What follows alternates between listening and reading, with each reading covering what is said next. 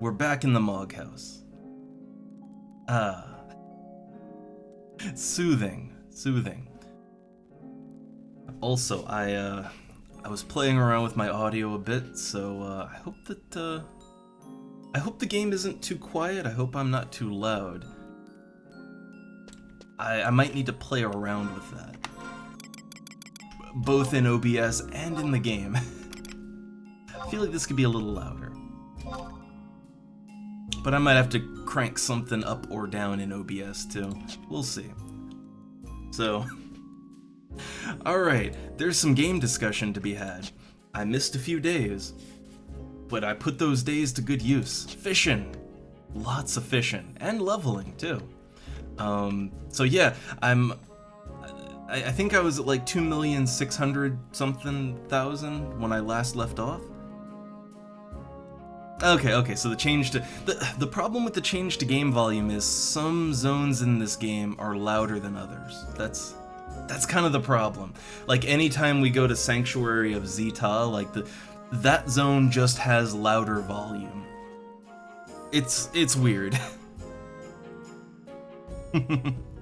Yeah, I really do think that some Horizon dev, you need to balance your audio, alright? I'm just saying, I know it's hard, I struggle with it, but you gotta balance that audio out. Alright, so, yeah, I was at like 2.6 million last I left off, for the Thursday stream. I got sick, but I could still play, I just couldn't talk too good. So, yeah, I had a lot of time, and I was also feeling very low energy, so I fished a lot. Like, I mean a lot. And then towards the end, I actually did some playing, too. But I got goodies. So first off, yeah, I'm almost at 2.9 million now. And this is all fish money, I remind you. But, okay, I got Black Mage up to 35 as well. I'm definitely thinking to take it all the way. I also did some things. So first off, yeah, I got better gear, right? Like, I invested in proper intelligence accessories, and someone told me about something that I wasn't sure about, but I looked into it, and there is in fact a ranged weapon slot item, the Morian Tathlum. So this is a thrown item, as in if you accidentally use a ranged attack macro or something, you could accidentally just throw away this, it's like 25,000 gil. You could accidentally throw away this 25,000 gil item, but it gives 3 MP and 1 extra int, which is nice, you know. There's not really much else to do with your range slot, so great. There were some other things too. I'm trying to think. Oh yeah, right. I'm trying to push as much int as I can. I got the custom F boots. So this is the human RSE gear, and I got a full set actually. Hold up a second. So yesterday evening for me was the human female racial armor day. So I went out and I got all 4 pieces of the human female racial armor. And yeah, like, hold up. I can just show it right quick like. Here we go. And no, oh, I changed it. I changed the glam around. Oh, okay. In that case, let me do this. Style lock off. Or I think it's, what is it? It's like lock style off? There we go. Alright, let me just show this stuff real quick. So, alright, let's see. It's, yeah, custom. The custom pants, custom vest, and custom F glove. So this is the human female racial armor. It starts at level 27, goes up to 33. Which, hey, Lily, have you gotten your RSC? It's got surprisingly good stats for like I am keeping this armor for just whatever class. Like, if you know, any class that's around 33 so they can wear the whole set, or I mean the lower parts start at 27, 29. It's pretty good. So yeah, the boots, they like they give +3 int, which is why I want them.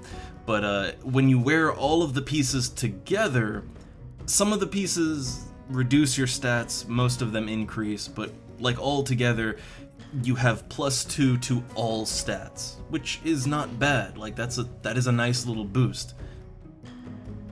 The armor is average for something that level range, and the stats are like, the thing is, you can mix and match it to good effect. Like, I just wear the int boots, right? So I get just +3 int, yay. But look at the actual stats, right? Like, 4 HP, 12 MP, that's better than anything else I could wear. The pants, +32 MP. 32 MP, that is huge. That's more than an astral ring. Yeah, like all the pieces give like HP, MP. The vest gives 32 HP. Like it's good stats all around. And it's different. It's different for every race. It's supposed to. The idea is that it sort of rounds out your character, right? Like whatever your race's weaknesses are, it tries to pump that up. So for humans, since humans don't really have a racial weakness, it just makes you a little bit better overall. And then if you mix and match, you can, like, some of the pieces are insanely good for the slot. Like the boots for a black mage, right? Or I guess like I could, let's say I wanted to make a charm set, you know, not as good as the Beastmaster one obviously, but just a charm set. Okay, the pants have +1 charisma, and the vest has +1 charisma. So you take those two and add them together. I mean, actually the whole, yeah, like there's nothing that minuses charisma, so it works for that. But so, okay, let me explain real quick. Since man, Lily, no idea. Okay, so here's how the RSE works. Like I said, it's around level. Like the low level pieces, 27, high is 33. So it's level 30-ish armor. Any class can wear it. So it's good. It's a good set of armor for anything around that level range. Depending on your race, they'll have different effects. For a human, it's a very average set. Like boosts everything. Like for Taru, it boosts their physical stats more. Galka, it boosts their magic stats more. It's designed to cover weaknesses. So the way that this works, you go to the Gob Shop over in Juneau, which I'd assume you know where that is because of the inventory expansion quest. But in the back room, you talk to one of the guys. I can go to him, but you talk to him, and he'll tell you that like this week, like this in-game week, it's this race, this gender, at this place. You go that you if that matches you, you go to that area, you get a chest key. Like you farm for a chest key, you open a chest, and you'll get a magic pattern. You take the magic pattern back, and you'll get one of these racial pieces of gear. And you can repeat that until you have all of it. But the way that this quest works, and why I didn't do it on stream, is that it's very time sensitive. Like every in-game week, it's a new race and or gender, right? So you gotta time it up just if you want your pieces. Yeah, Mithra Pride, like one of the Vanadil clocks, right? They keep track of these things. But yeah, yesterday it just happened to be human female time, so I went ahead and grabbed all my RSE. It was very easy. Just opened 4 chests, and well, I already had the gloves. I already bought them, but like the other pieces, yeah, I just went to Ordell's caves. 3 chests, got all my pieces. Nice.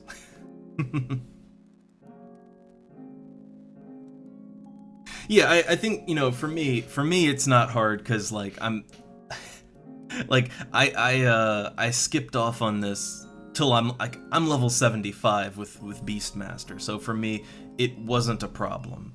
But if you try to actually do this at the level, it can be tricky to get the keys and open the chests. But if you if you wait like me, then yeah, it's yeah. But the main reason I did this is A, for style points, B, because the custom F boots are actually pretty damn good black mage gear. 3 int 12 MP. You really can't do better than that for a very long time. So that's why I did it. But let me go ahead and let me just change back to my normal gear. There we go, it's more the seer set, but then with the human boots. And then let's just make that not look like I'm running around in pajamas. There we go. There we go. But yeah, I would do the RSE quest as soon as you're able to comfortably do it. I would do it. I should not have put it off for so long. You know, as a Beastmaster, you don't really need much of anything, but see, now that I'm leveling up Black Mage, I really like having the boots. And honestly, I'm tempted to use the pants too, because compared to the Seer slacks, right? Like, yeah, it gives me int, so that's why I'm gonna keep it, but it only gives 9 MP. The custom pants give 32 MP. Like, I'm tempted, but I'd rather have the int, you know? Yeah, all the gear. The lowest piece of RSE is 27, and the highest piece, the chest piece, is 33. So if you're 33 or over, you can wear the armor. The thing is that you might not want to wear all of it, because, like, for a human, some of the gear lowers certain stats. Like, let's see, so for like a white mage, so okay, you, like, for instance, you wouldn't want to wear the boots as a white mage necessarily. I mean, you can, because the stats balance out. If you wear all of the armor, you have +2 to everything, right? It balances out. But you might not want to wear the boots because they lower your mind by 1. I think as a white mage, depends, you know, whether you want that or not. But look, the custom pants, +3 mind, +32 MP. That's like slapping another astral ring on. That's more than slapping another astral ring on. So, you know, yeah, you might want it. You can buy these pieces on the auction house too, but they tend to go anywhere from like 60,000 gil to like 150,000. They are not cheap pieces on the auction house. It's much cheaper to do the quest when you can. Anyway, I'm gonna go ahead and pop my flag up here.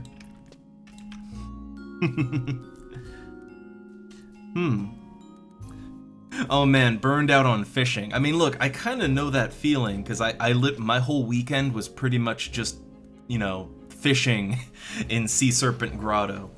Hey, I'm 79 fishing now. I'm getting up there. And I learned some things about fishing too. Also, very sorry. So look, this weekend I was kind of sick, but like on normal weekends I stream other things. I do in fact stream other games. But yeah, the weekend is other things. But I still play the game, right? So Mondays tend to be a little bit of catch up, right? Like we're kind of catching up on what happened during the weekend. So I did learn some things about fishing, which will kind of make it a little easier to level up without a legendary rod. I was really worried that I needed a legendary rod, but I learned that no, I don't. I learned some things about how fishing works. The thing is that fishing, I honestly find that fishing doesn't really slow down as you level up. Like I level up at about the same rate at 79 that I always did. It's just it's a little harder to actually catch the fish. So like the act of fishing is slower, but I find that skill ups are just random. They're just random. Sometimes you'll get like a whole skill point in less than an hour. Sometimes you can fish all day and not get a single skill up. It's just random. I mean, I think there's some factors, but really, there's a huge RNG to it. But mainly, I just look at it like I'm fishing to make gill, right? And while I was fishing in Sea Serpent Grotto, like, I was catching large fish, so my inventory would fill up really quickly. The thing is, every fish run that I made, I was making about, like, I don't know, I'd be able to sell the fish off for like 50k on the spot, and then I'd have like another 20k worth of things I could sell on the auction house. So, gill number go up, and that sort of made me, I can push through it, because like, well, hey, I'm making some clear progression with that, right? Yeah, I honestly, I'd say like, you don't need to get into the higher end fishing until you're a little higher level. Like, really, the same is true for crafting, right? Like, don't get into crafting until you're very high level and you can afford to. Fishing, it's not a matter of being able to afford to. It's a matter of being able to physically get there safely, right? And, like, Sea Serpent Grotto is incredibly dangerous. If I wasn't high level, I couldn't fish there safely.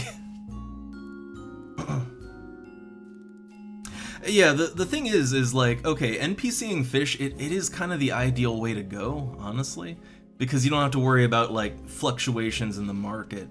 Like, the fish that I'm catching in the grotto, they sell for, like, 760-something gil each, just to an NPC, right? So, yeah, I'm fishing up, like, 50,000 gil at a time, just straight to an NPC. Like, that feels pretty good. But okay, real quick, I learned something about how fishing works. So, and no, we're not gonna fish today. I want to try to fight things today. And we'll do that in a sec, but I'm just collecting myself, the weekend recap. And here's what I learned. So, okay, like, so when I fish now, I fish with the composite rod and a shrimp lure, right? Now, when I first went to Sea Serpent Grotto, I went there at fishing skill 75. And what I found was that my rod is fine, but my line would break, right? Like, there was, when I fish, I'd get a bad feeling, right? So there's terrible and bad feeling. Terrible means you might break your rod. Bad means you won't break your rod, but you could break your line. And when you're using, like, an expensive lure, that doesn't work. So I was having to use the live bait, which costs money, and I was really worried that this was going to be my bottleneck, right? Like, because you can't always buy enough, and also it costs money, and it's like that first skill point was very rough. But the moment that I hit level 76 fishing, and as a reference here, the fish that I was catching was Grimonite. It's level 90, right? So I was exactly 15 levels away. Like, that was my maximum end of fishing, right? But when I hit 76, all of a sudden, every time I'd throw my line out, I no longer had a bad feeling. So now it was, you have a good feeling about this, and I realized, wait, my line's not snapping anymore. And then I realized, wait a second, I can just, like, I don't have to use this expensive live bait that's a consumable. I can switch back to my shrimp lure and just fish indefinitely. And then I also noticed something about Bastor Bream, which was two things. One, as my skill kept getting higher, even though Bastor Bream is a small fish, I found that I was able to catch it reliably more often with a large rod. Also, I tried going back to the Halcyon rod, and instead of getting a terrible feeling, I was only getting a bad feeling, which means I could fish Bastor Bream normally, basically, with a, with a consumable bait. And so what I learned out of all of this is that your skill level can actually break through, like, gear inefficiencies, right? Like, if you're using, Like, if there's a chance that your rod would break, if your skill gets higher, that'll stop. If there's a chance your line will break, yeah, if you level up, you can overcome that and go back to having a good feeling. I never knew that. So, yeah, you don't need Lu Shang's, you don't need a legendary rod to catch the high-level fish. It's just you might have to suffer through a few levels, but eventually you'll be able to catch the fish reliably with just a normal-ass, like, composite or halcyon rod. That's what I learned.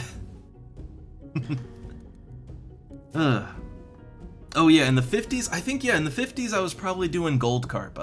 For a while, gold carp was kind of that was my go-to fish. my number one fish. And I just, yeah, like, I would just fish that up in Port Sandy. I think before that, like, not too much before that, but I think gold lobster near Windurst. But yeah, those were my go-to for a while. I will say that so far, my best fish for, like, ease of fishing, convenience, and also money would be Tavnasian gobies. Like, they sell for 410 gil each, they're stackable, you can catch them right outside of the safe hold, so it's a relatively convenient location. The fishing pool is nigh infinite, even if there's other people fishing. Like, I have made hundreds and hundreds of thousands of gil just catching Tavnasian gobies. Unfortunately, those are a level 75 fish, so I am well out of the range now. Also, I guess, you know, you have to have access to Lufay's meadows. Oh hey, Eco Warrior Sandy, do you need it? I have not done mine yet, so I will go ahead and wave to them. I have not done. It is a new week, which means Eco Warrior.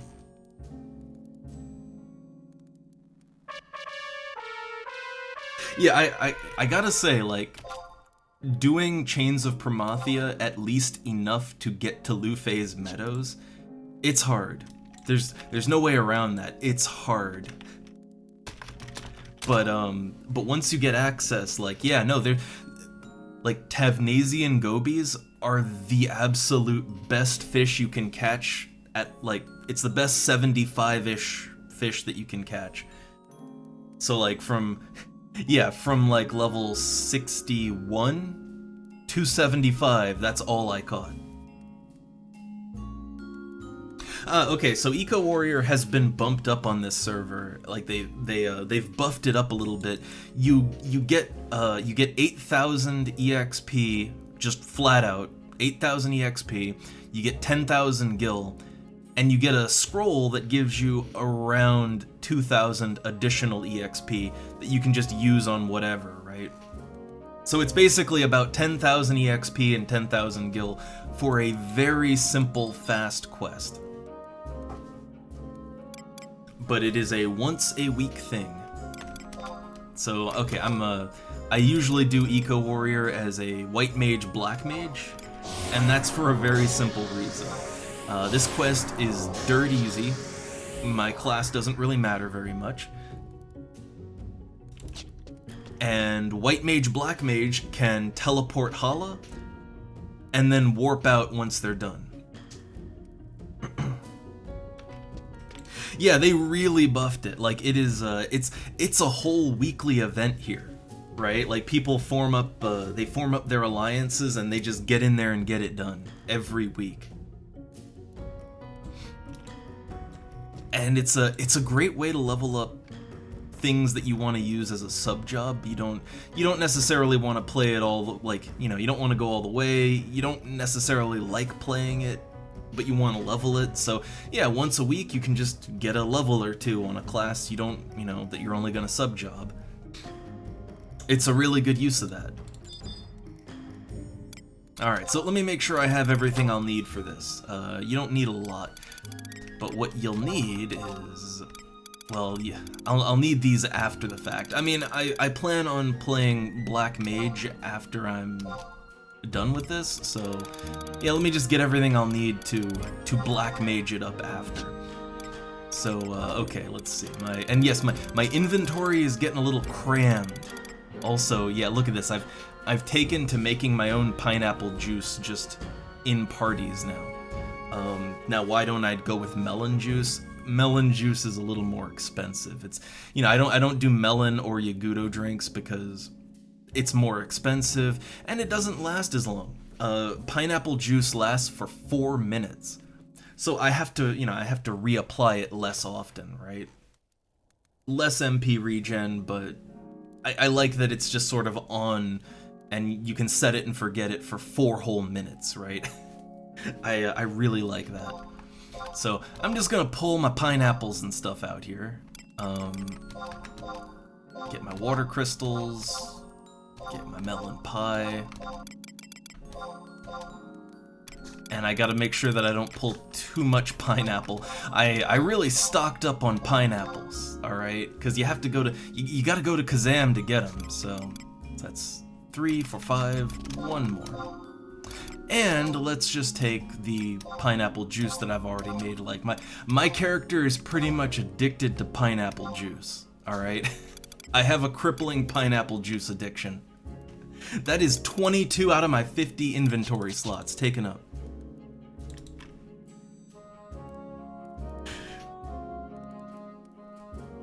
And oh yeah, man, look, it's kind of funny, same conclusion as me on Bard, right? Like, I love the class fantasy of Bard. I like being a support character to the party. Like, if I could just be a Bard / White Mage, and I sing my songs, and I back up heal and buff and all that, like, I'd be a happy man. But like, the way people want a Bard to play is they want it to, like, they want it to be a puller. And I goddamn hate pulling. I absolutely hate pulling.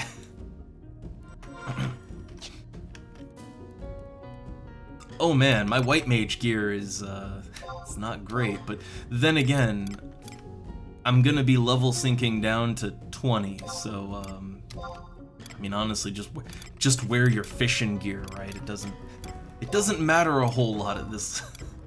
Like, at level 20, it doesn't matter very much. That'll do. That'll do.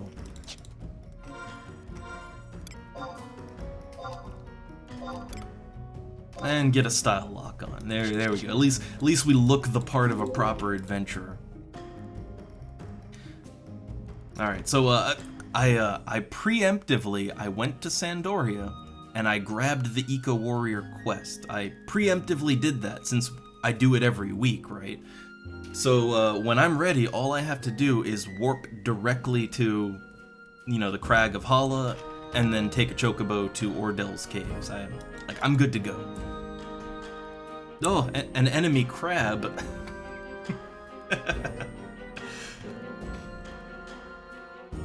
But oh yeah, Red Mage. Okay, real quick, I have a bit of a funny story about Red Mage. Although first, let me just go ahead and let me check my Moogle, because I had a bunch of things I put up for auction. Oh look, 24K. So yeah, so Nibimonites. So here's the thing. When I go to Sea Serpent Grotto, I'm trying to catch 2 things. Grimonite, which is level 90, and Bastor Bream, which is level 86. Both of them will level me up at 79. I just vendor trash those, but while you're fishing, you will also catch a lot of small fish, a lot of Nibimonites. And they sell for around 3,000 gil on the auction house for a stack, right? So yeah, I often have a couple stacks of those that I sell. They don't give me anything. Also, I got beetle shells while I was farming for my for the chest key in Ordell's caves. So I had 12 beetle shells to sell. But mostly this is my fish stuff. Yeah, mostly this is Nibimonites. That's I caught a lot of Nibimonite while I was fishing. And then oh yeah, right. So there's a quest item. There's 2 quest items that you can fish up at the fishing spot in the grotto. You can catch the Norg shell, which sells for 3,700. But there's also the damp scroll. and that's for a ninja spell quest. Both of them are rare items that you can sell on the auction house, so yeah. All right, let's get out there as a white mage, black mage. I'll switch over my macro set to white mage. Again, it's just eco warrior. It's very low effort. But here's my red mage story. So, over the weekend, in addition to fishing, I did get into like a party or two. I was trying to level up black mage. So in one of the parties that I got into, so at the time, like, my red mage and black mage levels were the same, and the party's healer, the white mage of the party, which we were in that same spot that I was with, like Lily was doing summoner at, out in the Champagne, right next to town here, same spot. So yeah, the white mage leaves the group, and the group is about to disband because they just can't find a healer. Well, you know, I want to level red mage up so that I can use that as a sub job too, right? So I was like, hey, you know what? I can switch to red mage, and I can be the healer. And the group was really apprehensive about that at first, because, like, multiple people were like, I don't know, I heard, you know, a red mage can only be a decent healer, like 50 plus, or I don't know, can a red mage do it? So, yeah, I switched out and I did it, and man, it was easy healing. Like, I have Cure 3, at level 31, I have Cure 3. I didn't even need it. Like, I did not even need that. I pretty much kept the whole party healed with a mix of regen. Like, I put regen on everyone, and then I occasionally tossed out Cure 2s, right? And that was pretty much enough to keep the party, you know, topped off and going. Like, I didn't even really have to try. And they were so worried that a red mage would not be able, like, that's no white mage. They were so worried about it. And the main reason they were worried is like, well, but a red mage wouldn't have Curaga. Well, like, at level, like, the group did go beyond level 32. At level 32, a red mage / white mage does actually have access to Curaga. But, like, I made the argument that, like, look, you don't want to use Curaga as a white mage in a party. Anyone who has ever played a white mage in a group, you know what happens when you push Curaga. You know that is basically pushing the suicide button. Like, you don't Curaga in the middle of a fight. You just don't do it.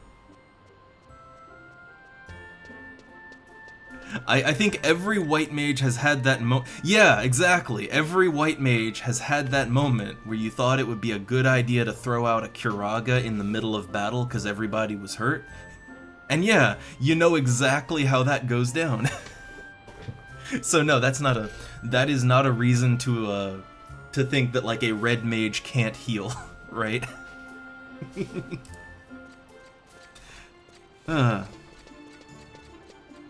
Also, yeah, I think, honestly, I think any race can be main healer.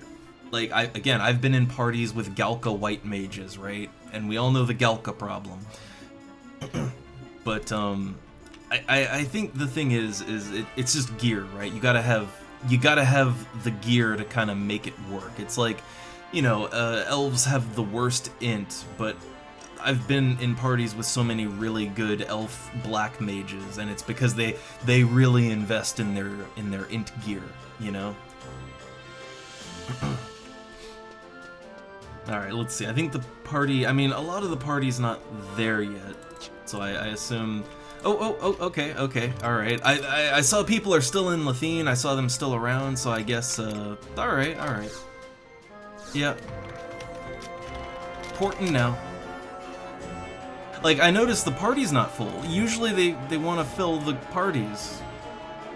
Like, yeah, they usually fill up the parties before they start, because there's usually a ton of people that want in on this. So, all right, I guess we're going in with a less than full group, or a less than full alliance. Okay.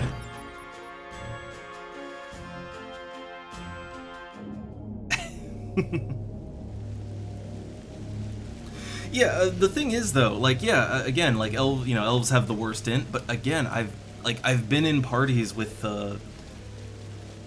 Elvon black mages, and they were fine. Like, they dropped the biggest nukes. It's just gear. You need the appropriate gear to offset your weaknesses.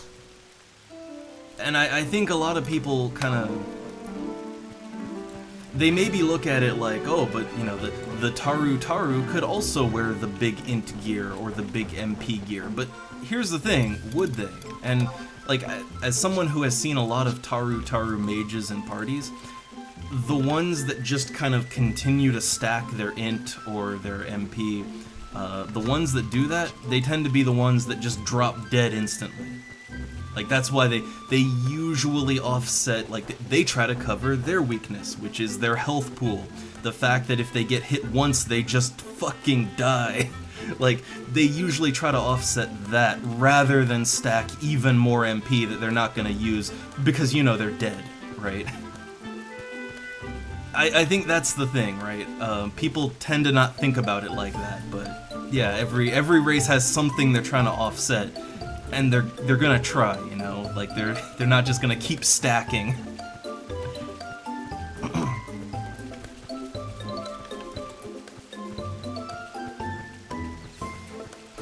But yeah, I don't know. I think with Red Mage specific though, the reason I'm not a huge fan of Red Mage here or anywhere really is because you kind of just become the de facto healer. Like, people invite you as a red mage, and they invite you to basically be a white mage. And I mean, it works, right? Like, red mage is a good healer. Red mage can main heal just fine. But that's not really what I want to do in a party, So that's kind of my disconnect. That's where I like, I'm just not feeling it as much,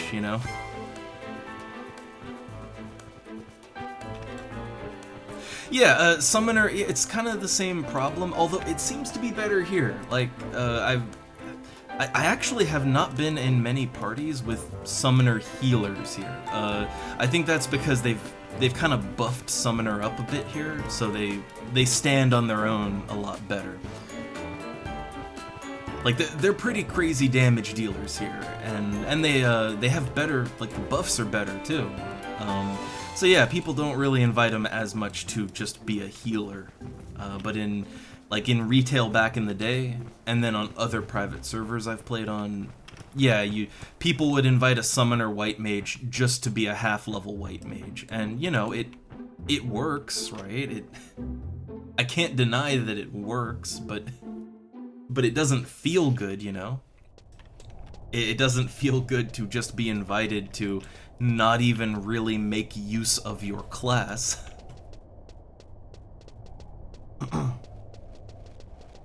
I think so. Again, I haven't, I've unlocked Summoner, but I haven't really played Summoner on Horizon yet, but I do know that it is just generally buffed up from what I've experienced. Alright, so before I take the level sync on this one, before I do that, where's Re-Raise at? Here we go. So I can cast Sneak on my own, but I can't cast Invis. Not at level 20. There we go. Got my halo on.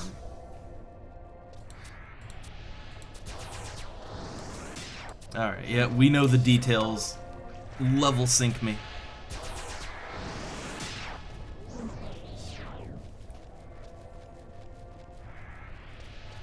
All right. So yeah, I guess now we work our way over to G9. And also, hold up, where is my sneak? Here we go. So yeah, I can't invis, but I can sneak. You only need invisible for the goblins.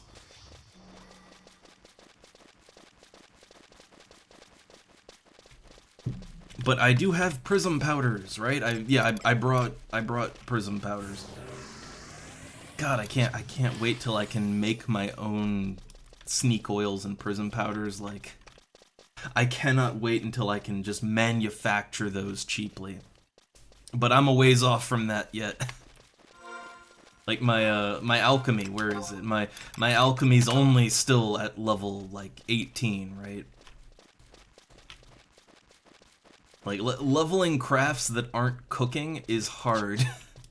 I should say expensive. Yeah, a group of 20s can totally take the goblins here. It's just, yeah, that people don't. That's the thing. They just don't. They would rather sneak on in, and you know, I get it. They want things to go quicker.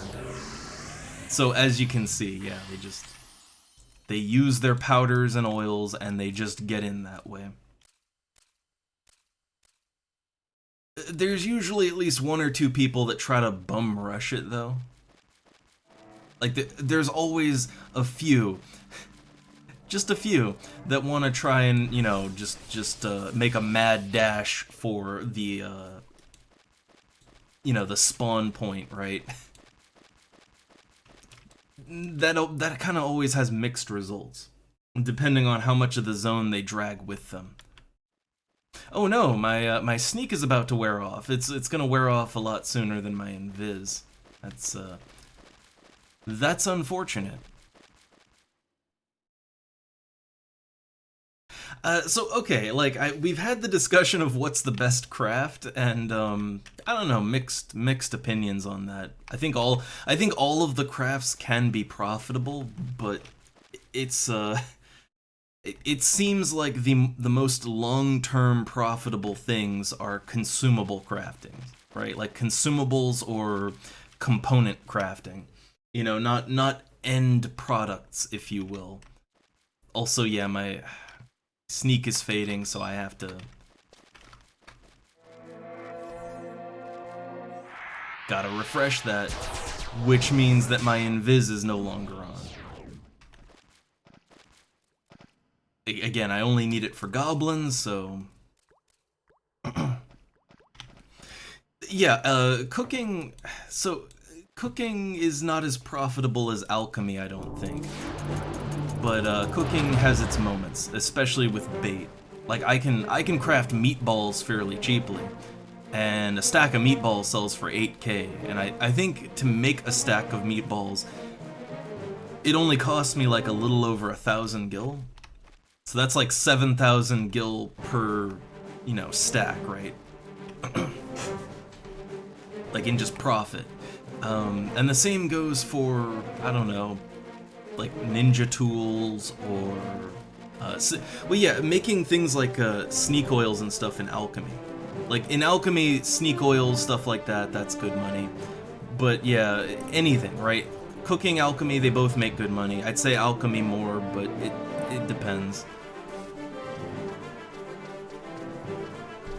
The great thing is you can level both cooking and alchemy up to 60, so like you can level everything up to 60. So I mean, just do that, right? Do that, see what works best, but and then specialize when you're really sure. I'm not really sure what I'm gonna take over 60. I'm leaning towards alchemy. At first I thought it'd be cooking, but honestly, I don't really make that much personally with cooking. So, yeah, I'm thinking alchemy. I'm thinking alchemy.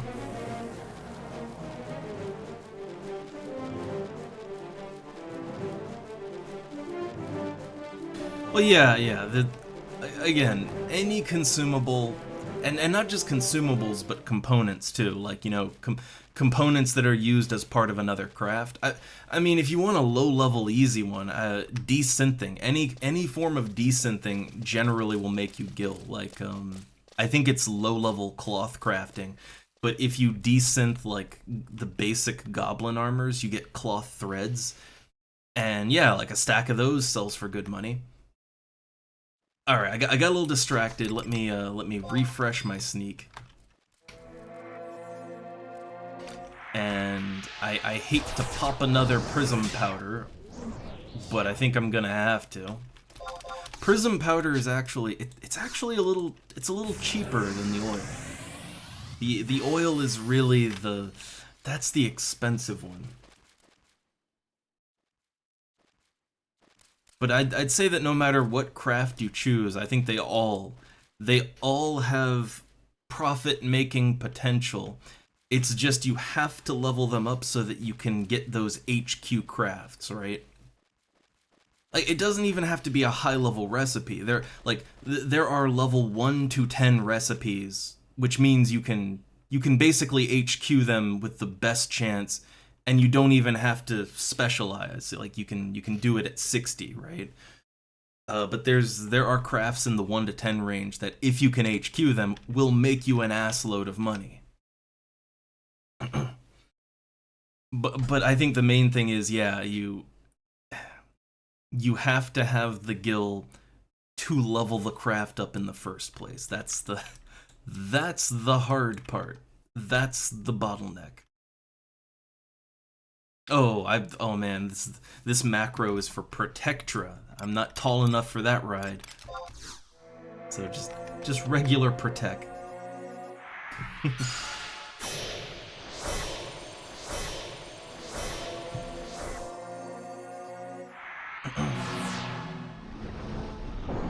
Alright, there we go.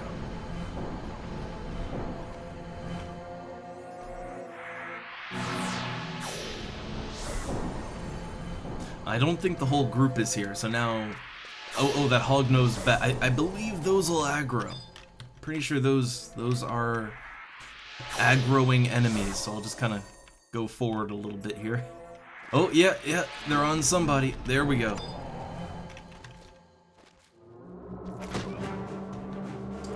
Let's see. Paralyze it. It's a decent challenge to me, so it's not a problem.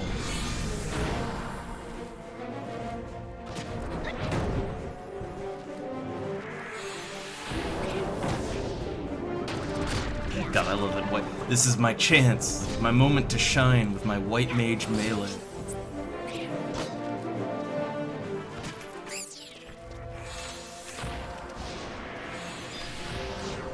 Oh, I can't. I was thinking to heal that guy who's got yellow health, but he's not. He's not even here. So, all right. In that case, my MP is I have no MP, so I'm just gonna meditate that up. Oh yeah, no, God, no, I wouldn't try. I would not get into crafting with 50,000 gil. Like, look, the thing is, right, I've got almost 3 million gil, and crafting is too expensive for me, alright?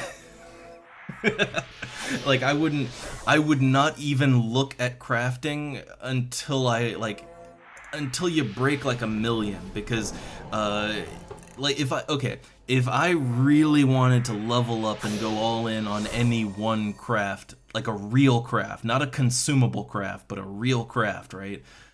If I really wanted to go hard in and level it up to even just 60, I could easily go through 1 million on that, like easily.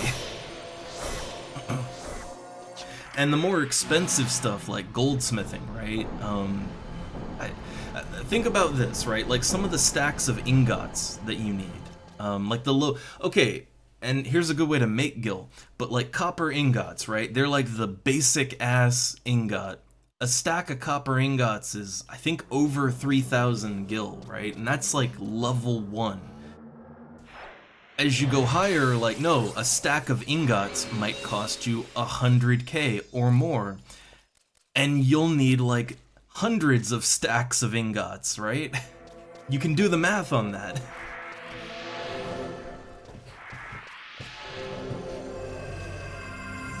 So yeah, I wouldn't like I really wouldn't worry about crafting until you're already like, you know, independently wealthy. I just wouldn't even worry about it. Like maybe dip your toes into it. Hey, cooking is cheap, right? But I wouldn't really get into any of the real crafts until you're very wealthy.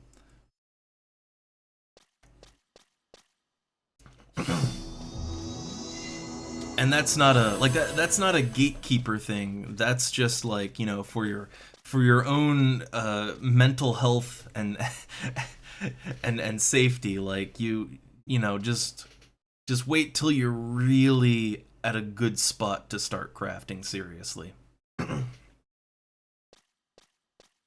It is fun, and you know, there's a lot you can do with crafting. I mean, even just cooking. Like I like that I can, you know, I can just load up my inventory with pineapples and water crystals, and I can just make my own pineapple juice just on the go in a party, right? Like I love that.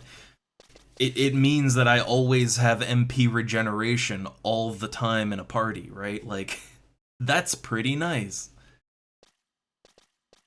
But you know, cooking is also one of the cheap crafts, and it took a lot to get there.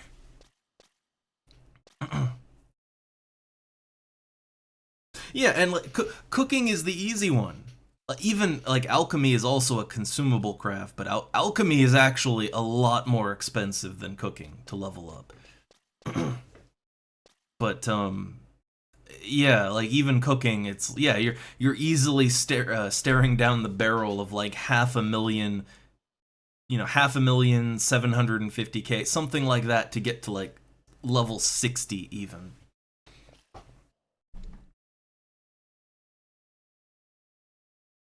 You know, I'm still not really sure which one is best to level up if you're broke. Okay, actually I do know. So you have to get to level 30 first, but you know, the easiest class to level up as a poor broke noob, it's Beastmaster. There's no way around it. You can pretty much fight naked as a Beastmaster as long as you have, you know, some decent charisma gear, right? As long as you've got a cheap set of charisma gear, you are good to go as a Beastmaster. And then once you get Jug Pets, just buy the cheap ones, and you're good to go. You could fight naked, and yeah, it won't be fast, but no, like technically you don't have to buy anything as a Beastmaster, except your Jug Pets, right? Like I didn't even need to say, literally, all I used for charisma gear for the longest time was two 2+2 charisma rings, a ribbon, right? I'm wearing it now actually, the noble ribbon. I don't think that was very expensive, but yeah, that 2 rings. Honestly, you can charm most things up until Jug Pet level, and then you get Jug Pets, and then you're set for life. Like you don't even like the Signa is overkill.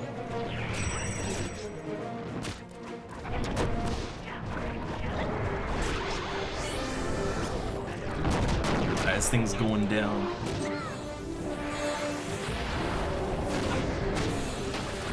Though I will say items like the bird whistle, I got that later, but the bird whistles, it's only 18K here. Like that's relatively cheap as far as I've seen it on other servers. But yeah, charisma gear is not really that expensive to get some baseline equipment. Alright, so now yep, we got the item, and just gotta go back to the NPC, and then go back to Sandoria, and then I have to decide what I want to put my experience points into. Yeah, honestly, I know that they are planning to rework some things about Beastmaster, but it should still be a fine class. Yeah, Beastmaster, it's a good, honestly, it is a really good newbie-friendly class. It doesn't need much in the way of gear investment, there's no spells to buy. I mean, you know, you do have to buy those consumable Jug Pets once you get them, but the cheap ones aren't bad. The rabbit is very cheap. And overall, Beastmaster is a very good standalone class, right? It's not super party friendly, although I did get in parties all the way up to 75. But yeah, like it is a good stand your own kind of class, you know, it works. I found that my time leveling up to 75 as a Beastmaster, it was enjoyable. It helps that I like how the class plays, but it was enjoyable. And the great thing is that Beastmaster works no matter what class you play. So, like, when I'm done with this, I'm gonna switch back to Black Mage, and yeah, as a level 35 Black Mage / Beastmaster, I can charm just as good as a level 35 Beastmaster. So yeah, like I'm just gonna Beastmaster solo as a Black Mage. That's awesome. I mean, I earned it, right? I leveled Beastmaster all the way to 75. But yeah, I'd say that Beastmaster is a very nice quality of life upgrade overall. Like, you don't have to, of course.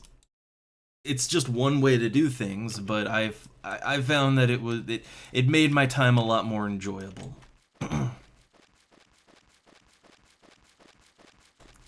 The only unfortunate thing is that now that I'm 75 with it, it's, you know, partially it's that I have different playtimes, but yeah, it's kind of hard to get into a group for anything at 75.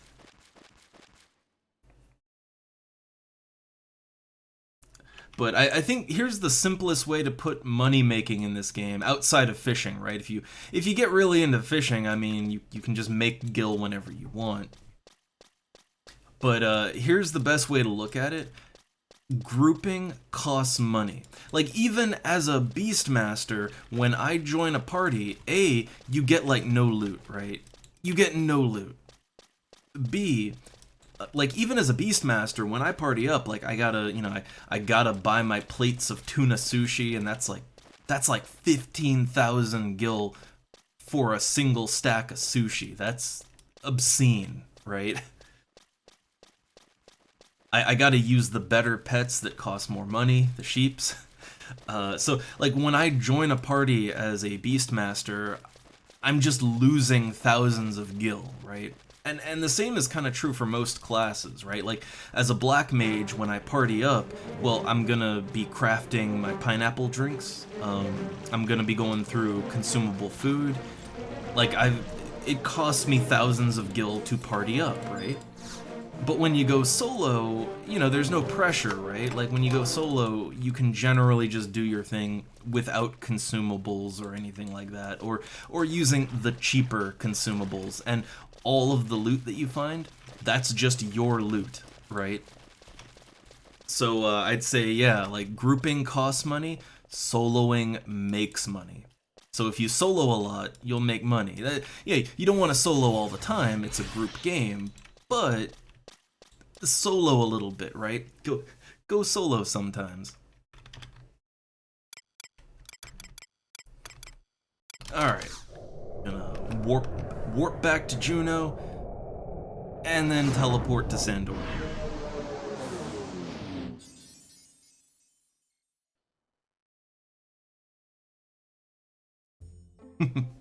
Yeah, I'd assume that everything is just way easier on retail. I would assume.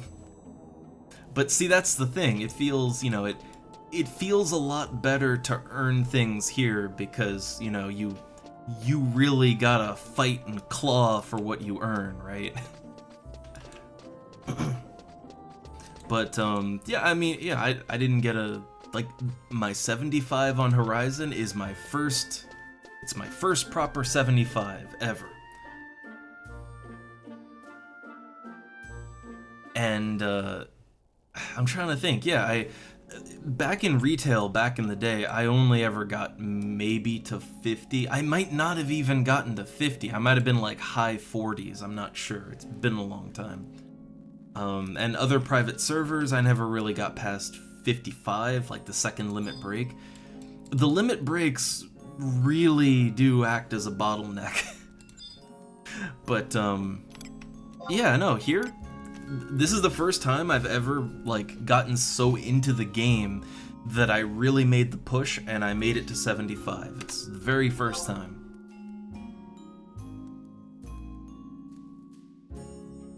Oh god, a 12-hour party. I think the longest party I've been in here is like maybe a 5-hour party, and that was a pretty good one. But like at 5 hours, man, I was good. I was done.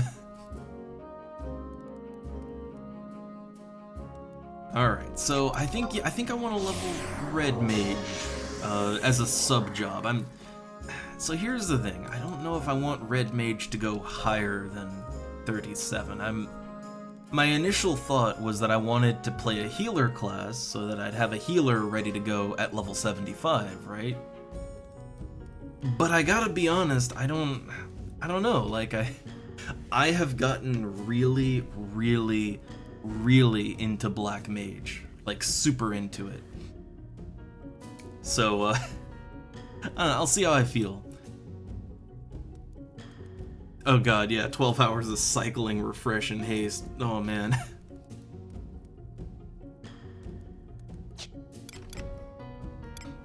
Alright, let's see, was that a... Wait, did I change my support or my main? Okay, no, my main is Red Mage. Support... Okay, I mean, doesn't really matter here. Support is whatever. Red Mage, that's the class we're gonna level up with Eco Warrior.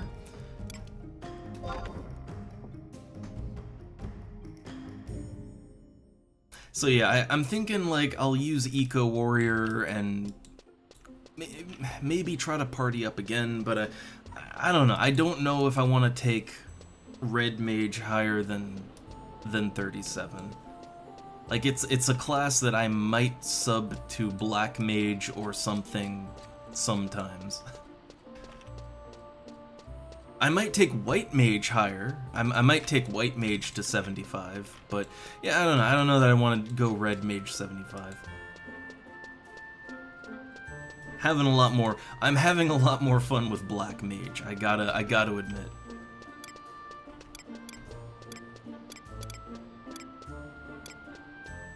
I might want to get more Shihai powder. Like 49 should be good enough for a party. I don't tend to burn through my Shihai powder that often as a Black Mage. Which, yes, I find Black Mage / Ninja, it's really fun. Because I can just go nuts and then tank. Which I did that in, I joined a party all the way up to 35, and how it worked out was, like, it was a normal party, not a burn or anything, and we were fighting the bees in the jungle. So, yeah, I would go nuts on the magic bursts, and then I'd just keep casting, and I just held enemy aggro for 3 hits. On the second hit, I'd start casting Utsusemi again, and I'd just keep tanking. I would just stand there and keep casting spells and tank until it died, right? I got final stinged a lot, and it actually didn't hurt that much.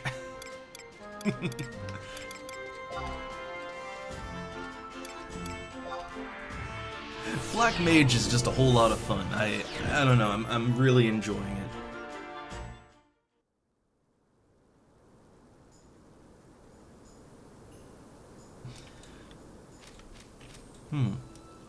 Oh yeah, because like on retail, yeah, you can go up to 99, right? So much higher cap, like much higher sub-job cap. I think a lot of the classes get really, really good useful things just, you know, just after 37, right?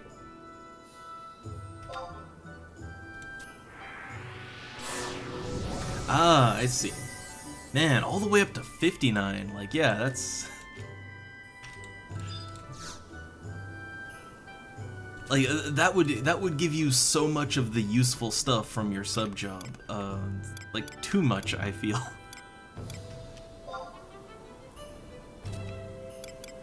I mean, again, the way that retail flows, it's I mean, my understanding, because I can't even play it because the goddamn launcher just doesn't even work for me. But the way I understand it is that it's kind of been tightened up to the point where it's closer to like an FF14-esque experience rather than like what this is, which is more close to old school games. That's my understanding anyway. The way that people describe it, yeah, it's like that just sounds like FF14 but with a little more complexity and worse graphics.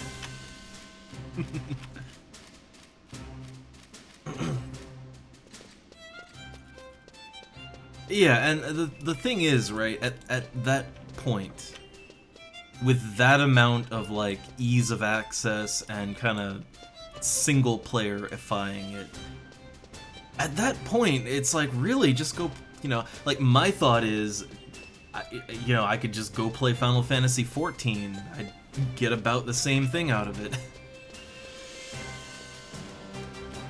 And, you know, it would look better.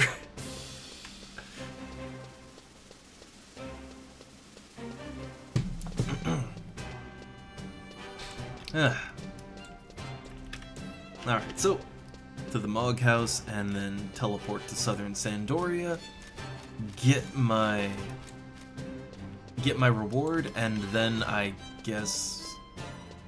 Well, I guess then back to... Well, go back in my Mog House, switch back to Black Mage, and then we figure out what we're gonna do. We'll figure it out. Also, I still really need to buy those bookshelves. I could invest in one right now, but I don't know, there's other things I'll probably want to buy. That's the problem.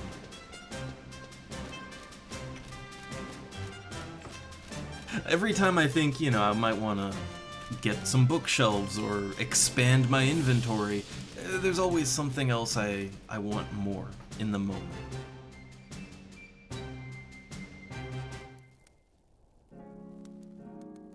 Alright. So, let's go ahead and select area to exit to, Southern Sandoria.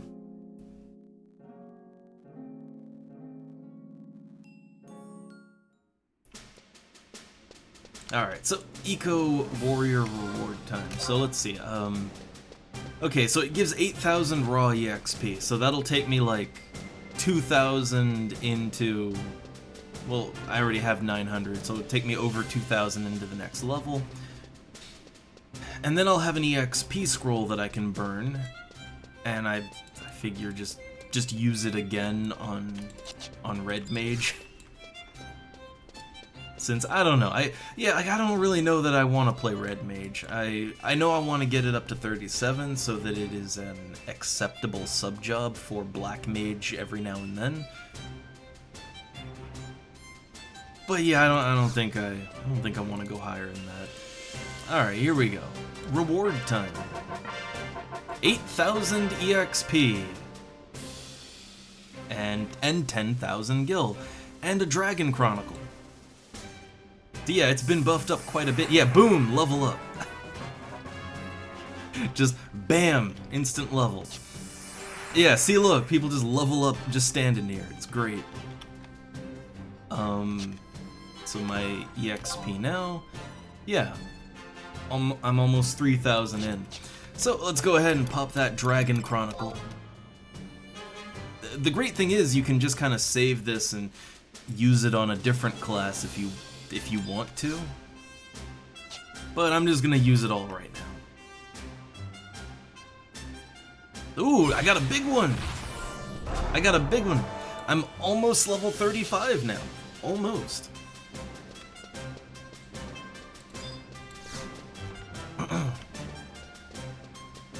Alright, so that's Eco Warrior. That's the weekly Eco Warrior. So, here's the thing, as I am leveling up Black Mage, I'm realizing that, A, I want to have a bunch of things leveled up as subs, right? Like, I want Red Mage as a possible sub, White Mage as a possible sub, Ninja for obvious reasons. But I think I might definitely want to level up summoner, at least, you know, as a sub job. I've thought about it, and I don't think I want to play a summoner on this server all the way, but I do want to take it to 37 because summoner does have... It's not the most useful sub job, but it gives you a large amount of MP as a sub.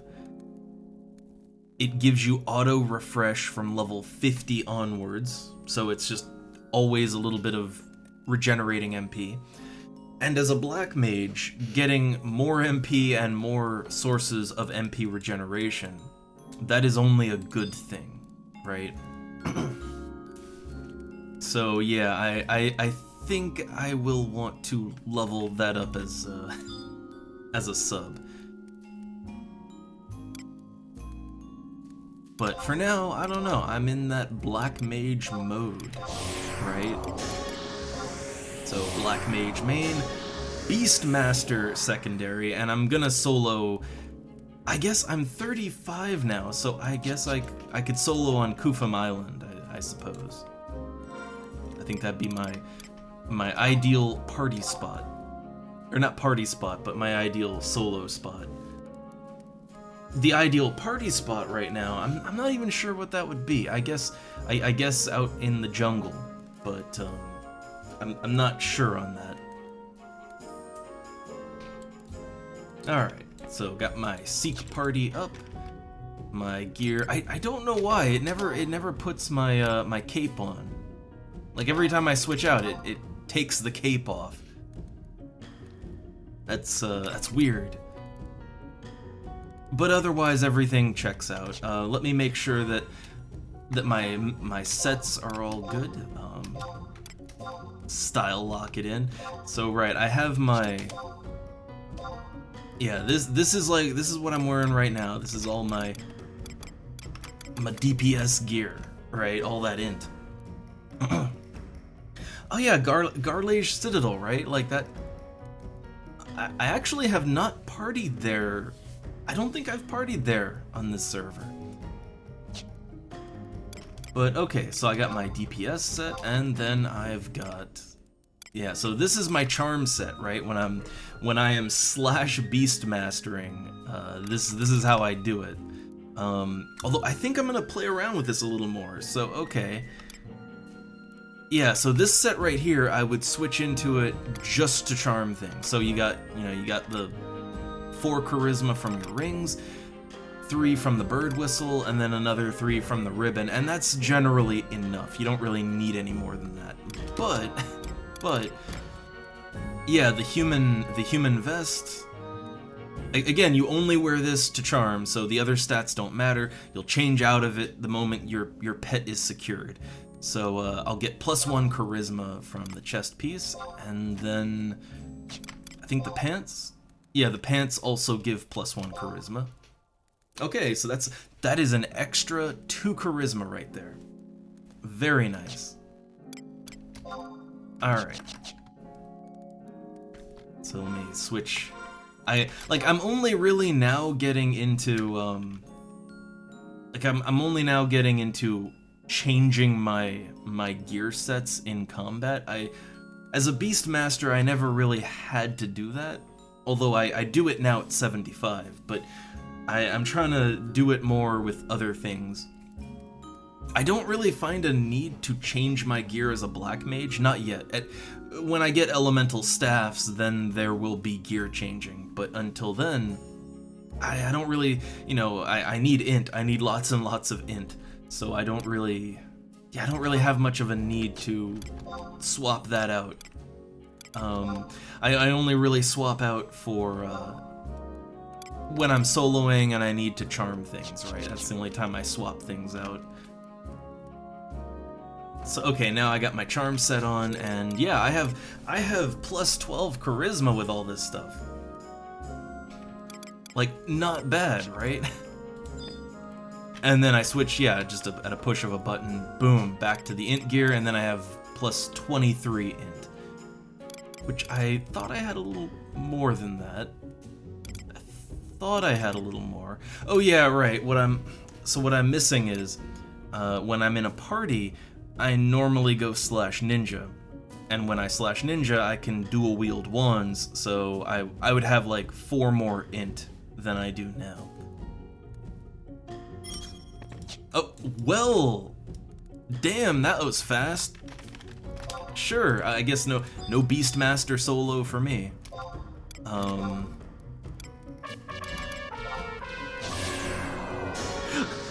I was gonna go solo a little bit out in like Kufum Island or something, but yeah, man, that was quick, huh? All right.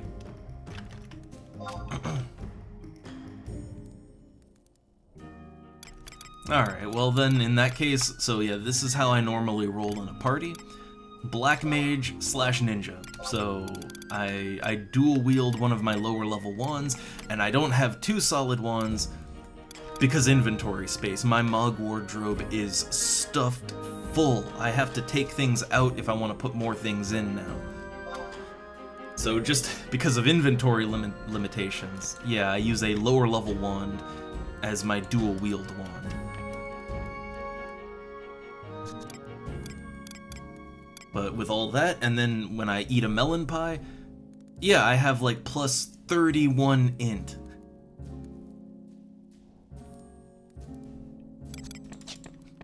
No, yeah, no, that was, yeah, as a black mage. Okay, so it's a Garlage. Hey! Okay, it'll be a Garlage party. Alright. Okay. And we're still looking for members. Alright, well, I'm trying to think. What do I want to do while we're waiting for members then? I guess, alright.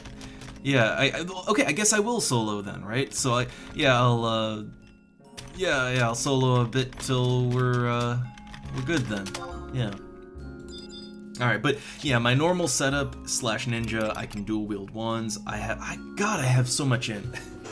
I love how much plus int I have.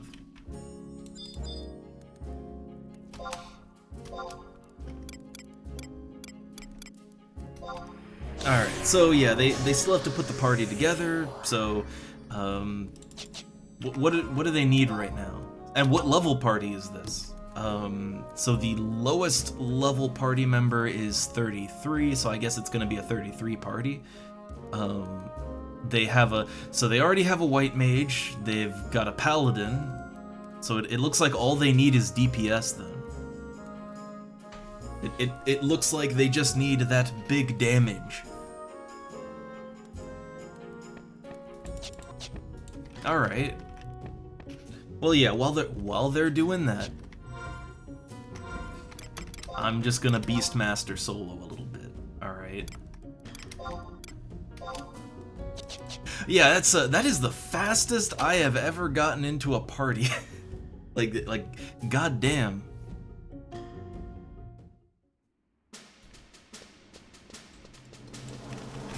Alright, so yeah, Kufum Island. I think that'd be the quickest thing to that'd be the most level appropriate thing to solo.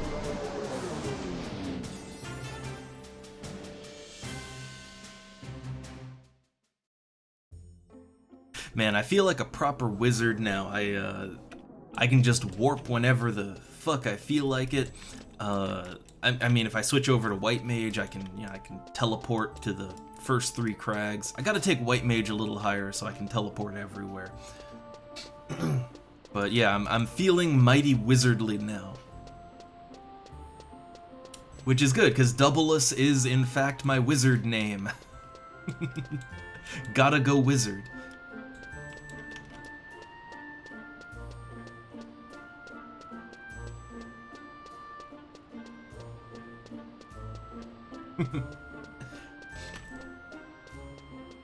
Yeah, I don't know. Getting a group on this server, honestly, the class doesn't even seem to matter so much. It's more a matter of timing. Although, you know, people always need healers, they always need tanks, but I do find it's more a matter of just getting it's opportunity. It's getting in the right party at the right time. Alright, so I do have everything I need to go soloing, I think. Switch out to my charm set. What damage spells am I using? Water 2 and Blizzard. Well, that'll change depending on what I'm fighting. So let's, oh wait, hold up. I'm missing a spell, actually. Right, before I go out into the thick of it, I think I'm missing 1 or 2 spells that I wanted to get. So let me grab those. I can really see why the population is as high as it is. I know that a lot of people from other private servers were kind of thinking it'd be a flash in the pan, but well, what's different about this server to the other ones I've played on, like Nasomi and Eden? Like, both of them do have some custom stuff, but they try really hard to just replicate the 75 era of the game in a specific era, right? That seems to be what most of the servers do, right? They're trying to replicate a certain era of the game, and that's cool, but that doesn't really go anywhere. Horizon is very ambitious in deciding to, like, yeah, they want that classic feel, but they're gonna take the game in a different direction. So it's like, okay, what if the game stayed 75 and went down an alternate timeline, right? And the thing is, as a community project, which is pretty much what all private servers are, that is much more interesting as a community thing and something that you can jump in on. And when I play on Horizon, I get that classic feel, even with all the custom stuff, but also I get the feeling that this really is like a community thing in the works, right? That everyone is taking part in one big thing, and you're just interested to see where it's gonna go as it continues. And that's just not really something I felt on any other private server. It really breathes a new life into the game. And I think a lot of people feel the same way, and yeah, that's why there's a lot of people playing here still.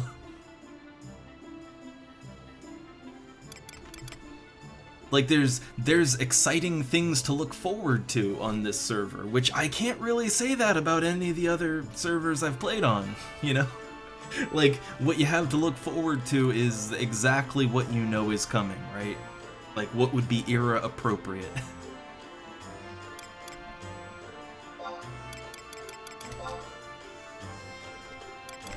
Like, I'm not saying one way or the other is, superior or inferior. It's just that this has a better feel to it from a community angle.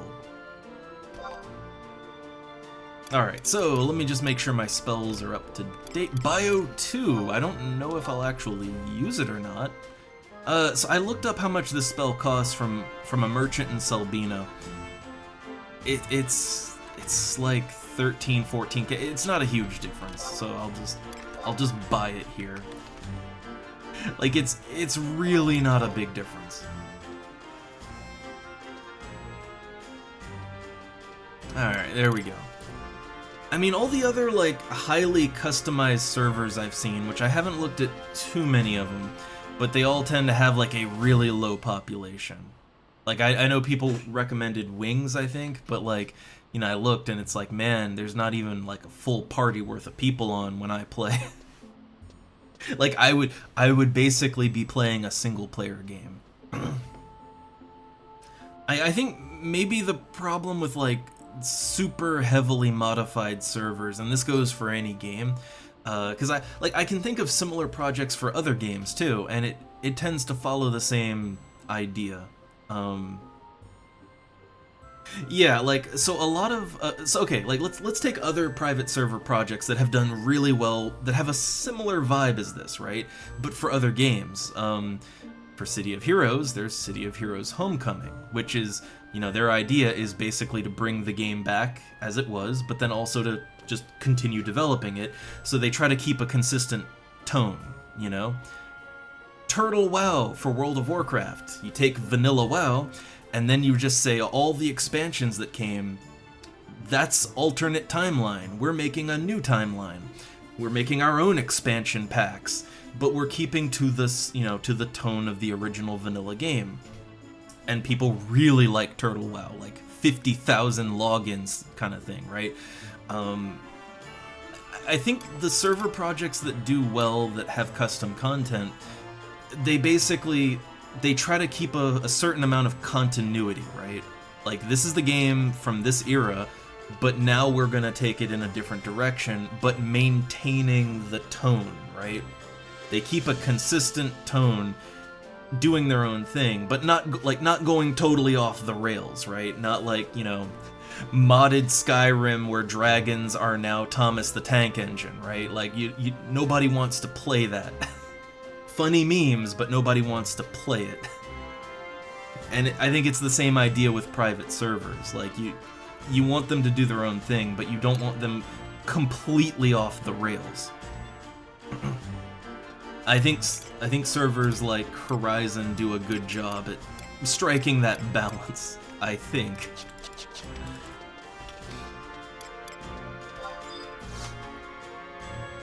Alright, I got Bio 2. But I don't think I'll actually be able to use Bio 2 in this party, so I'm just not gonna worry about that.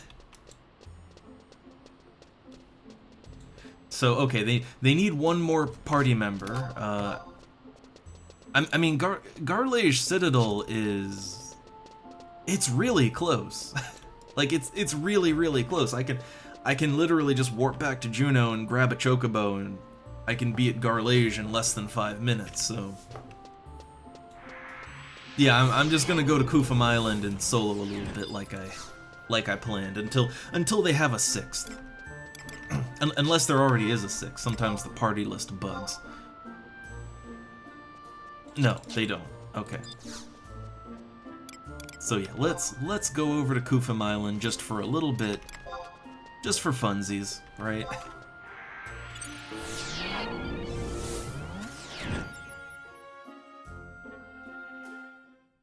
All right. So I have my charm gear on, right? Let it load in. Okay. Right. So I got my charm gear. Then let's see. What do we what's good to charm here? What do we got? 25 crabs. 32 acrophies. Yeah, why not? I'll go for that one. Easy charm. Easy charm. Alright, back to the damage set, and yeah, just go nuts. So, okay, so crabs, that'd be... I assume they're weak to lightning? I assume that's weak to lightning. But I generally find that when I do the whole Beastmaster Black Mage solo, I don't like to bring attention to myself. So yeah, I melee, right? I melee, I level up my spell skills like dark magic, but I don't, yeah, I try not to, god damn, yeah, I try not to bring too much attention to myself. That's how I Beastmaster solo as a black mage. The moment I cast any big spells, I'm just pretty much gonna get aggro.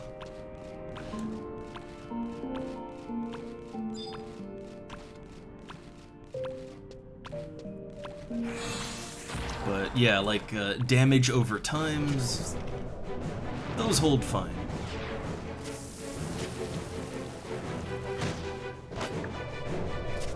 I don't think I can spear those. I don't get a whole lot of play out of a spear. I'll be honest. So I could like go back and use some of my weaker spells, right? Just to potentially level up my elemental magic.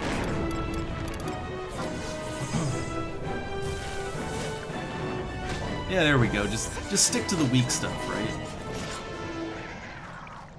But as you can see, like Black Mage / Beastmaster, it's actually pretty good. Oh, there's a party there. I don't want to steal their stuff. I don't think parties normally fight the acrophies. I don't think they normally fight acrophies, right? So that should be safe.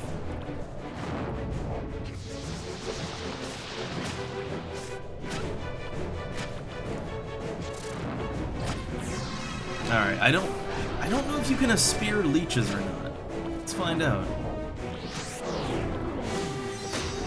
Oh no! More acrophies! Well, I can charm the other one once mine dies.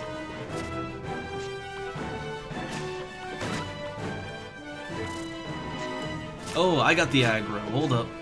Let me just put that away. Switch to my charm set. I don't know how I pulled aggro that bad. I don't know, I didn't really get too deep on this one. Well, that's just taking my TP. Alright, and charm. There we go. There we go. And hey there, Ailu. Ahoy. Oh man, the car... So for me, it wasn't too bad to get my Carbuncle Ruby, but helping Lily with the Carbuncle Ruby, that took some doing. Like, I apparently just got really, really lucky when I went for mine.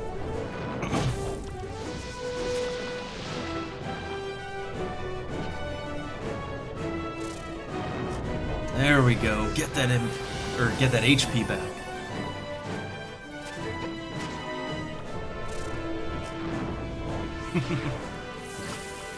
I mean, to be fair though, it wasn't as bad as the El Shimo Marble. It wasn't that bad, at least.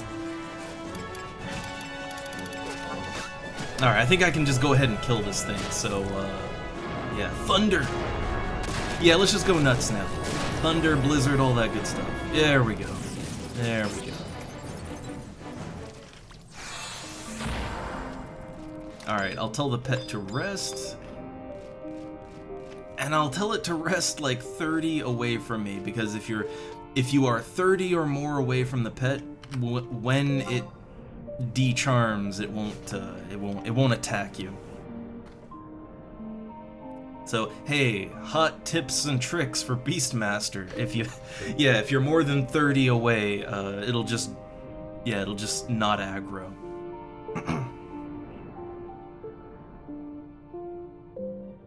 I honestly found that the hunting for the weather wasn't nearly as bad on Horizon as other servers or back in retail that I've played on.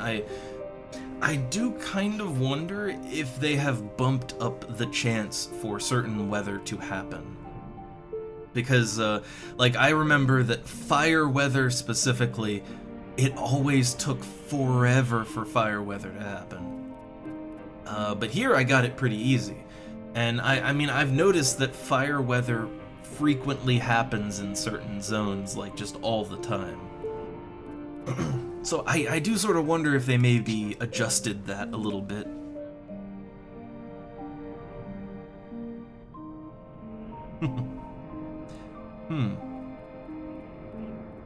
Huh. I mean, I don't know, maybe it's just a luck thing, maybe it's just, yeah, but I don't know, it feels like the weather was easier to collect here.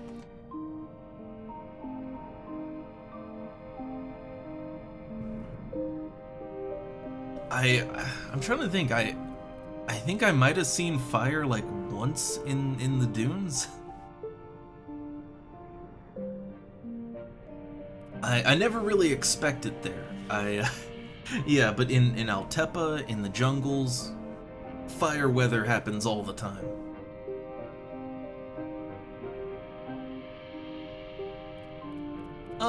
It's the same as in Era. I guess maybe I was just really unlucky. Yeah, maybe I was really unlucky in the past. I don't know. Could very well be. Oh, wait, hey, we got 6 party members. Then I will go ahead and warp on back to Juno. I got, like, what, 2 or 3 kills in? Great.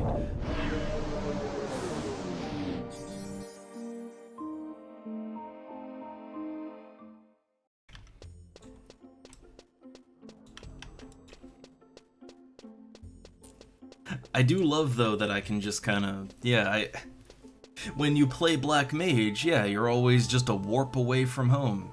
A free warp away from home. I love that. I know I have a warp cudgel, I have instant warp scrolls, I know. But to be able to do it just freely, that feels real nice. Alright, so let me get all equipped up, because I guess we're going in. I assume that we're at least going to be level 32, but we'll see about that. We'll see what we're working with, right? Let's see, Saramog, that Port Juno, yeah, that opens up to it.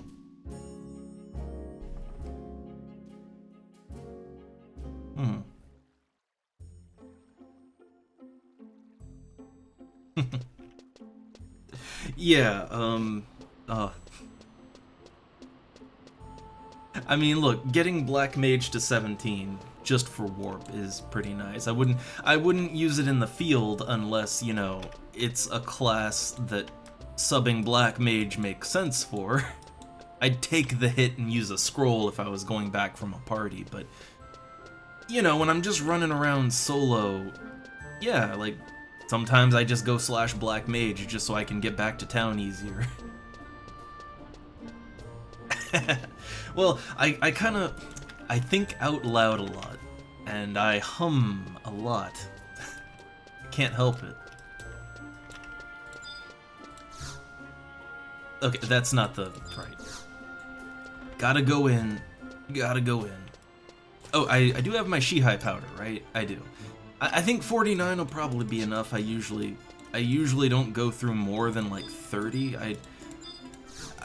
Yeah, I'm not afraid to pull aggro. Oh, look at that, 1,000 gil for a chicken. I mean, look, I clearly I'm good for it, right? But still, 1,000 gil for a chocobo. Oh, that 45-50 fishing. I'm gonna be honest, fishing wasn't a hassle until I hit 75. Like, all the way up through 75, I felt like... I don't know, I felt like fishing was a nice, stress-free thing I could do. I didn't feel like it was, like, I didn't really feel like it was, something that was challenging in any way. Then I hit 75, and then, oh, there's nothing I can fish that won't either break my rod or snap my line, unless I have Liu Shang's. I mean, fortunately, I just continued leveling, and then the situation kind of fixed itself, but still, wasn't great.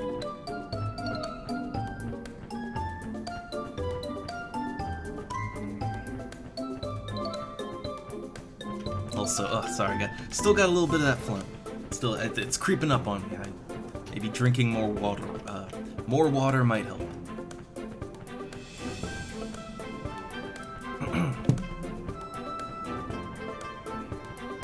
Also, bluetail. Fish bluetail as long as you can.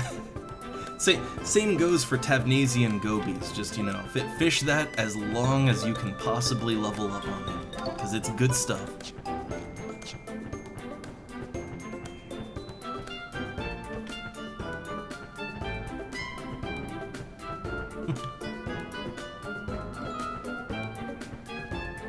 Yeah, I mean, like, okay, here's the thing about fishing, right? If you are literally only doing it for the gil, there's much better ways to make gil. Like, even in the low levels, like, last I checked on the auction house, it's probably changed, but like, Quadav backplates, which are a fairly common drop from Amethyst Quadavs, they're like level 5, and they're super common, especially in Palbaro mines. So a common drop from a common enemy, and a low-level one. It's like 10,000 gil per stack of Quadav backplates. Get Thief to level 15. Doesn't have to be your main job, but, you know, get Thief to level 15. And just farm Amethyst Quadavs, and you will have tens of thousands of gil in no time. Like, yeah, if the only thing you like about fishing is the money, it's really not, like, fishing isn't great money. It's just really dependable, right? It's really reliable and low competition, but it's not fast gil. So if you don't enjoy the activity, I wouldn't burn yourself out with it. I would, yeah, do something else to make gil. Like there's lots of low-level enemies you can farm for materials that sell really good all the time on the auction house. And it's not hard if you have at least Treasure Hunter 1, you know? Yeah, the really good fish. I mean, even what I fish, right? Like, fishing in Sea Serpent Grotto for Grimmonite, which aren't even that great. In the evenings for me, there's a lot of competition there. Now, see, that's also another fortunate thing. I play during off hours, so a lot of the popular fishing spots I have all to myself, right?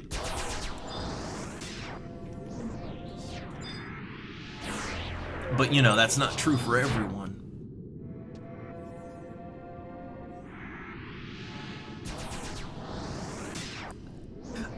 Man, Bluetail and Baburamu, Zero. So okay, where I always, I never ran into the problem of Bluetail, depleting, but, where I fished Bluetail was the northeast cliff of Kufim Island.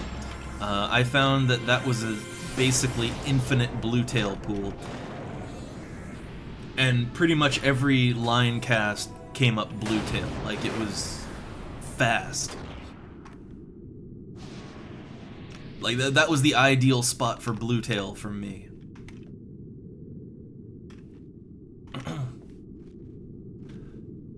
But I guess on Kufim Island, you gotta watch out, because when nighttime comes, there will be, ghosts spawn on all the cliffs. So so you kind of have to be high enough level that the Banshee spawns won't bother you.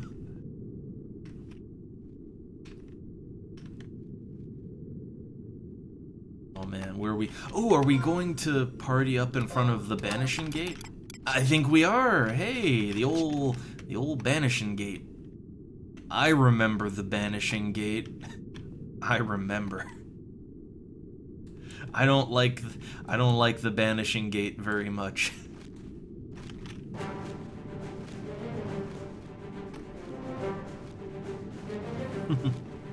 Oh yeah, ferry fishing. I've only done a little bit of fishing on the boats, just a little bit. I never caught anything good though. Okay, so borer beetles. Okay, real quick before I decloak and everything. FF11, borer beetle. I'm just gonna check real quick to see what they're weak to. So they're weak to ice and light. Okay. All right, so ice and light. I guess that means they're what? Earth element or wind? Yeah, they're I don't know. I'll sort that out in a second. Let me get in there. So eat my melon pie. So they're weak to ice, which would mean they're wind, right?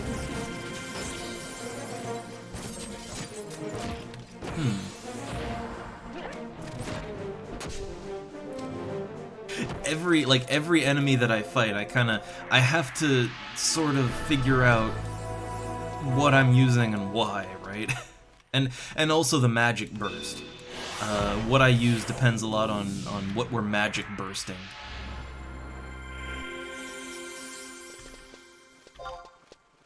But I guess we'll kind of get settled in here. So level 30. Okay, we're doing this at level 34, so all of my gear is effective. That's good. And I am wearing proper set. Yeah. Not Sleepka. I redid my binds a little bit. Ooh, nice. Yeah, I think for fishing it really helps to kind of play when no one is on. Like, fishing is a nice solitary activity. But yeah, I don't know. I just think that like I've seen a lot of people that they look at the gill printing machine that, you know, that fishing can be, and they just decide, well, I guess I'm fishing even though I hate it. But it's not like it's not the fastest gill printing machine, and it's not the only one in the game. It's just kind of I think if like me, I like fishing in this game. Like I will like okay, when I was sick this weekend, I basically just did a lot of fishing, right? And that's because it is a low mental process, chill zen activity for me. You know, I like fishing, so I can just do it for hours on end while I'm doing other things even. But you know, if that's not how fishing is for you, if it's only pain, then yeah, I wouldn't, you know, I wouldn't force myself to do it. That only leads to burnout. Oh, we're doing bats too. God, bats. Fuck, they're wind, right? Uh, God. I'm trying to remember what like I have to kind of remember what element everything is weak to. Hmm.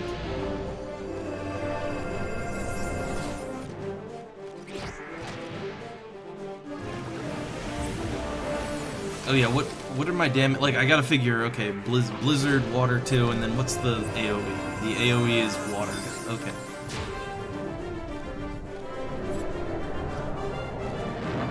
It would really benefit me though to maybe look up real quick. Like okay, what are bats weak to? So beetles, it's ice, primarily ice.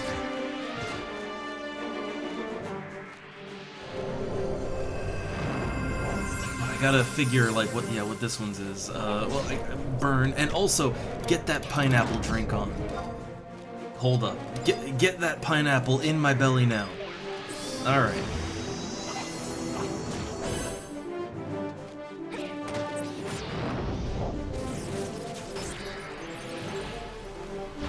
So I don't know. A blizzard is working here. It's just.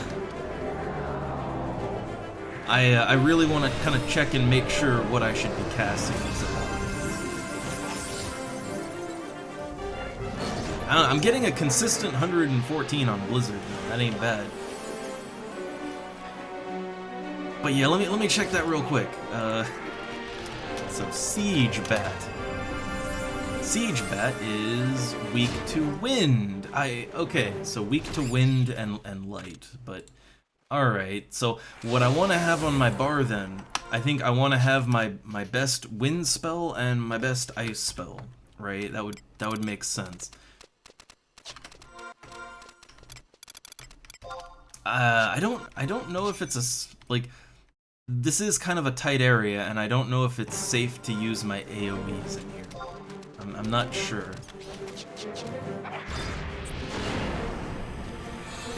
It's not always safe to let off a big AoE.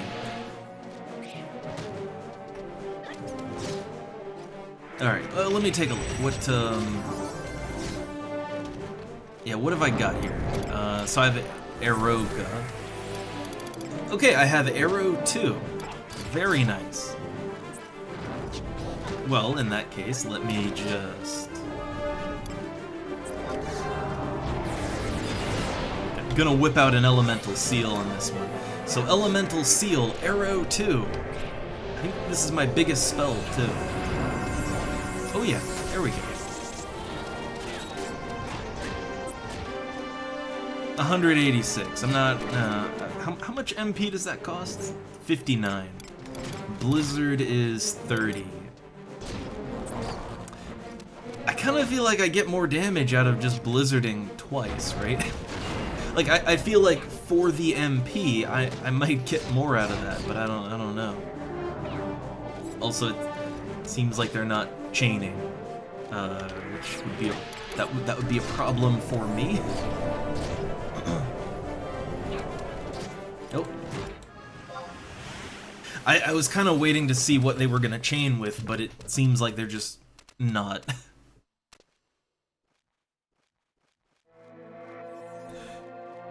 Oh no. too too many fissures out? Like,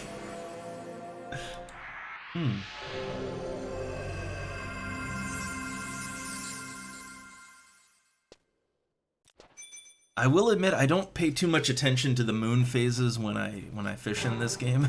I really should, right? But I tend to not. I just sort of fish whenever, whenever I have the time, whenever I feel like it. I just fish. So okay, are they doing a thing? Are they?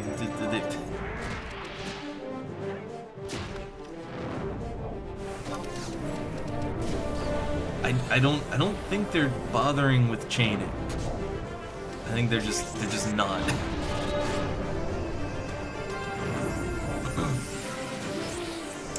Well, that's cool. No chains, that... Alright.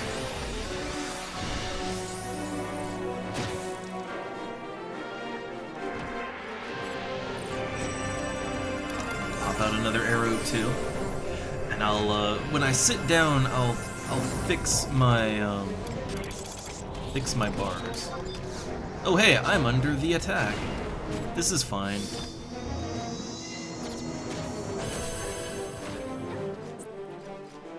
Now, are they gonna do a thing here? At this point, I think the enemy has so low health it doesn't matter. I would love if they would set up a magic burst. I would love it. But they aren't. they just aren't. So okay, let me fix my macros then. Alright, so for this particular party, what we're doing here, I guess when we fight beetles, I'll want to have ice on my bar. But otherwise, arrow 2, and then for my AoE, I don't think I have Blizzaga yet. I don't think I have that. I might. But let's go with Eroga. And let's see, how much does Eroga cost? So arrow 2 is 15. It's 59. Oh, I do have Blizzaga. Oh, that's nice. But yeah, Eroga is 57. So actually, my AoE arrow spell is it's a little bit more efficient MP-wise, I guess. Alright, well, I don't see any enemies on my radar, so I'm gonna try dropping a Blizzaga right on its ass. Let's see how that does, since apparently chains aren't happening.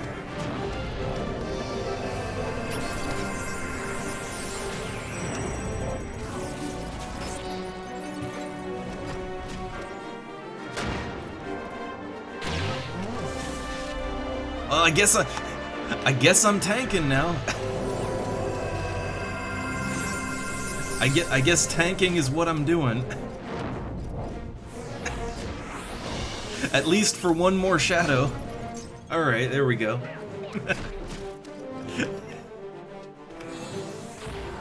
See, that right there, that is why I have come to really appreciate /ninja as a black mage. That's pretty much that. Oh, hey, what are we doing here? Okay, there's a magic burst with stone as the end point. Alright. That's cool.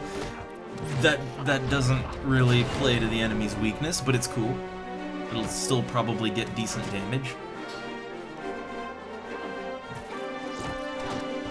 I will admit it's kind of frustrating when you're in a party that like either doesn't bother setting up skill chains or, well, it's not really, it doesn't really go with the element of the enemy, and it's just it's like that feeling when you're playing Thief and you just want to get behind the guy who's behind the enemy, but no, they keep moving around, right?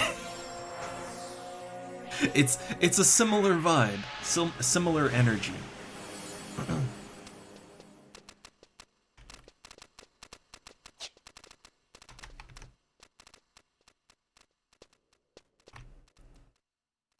Oh, also, I guess I can go ahead and pop my Emperor. Yeah, I can pop my Emperor band, right?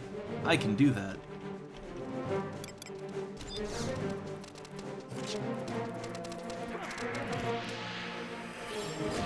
Alright, and it's a semi. And switch back to... I literally could have just used a macro for this, but I didn't. But I didn't.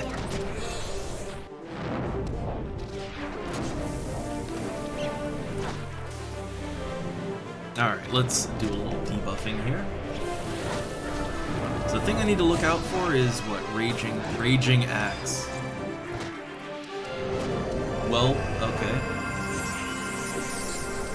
But the enemy is weak to ice, so, you know.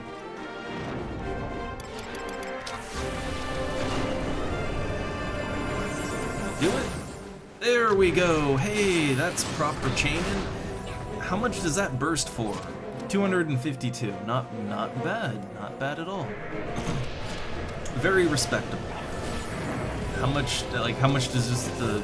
Oh, wait, wrong thing. Wrong enemy. Eroga doesn't really deal... Yeah, this is,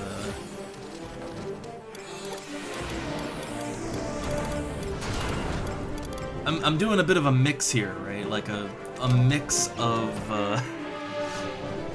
navigating the menus.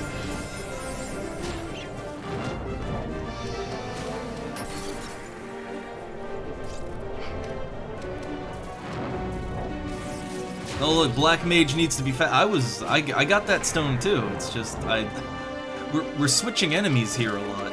That's kind of the issue. Oh wait, what am I doing? I don't want to sleep good.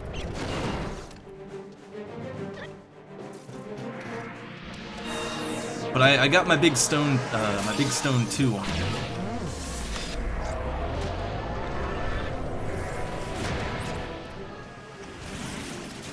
Alright, and pineapple juice again. Yeah, I will say that, like, I don't have enough macro bars to put everything I want on at the same time. I'm wondering. Actually, you know what? Yeah, let's, I usually only have one AoE on my bar, but let's push everything over a little bit. Let's push it over. Okay. So I have ice, I have arrow too, and then I have Eroga on the second one, so let's put Blizzaga here. Alright. Okay. So ice and wind.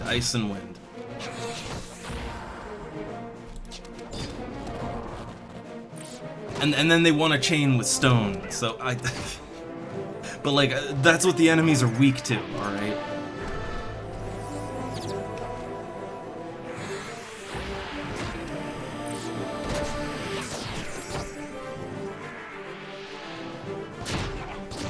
Alright, so I'll let them build up, let them do their thing, and then, yeah, I guess I have to stone 2, and then, well, stone gut if I wanted to, but I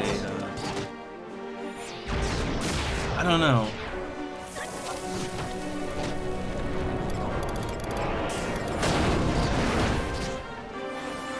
Oh, it didn't activate from the menu quite good enough.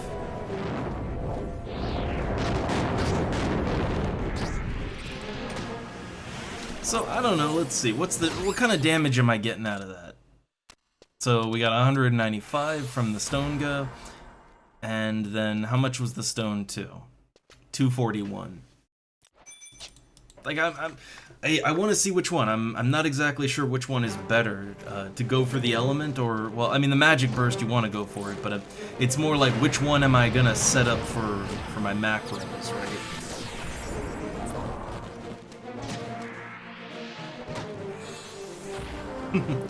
I don't know, like, don't worry about, like, feeling like you're behind or whatever, right? I mean, you know, anybody who starts after the server launches is behind, in quotes, but, like, look, old players will leave over time, new players will come in, I mean, you know, things will shift around.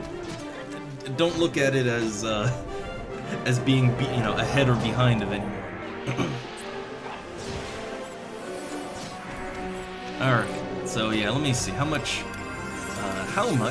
does, so this is wind, right? Okay. So how much does my arrow 2 drop for? On a wind weak enemy.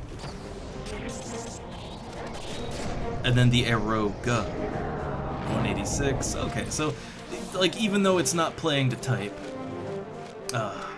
man, I didn't see that other one around the corner.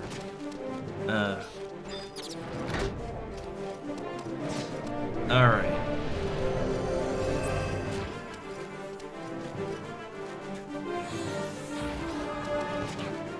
Oh, great, nice, thanks.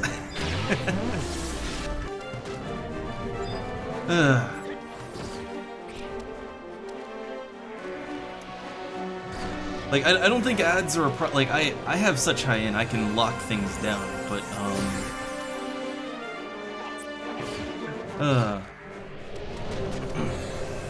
Alright, so I think, I don't know, the normal attacks are, like, the normal spells to the element they are weak to, that works pretty good, but I guess I'll set up another one just for the chains, right? I'll set that up. Maybe make one specifically for magic bursting, actually, right? A magic burst specific.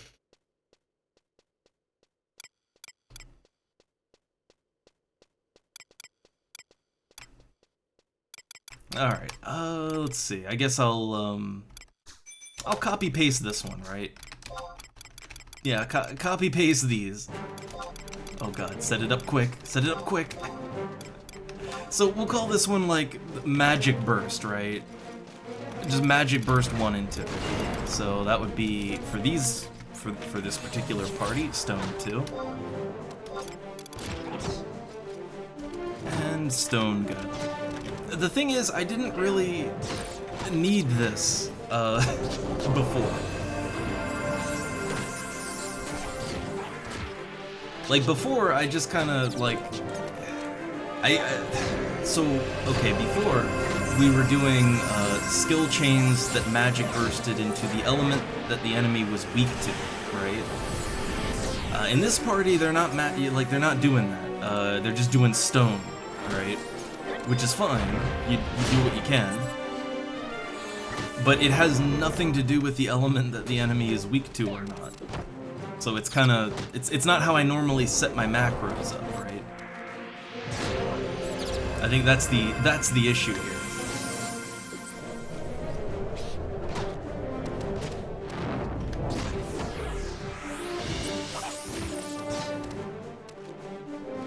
Okay, so if I wonder, is that beetle too close? I'm honestly not sure.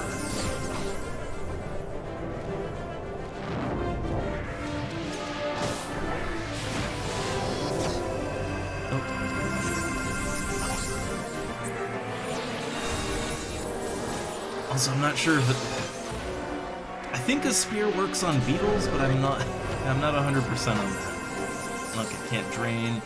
I don't know, I think they got this one. And Eroga would be a little more MP efficient, so I'll use that.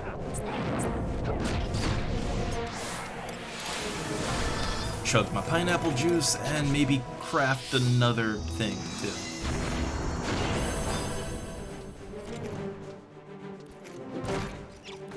Alright, I kind of feel like every party, yeah, you sort of have to get into the flow of the party, right?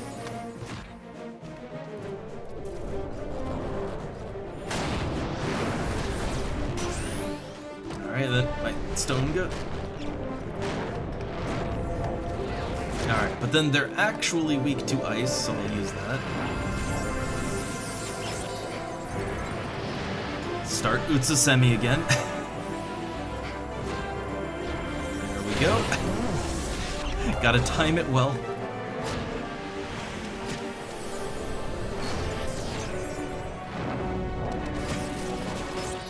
Alright, and then, well, I could rest, I don't know, I'm gonna rest for now, but I do need to craft more pineapple juice. I've kind of, so here's the thing, when I'm in a party as a black mage, yeah, I make my own, I make my own juice, but I gotta find a good time to make that juice.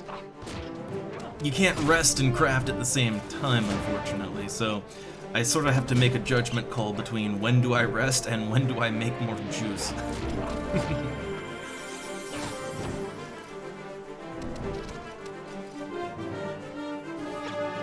Yeah, I imagine the issue with blink tanking with a ninja before 37 is because it's the cast time, right? It's all about the cast time. That's why most, like most parties that I've ever been in that have a ninja tank, they usually have an off tank of some kind, right? It might be another ninja, or it might be something else entirely, but they kind of set it up so that, like, someone provokes the aggro away, the ninja redoes their Utsusemi, and then, and then they go back to tanking, right? That's kind of... Alright, gonna craft up a quick juice, alright? Quick juice.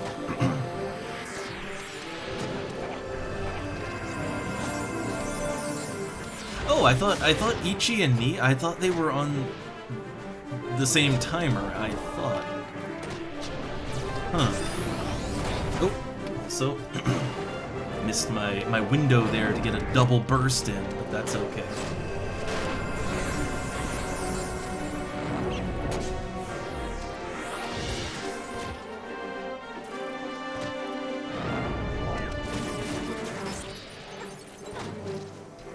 Nothing else around, right? Okay, nothing else around, so I can do Blizzaga.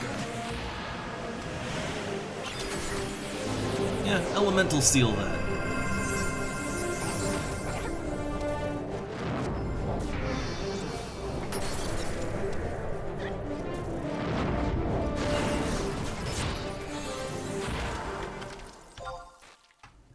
Man, Black Mage, it's still like I don't care how many parties I'm in, but man, it feels good. Like Black Magin feels good.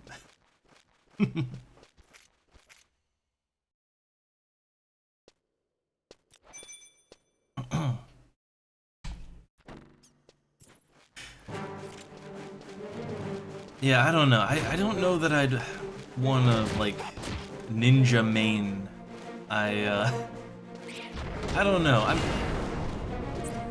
I'm not really a fan of ninja. I don't know. I don't feel like it.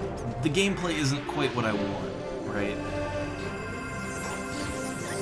It works great as a sub job. Like I love ninja as a sub job. I mean, I'm using it right now, right? Like I'm, you know, so that I can black mage tank. But I don't know. I've never been a huge fan of just ninja. I'd never main it. I'd never really take it over, you know, level 37. Get that Utsusemi on. It's that time.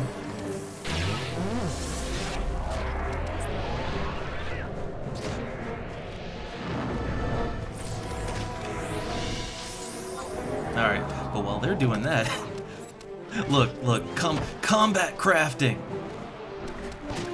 We're doing some combat crafting here. I need more juice. I have to keep a steady supply of pineapple juice at the ready.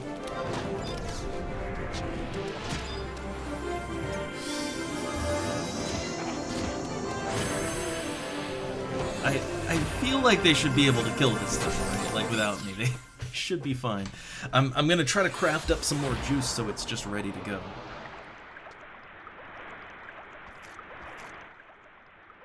So this is the real look. I don't really craft, like I don't really cook for money, but this is like the big use I've gotten out of cooking so far. The absolute best, most practical use that I've gotten out of cooking in this game so far is making my own drinks in party, right? So that I just never run out of juice. That's the real value right there. Oh, I see another bat. Hold up. Yeah, I don't wanna AoE it. Not yet anyway. Not yet.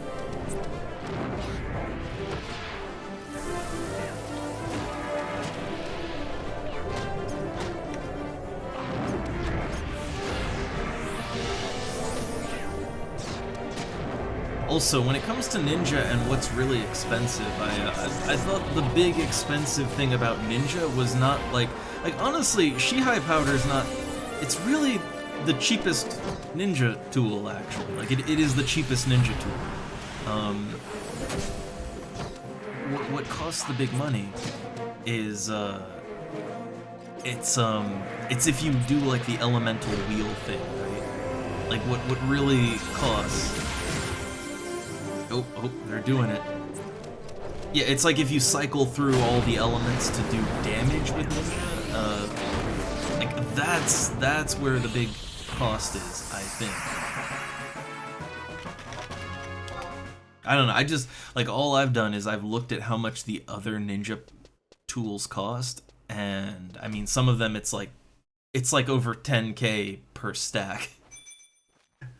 Like Shihai is the cheap one.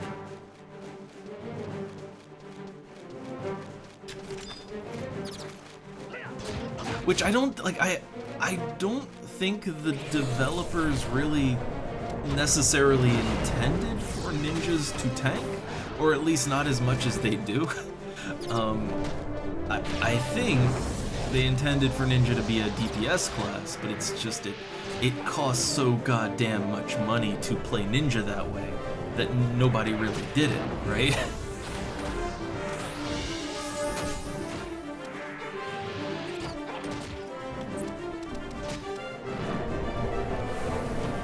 Yeah, but like you can see how it developed, right? It's because playing it the way it's supposed to be played,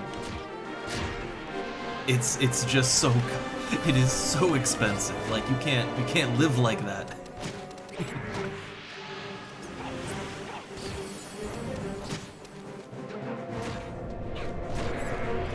It's probably gonna pull aggro down on me again. Yep, get that Utsusemi ready. Get it ready.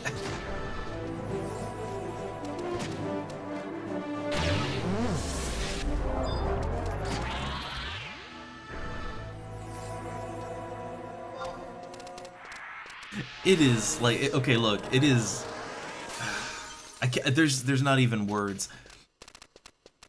It's just very satisfying to not only drop giant nukes on the enemy's head just whenever you feel like it, but also to then be able to tank it a little bit, right? Like I can tank it long enough for someone to pull aggro off. Super satisfying.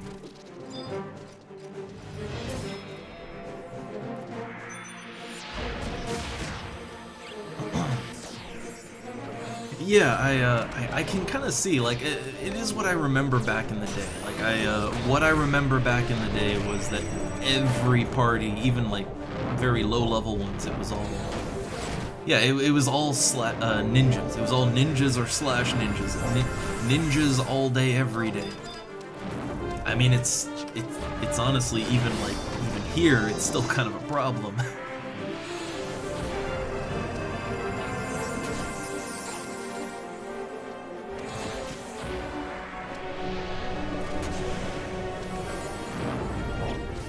I mean, then again, look, who am I to say anything, because I am literally slash ninja tanking as a black mage, right? So who am I to cast the stone? I don't know.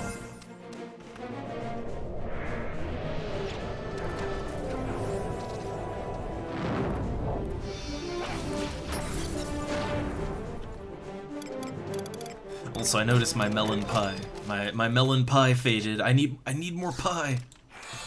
I'm in desperate need of pie.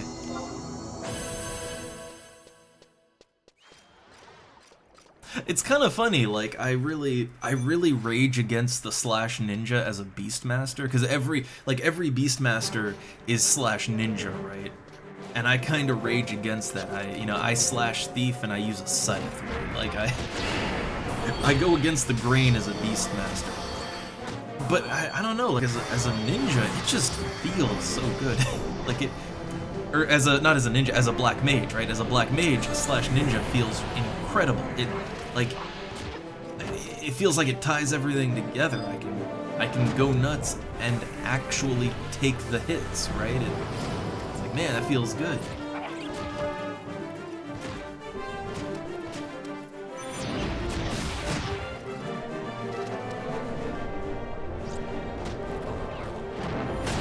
I think I went too quick. I think I might have outpaced. No, I didn't. I was worried that I went faster than the skill chain. Nope, we're good. Okay, beetles. Can I spear beetles? I gotta know. I think I can. Yeah. Yeah, I can totally spear beetles. It doesn't really do anything, but I can do it. Does a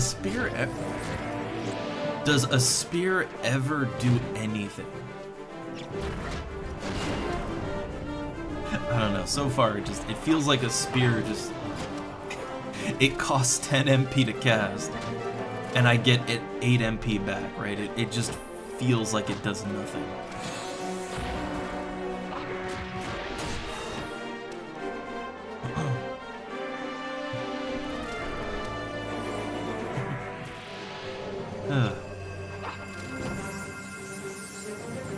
I guess. I mean, to be fair, my dark magic is very low. It is my lowest stat. I mean, I actually can take a quick look since I'm just meditating here, right? Oh, hey, I'm capped for elemental. So yeah, my elemental is 105. I guess that's my maximum, right? Yeah, my dark is only 77. So I know that Black Mage has less dark than Elemental, but yeah, it should probably be a little higher. It should probably be higher.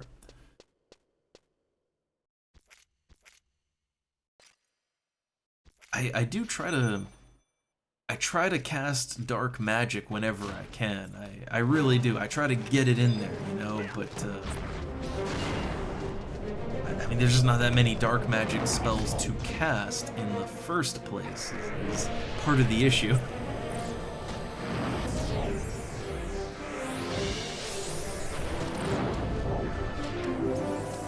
Oh, thanks. But okay, can I spear a bat? Probably not. No. Okay, no a spear there. Though I would assume that casting a spear, I would assume that casting it will up my skill no matter what, like even if it can't do anything. What's this? Uh-oh, they're trying something. Uh-oh. What's happening right now? I have no idea what's gonna happen. Oh, that's ice. That's ice, right?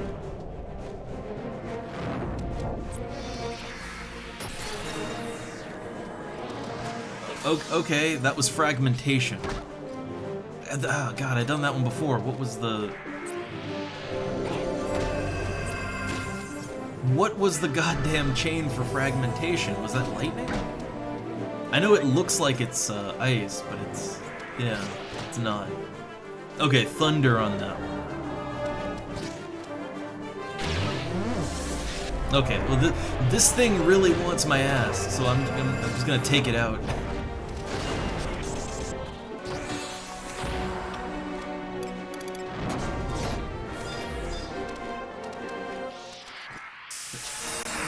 HP. Okay, so yeah, alright, well if they're sticking to fragmentation, so it's thunder or wind. What have I got for thunder or wind? I only have thunder 1, but I have I guess I have. Do I have Thundaga? I don't think so. Okay, so I only have thunder. Wind, then I would use wind. Which I have that just on my regular bar, right? Yeah, I have wind is on the second one, or arrow 2 is on the second one, and then on the second AoE that is arrow go. And I think that'll work better for damage here too.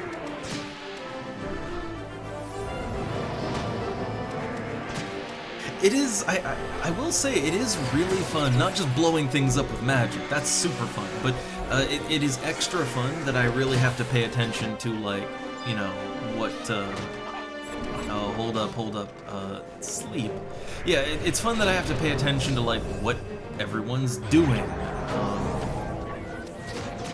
Oh, that didn't work. Sleepka? Did that get him? Did that get him? No. These guys don't like being put to sleep. Yeah, they don't like sleep very much. Oh crap. Gotta target the thing correctly. Arrow 2. Or no, that's the. Okay, that's the right one. It's the right one. 348 damage. Tasty.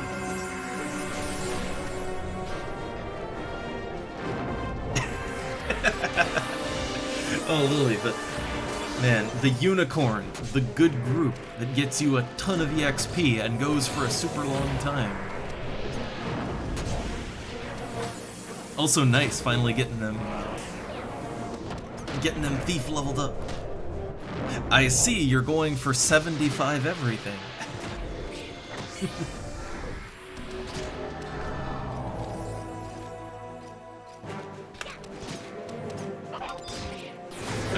Throw an elemental seal on this one.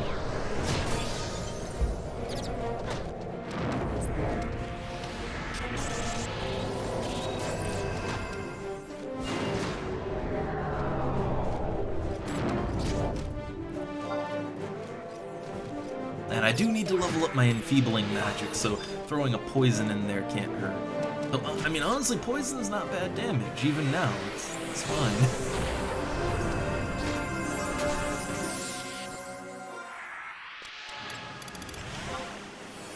Also, man, I leveled up already, but now I'm... like, I'm already getting into the next level really good. It's pretty fast.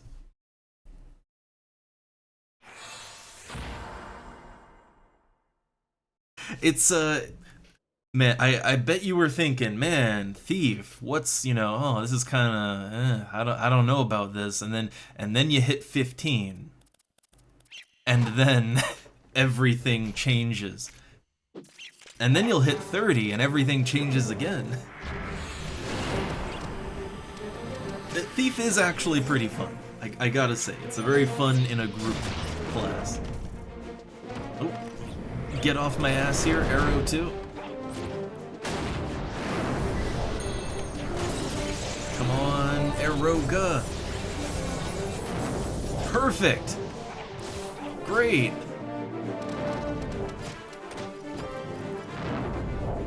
And then I just dump like 600 damage at this level. It's great. Let me pop my pineapple juice. Yeah, again, my least favorite part of Thief is the pulling, but like, even with that, it's fun. I think pulling works better with Thief than it does with Bard.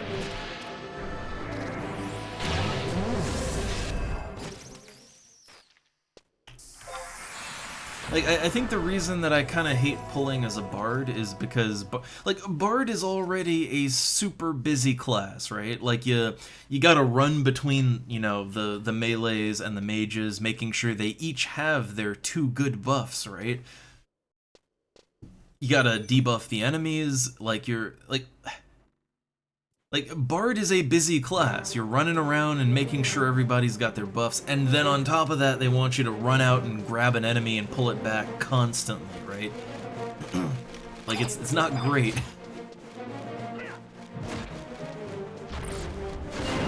Well, yeah, you can chain pull and sleep the next mob, although I gotta be honest, I mean... like, maybe I just Beastmaster a lot, but like... I've never really been in a party that absolutely needed someone to do that. Like, look here, right? Like, look, Beastmaster just put their pet on the other one, snap some aggro on it, and boom, call it a day, right? I think in this day and age, you don't need someone to have sleep that pulls. I don't think.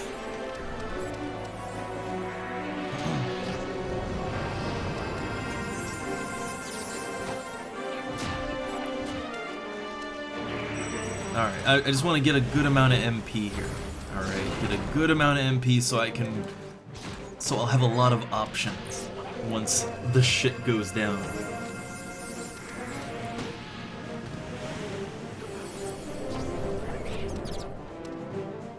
Like, I am going to go absolutely goddamn nuts the moment a chain drops, right? Just the moment. I am waiting.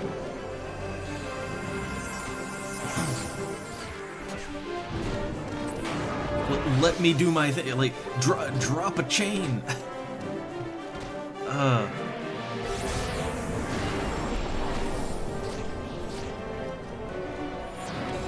Oh yeah, let's just kill it, right? Just kill it.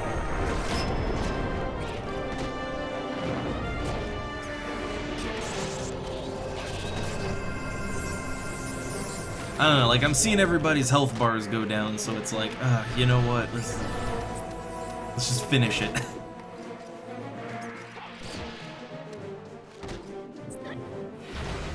Yeah, I don't think they can really.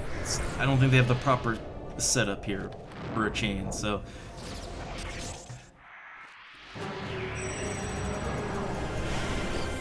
Well, now their TP is ready to use. A little late.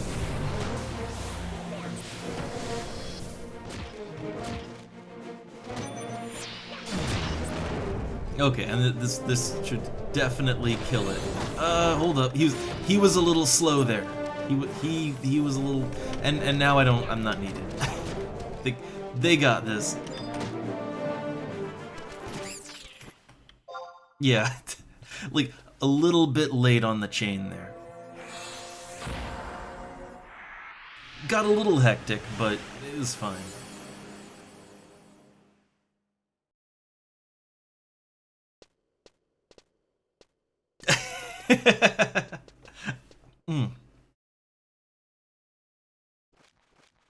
I love that. They literally just didn't see that there were two bats.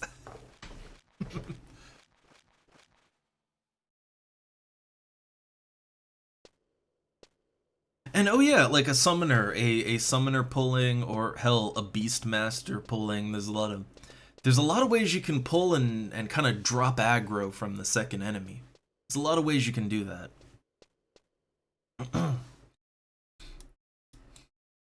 But also, I love it when people, like, there's two enemies attacking the party and they just don't notice the second one.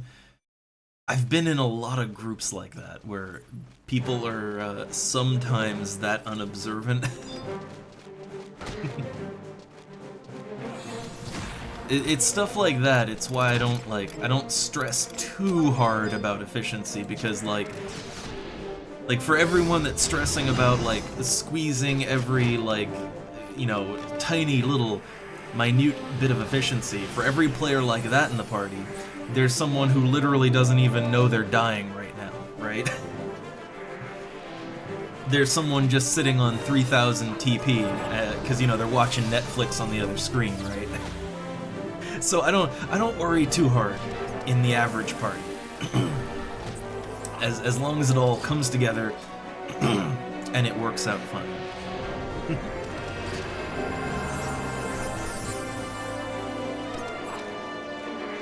Alright, I'm just looking at their TP.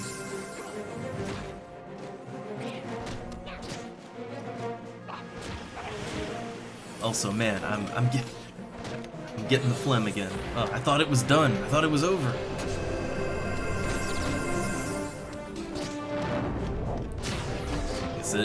It'll never be over.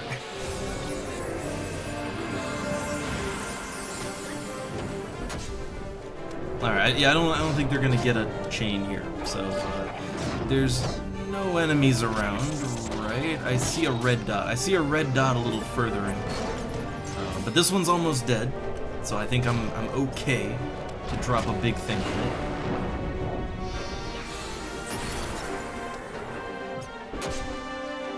Oh, that was a Blizzaga. Didn't want to do that. This is still good damage, but I didn't mean to do that.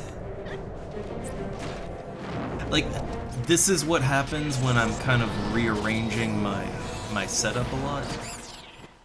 there will be a lot of accidental button pushes, right? Like, it didn't mean to hit that one, but it happens anyway.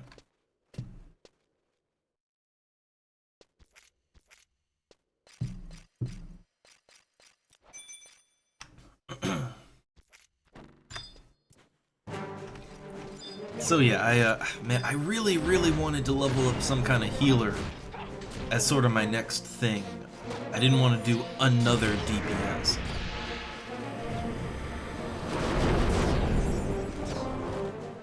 But I don't know, I can't help it, like, this is really fun, you know? It's really fun, I can't help it.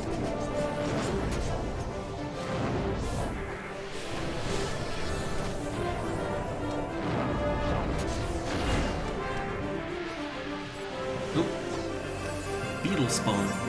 And my MP is kind of low, so I'll sit back down. But yeah, I guess the way that I wanted to do things, right, was I wanted to level up Beastmaster, and then that'll be like my DPS class, right? And then I'll level up a healer, and then a tank. That was kind of the initial plan. But that got thrown out of whack because once I hit level 75, the party invites just stopped for Beastmaster. And I guess it's because there are other more efficient damage dealers, right? At that level. Such as Black Mage. So, yeah, like, I just wasn't getting any play as a Beastmaster. Like, just nothing, right? So I think the way I'll do it is, okay, Black Mage that'll be my DPS, right? That'll be my DPS class. Then Paladin will be my tank class, and then either Red Mage or White Mage will be my healer class. Probably White Mage, because I don't know, if I'm going Black Mage, I've got the big magic damage down. So let's go the opposite of that, right?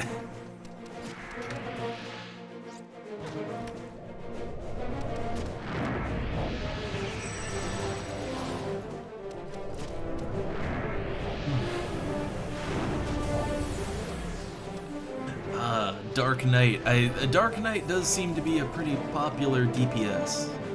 Seems very popular.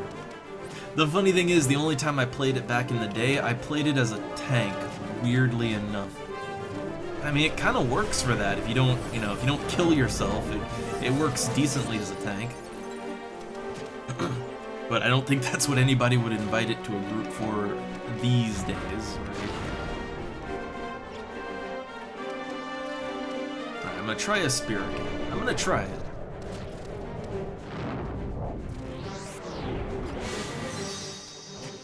Yeah, 8 MP. Great.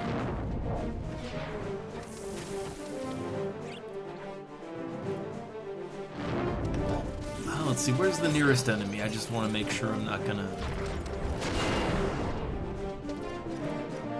Okay, let's pop another... pineapple juice. I gotta craft some more.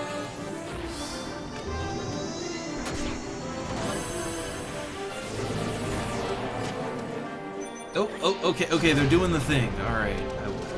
I was gonna do my blizzard and all that, but... Alright, this works out.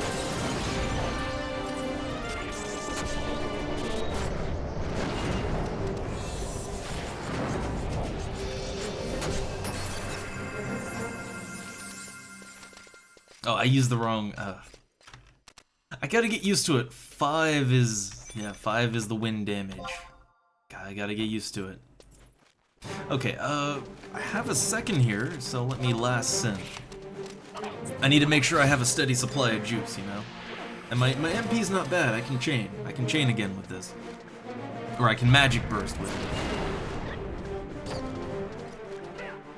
I'm not sure how the Dragoon demand is. I mean, I think it's like a pretty good, solid DPS, right? the thing is like what is wanted and why it kind of changes, but like from 1 to 74 and then 75 it just sort of shifts, right? And I don't have too much experience with the 75 part, but I mean 1 to 74, even as a Beastmaster, I didn't have a problem. Then I hit 75 and all of a sudden like no party invites for anything.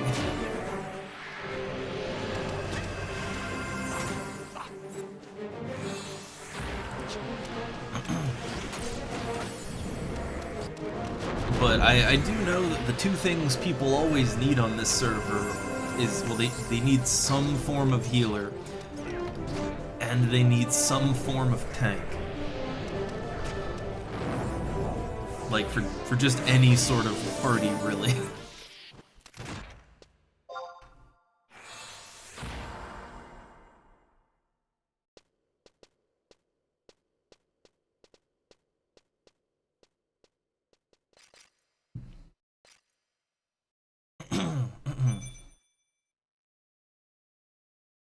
Alright, keeping a pace here. Not much time to rest.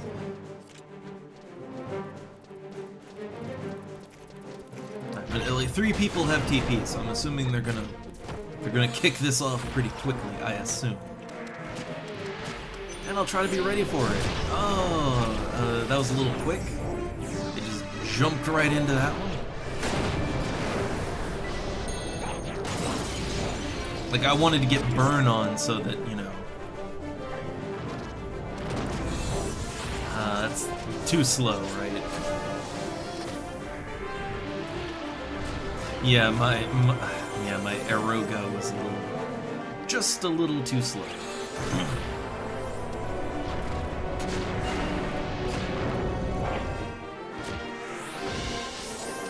Alright, but since I can spear these beetles, I'm gonna at least try.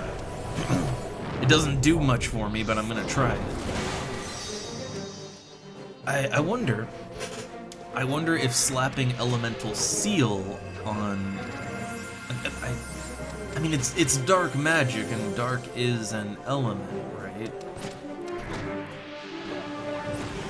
So I was wondering if, like, slapping Elemental Seal on a spear, if that would help it to not get resisted.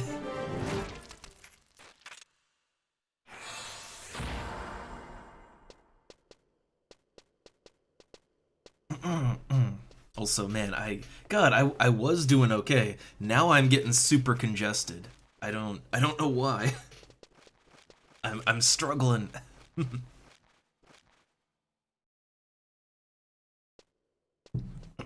Usually it's the other way around, and like I usually start off really congested, and then it clears up as we go on. But reverse this time, not great.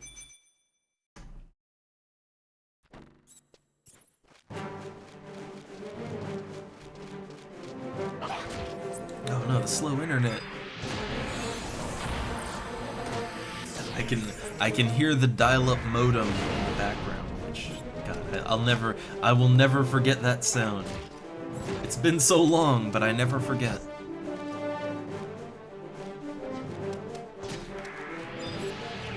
And preferably that sound accompanied with "You got mail."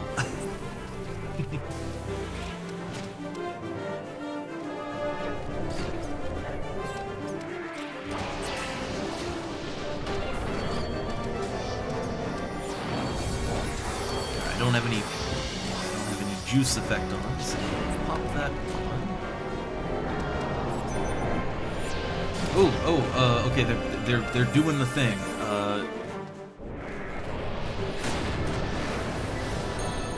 He was a little slow, but I think I was slower. I think I'm gonna be too slow to get that off properly.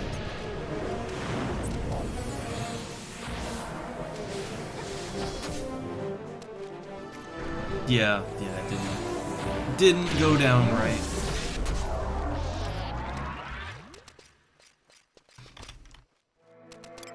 I still got 38 powders. I like, you really don't use that many if you're not, like, you know, tanking with it more than I am.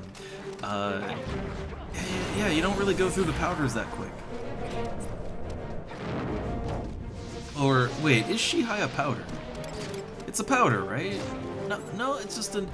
I don't know why, I always assumed that, like, the ninja tools, in quotes, I always assumed that they were a powder of some kind. You know, like smoke bomb and poof, you know, like that's what I assumed, right? But, I mean, it just looks like paper. It's like folded paper. So now I don't know what a ninja tool is exactly.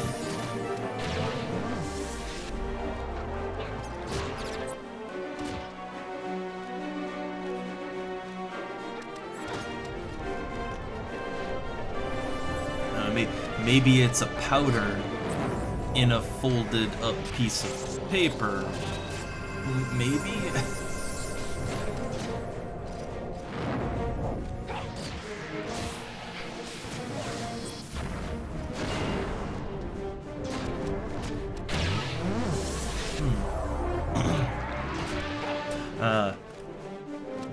I mean, technically, like, I'm not even really sure what you'd call this type of arrangement where, like, yeah, you're living in a building, there's other people living in the same building, but it's not stacked horizontally, it's or not stacked vertically, it's horizontal, so a long building. And then everyone has their own section of the building, right, with a front yard and a backyard. I'm not, like, technically that's an apartment, right? Like, that is technically an apartment, but not in what I would think of as the classic sense, but it's not a house. Yeah, that's a bit of a weird one. Not sure what to call that exactly. But, I don't know, here, honestly, this is the best internet I've ever had in my life. It's the best internet I ever had. The only time it shits out on me is if for whatever reason I am still awake at 3 in the morning. 3 in the morning every day on the dot. The internet dies for like a minute, right? Like 1 or 2 full minutes. But you know, don't be awake at 3 a.m., right? It's your fault if you're awake at that hour.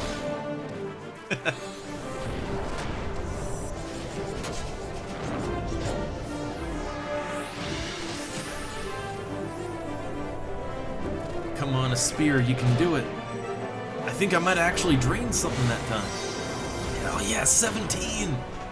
It only cost me 10 to actually cast the spell. Yeah, I don't know. Like a spear. It's okay. In order for a spear to actually be useful, I want to say it would have to drain at least twice what I spend to cast it. And even then, that wouldn't really be good, you know?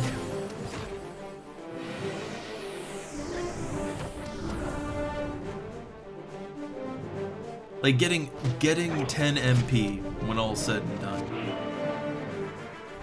Like, I don't know, is that even worth the cast time? I don't know.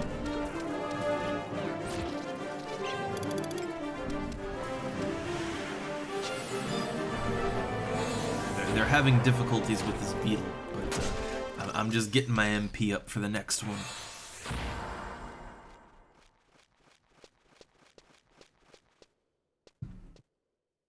I don't know, like at the least, I want to see a spear do like, I don't know, I want to see it do drain numbers, right? Like a spear 50 MP, right? That would be worth it. That'd be super worth it.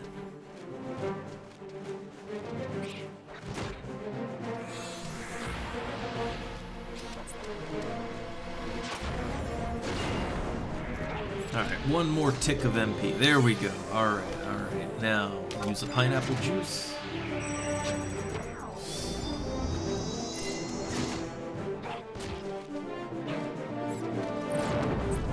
Alright, so I think the thief here needs to have the points to do this, right?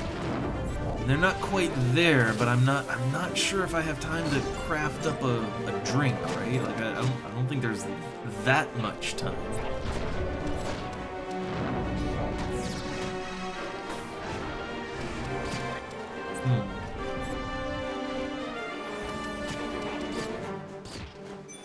Alright, now they're ready. Okay. So they do that.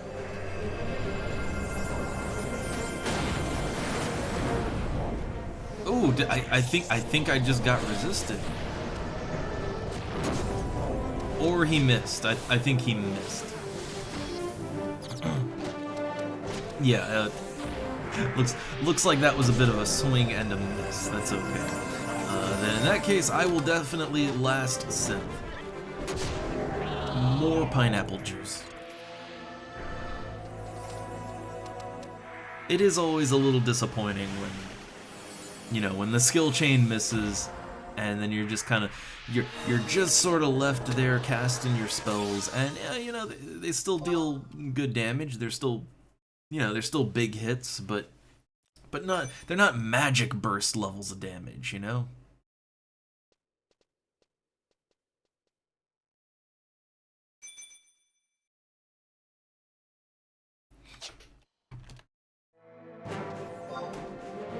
Alright, just a few more juices.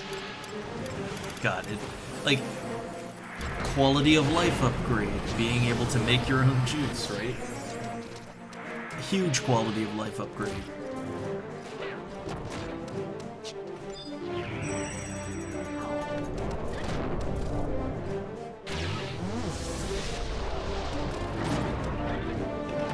Alright, so I'm gonna try...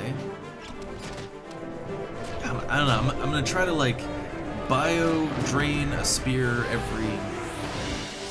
every enemy I can. Just get that dark magic up, I guess.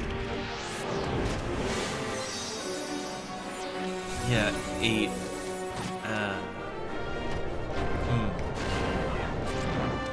So yeah, I know it would probably be a waste, but the next time I can spear an enemy, I think I'm gonna try and elemental seal it and just see how that goes down. Also, wait, I just realized.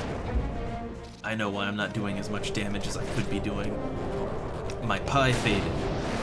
I'm not high on pie right now. That's my problem. Yeah, there we go. Like, I don't want to say that without pie, like, those 4 points, you know, I can't function without it, because my overall int is very high, but it is 4 points of int. It's not minor, you know?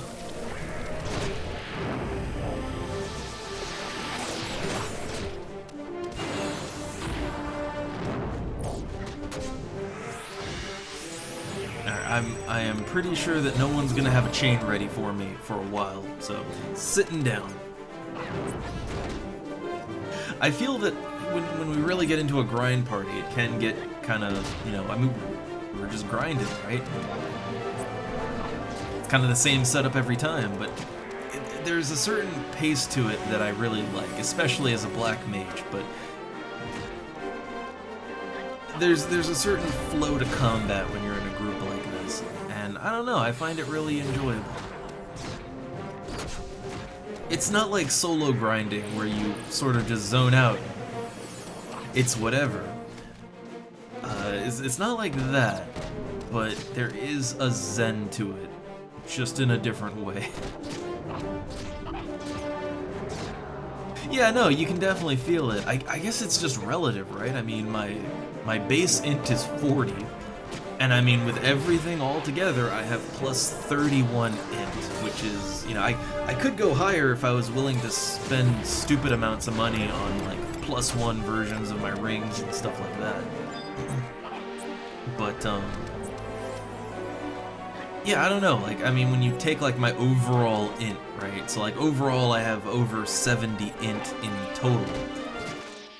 I mean, 4 isn't a huge chunk of that or nothing, but it is, yeah, it's enough, it is enough to be noticeable, I guess. It's just every now and then you'll notice you get resisted a little bit more, right? Like oh, that last resist, maybe that could have been avoided. I don't know. Maybe, maybe not.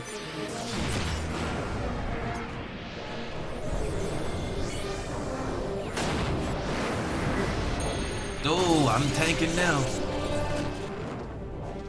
I can feel it.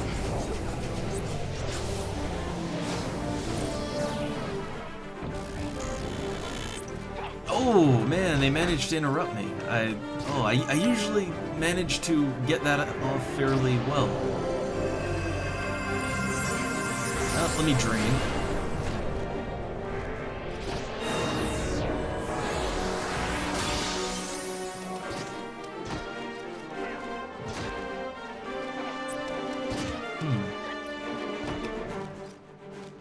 Like drain only doing 11 damage. So, like, bats aren't dark type, right? They're not dark Pokemon, but I think that stuff like drain and all that, it's not really very effective, right?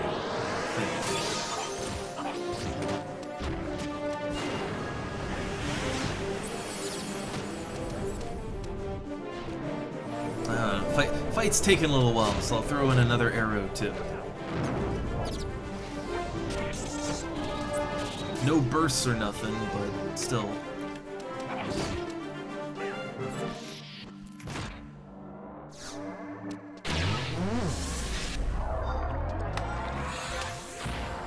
Oh my god, I'm almost level 37, which, hey, 37, that means if I want to use Black Mage as a sub-job for something, well, hey, it's all set up and good to go.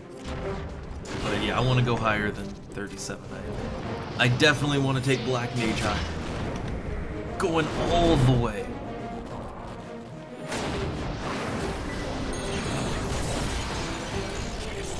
So again, wind isn't really the element this thing is weak to, but it's fine.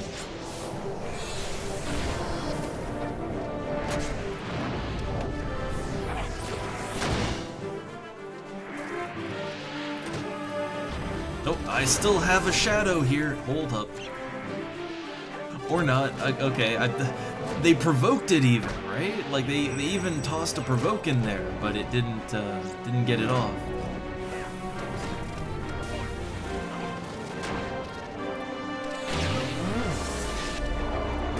All right. So look, elemental seal, a spear. I want to try it. Come on, don't miss.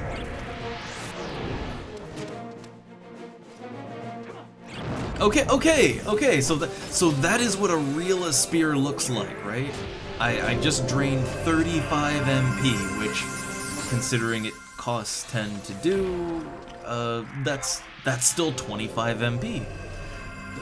That is good. Like 25 MP gained is good. Like that is acceptable. That's like a lower end nuke spell, right? Like, you know, throw a blizzard in there or something. But yeah, like that's fine. So I guess my issue really is just that my dark magic is so severely underleveled that it's non-functional, basically.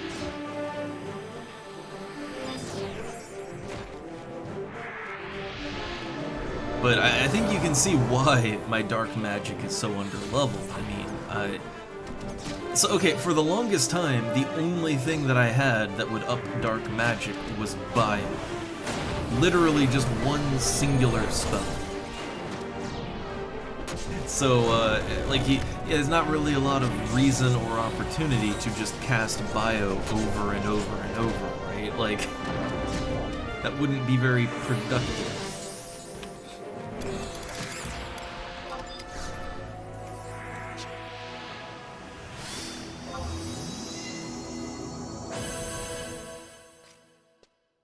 Yeah, I could see it, like, but apparently, apparently Drain, because I know that Drain has been buffed on this server. Apparently Drain, if you keep your dark magic up good enough, Drain is, like, it's your most MP efficient damage spell, if you keep your dark magic up.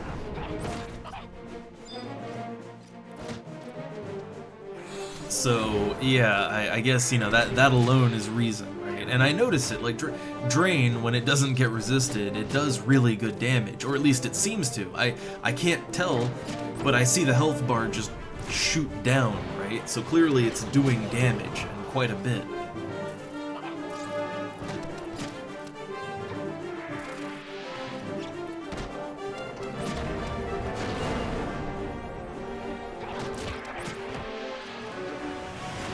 Alright, but yeah, I'm pretty sure, like, if I spear now, it's not really gonna do much. With Elemental Seal it worked, but I think without, probably not so much. But yeah, I don't know. There are reasons to have dark magic level, you know. And hey, I would love it if a spear, you know, if it would do like that reliable 35, something like that. If it would do that every time, that would be great. Oh wait, Smash Axe missed. Total miss, so not worth it. Yeah, I'll just use what beetles are weak to, which is ice. Like if I'm not gonna get a magic burst.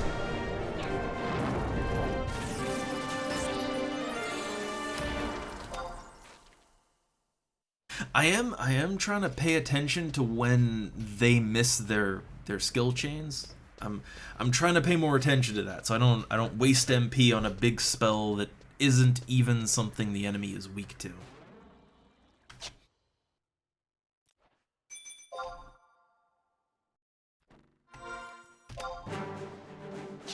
Also, apparently these beetles are pretty good for beetle jaws, right? I think?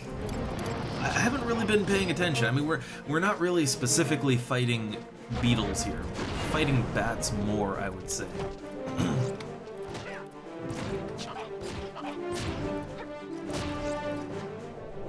But for my crafts, for my bone craft, I really need beetle jaws. Like, beetle jaws are like, what, they're like 12 to 15k on the auction house per stack.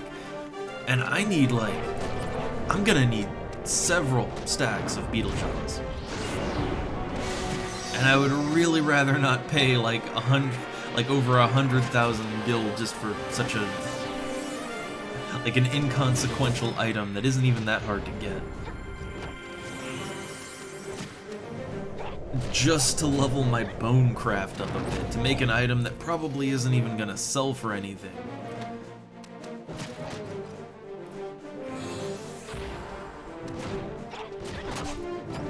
I'm gonna throw a bio in there. Again, I'm just throwing dark magic out just to level it up now.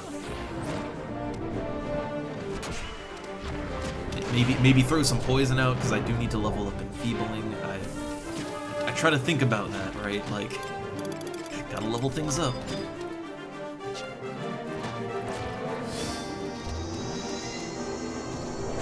Alright, well, it's a little late to do a skill chain, so just throw that out there.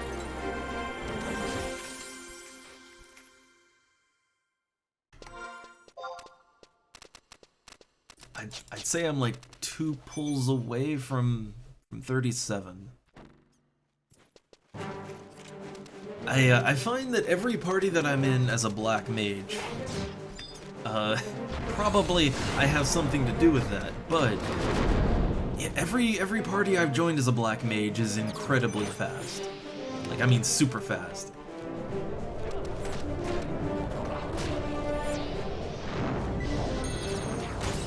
I don't know, I could say the same for like a Beastmaster Burn party, you know, something like that. A lot of party setups are very, very fast in this game. A lot of them. Nope. I just noticed like the tank here, he's a little low, and oh, my MP is low. I didn't even notice. Oh, my MPs. My MPs.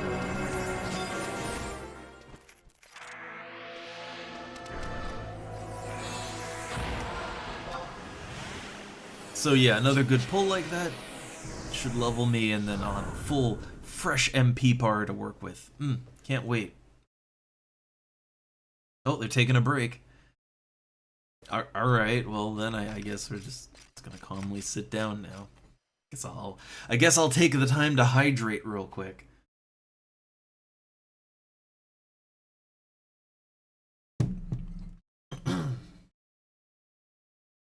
But yeah, so for quite a while, because I was leveling up pretty much just, like, the moment I hit 30, I went Beastmaster, and then I just took that all the way up to 75, right? But, for the longest time, I kind of thought that Beastmaster parties were just obscenely overpowered, like, oh god, it's so fast, but I don't know. I think it just depends on party setup, and I might have been a little too used to, you know, Valkurm Dunes and Kufum Island parties that they tend to be really slow, really bad and slow, right? But as I'm leveling up Black Mage now, I mean, I don't know, like every party I'm in is pretty fucking quick. So I guess any combination, any good combination of classes in a party can make for a fast group that makes tons of EXP. I guess there's a lot of options when it comes to that.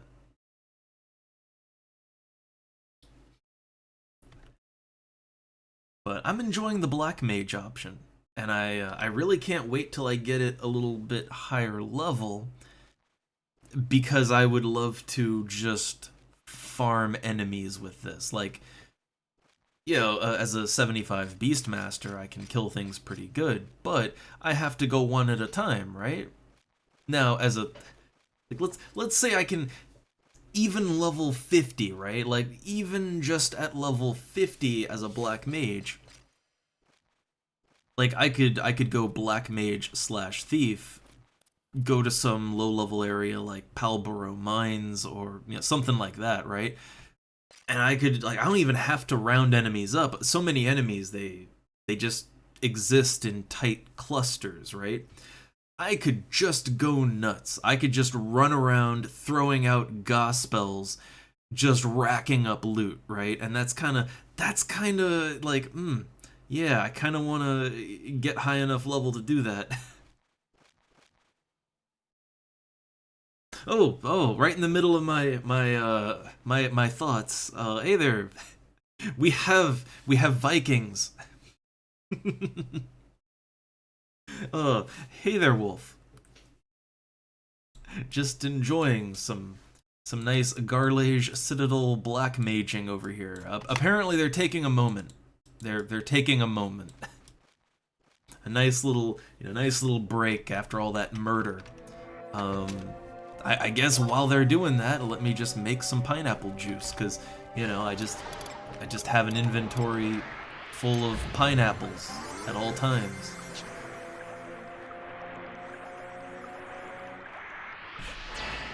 I kind of like the idea that my character is just, like, I don't know, just loaded up with pineapples everywhere they go.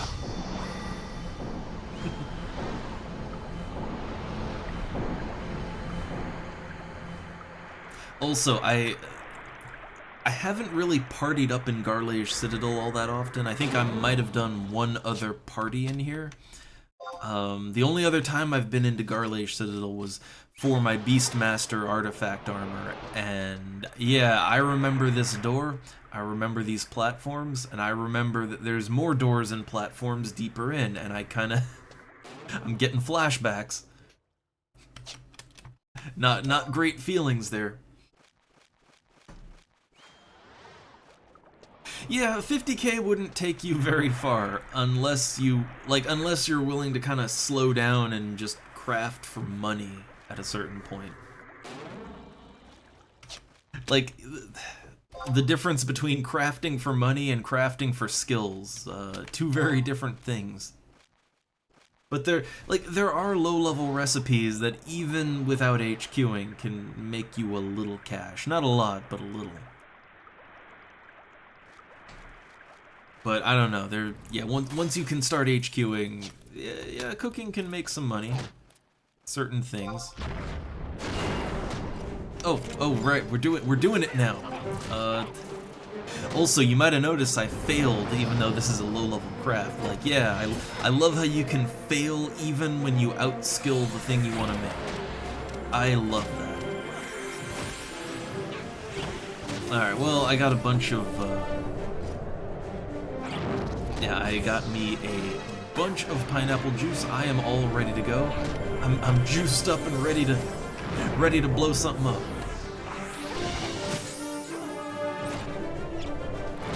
Now, are they ready to lay down a skill chain? I don't think they are. I don't think they're ready for that.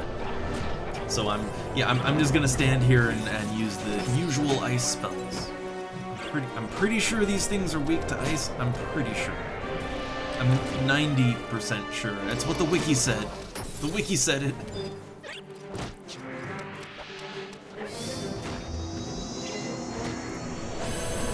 But yeah, I gotta be honest. I really wish drinks stacked in this game, because if you can't craft your own drinks, it's really not all that practical to buy drinks and, you know, party up, right? Like outside of, like, I don't know, boss fights, right? Like if you're doing a big fight, also. Yeah, if you're doing like a big fight or something, having a drink or two is a good idea, but for like regular casual partying, I don't really think you can make use of drinks the way you want to. Just because of inventory limitations. Unless you literally load your entire inventory out with drinks, and you have a large inventory at that, then maybe, but... Yeah, for inventory reasons alone, you kinda have to just buy the ingredients and then make the drinks. It's just not... I don't know. Yeah, unless you have like a full-size inventory, I don't think it's great.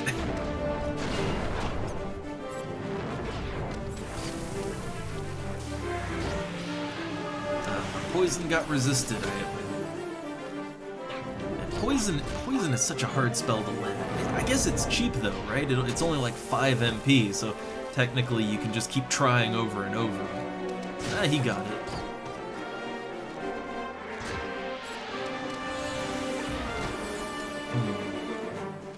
I don't think anybody's gonna be skill chain ready, so I'll just cast spells here. Yeah, 2 people need to be ready to do a skill chain, and their TP isn't quite there yet. Not quite.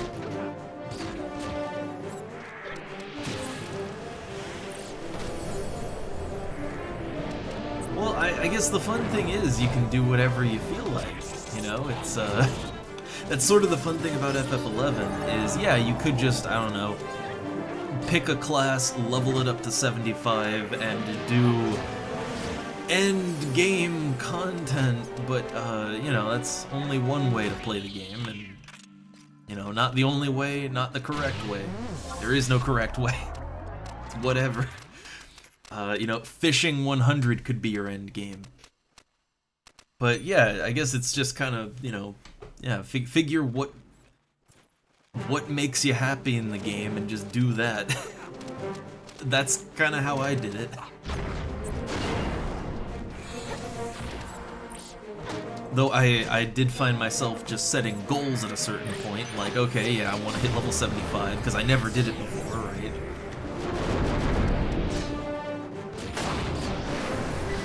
And, well, I did that.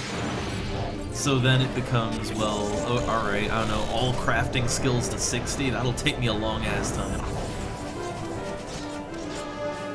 Like, that one I'm still not sure I'm gonna ever complete, but... Sure, why not? Fishing 100. I'm well on my way there. I'm fishing 79 now, so I'm kind of getting on that one, I'd say.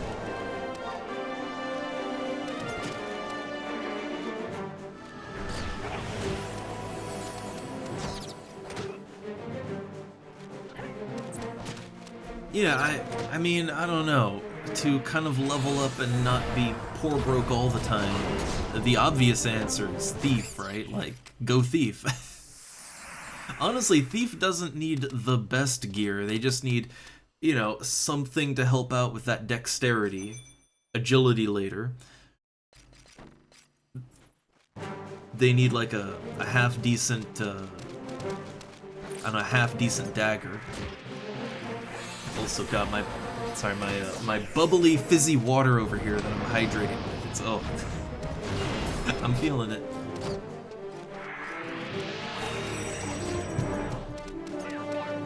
But, Thief to 15, right? Like, that alone opens up so many options for making a guild. Like, now you can farm things that aren't super rare, right? Like, the non-super rare things, the common drops that are common but not common enough to make good money on. Yeah, you know, Treasure Hunter 1 helps out with that. One of the first things you could do... Oh, I went too quick there. I went too quick.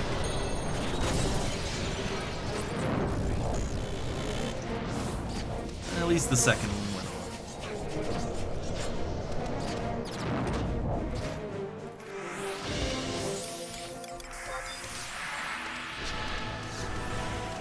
I mean, Thief to 75, well, then you'll never want for money ever again, but...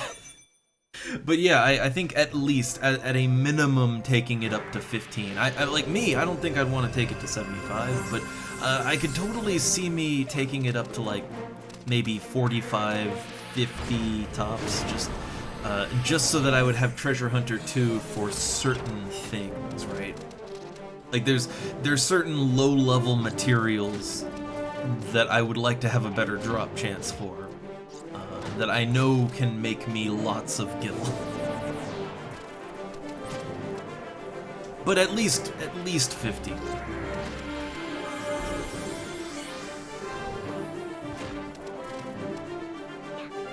I mean, I never really had a, like, when I leveled up Thief, I will admit I did a lot of it solo, but, well, first off, soloing on this server generally feels pretty good, even, like, just all the way up to 75. Not just as a Beastmaster, but yeah, I'm not sure what it is exactly, but like, soloing feels a little better and more productive here. But like, up to 15, I mean, honestly, soloing to 15 isn't really that hard as a Thief. But I did get into parties before 15. Like, people will invite... Like, I've been invited to parties as a Beastmaster before level... You know, before level 24, right? Like, I've been to the Dunes in a party as a Beastmaster. Even though I was basically just a shitty warrior, right? And, I mean, part of it is people want to level sync, right? Like, sometimes you'll be invited to a party just as the level sync, which, hey... Take what you can get, right? Work with it.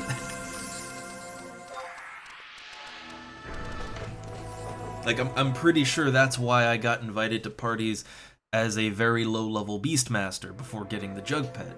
Like, just as a level sync. But again, that works.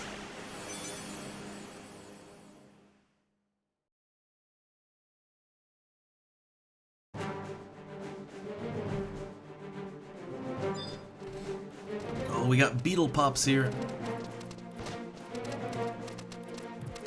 Oh, it's time for all the beetles. Let's try and sleep that one. Or not. Or not.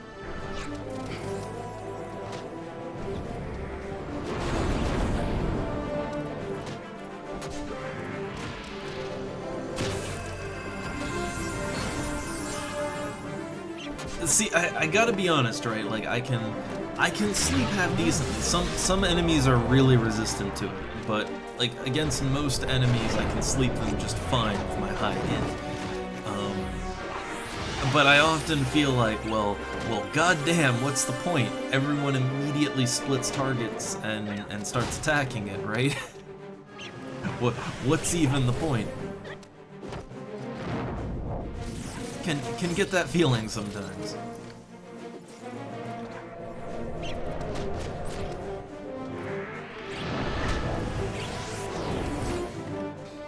Alright, so if they're gonna set up, and hey there Vexus, so okay, if they're gonna set up for a chain here, I'd like to get in on that, but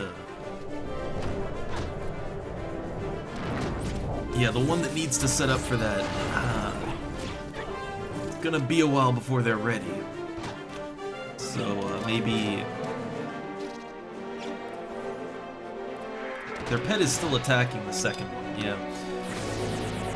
Alright, in that case, trying to think what to do here. Well, I guess, let's keep it single target, right? Just drop an arrow 2 on it with Elemental Seal, which didn't do a whole lot. Unfortunate. Well, it's not really something they're weak to.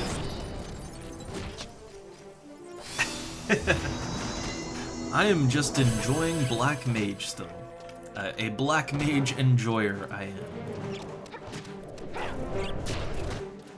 Wishing I could put beetles to sleep, but you know, the party just wants to kill everything, so...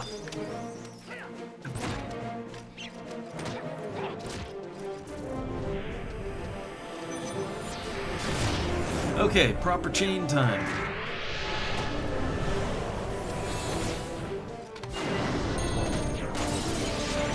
Oh, I don't think I have, yeah, not enough MP for that. Unfortunate. Can I get in a spear in here? Can I do that? Ooh, it actually did something. Nice. Yeah, look at that, 18 MP. Not the worst.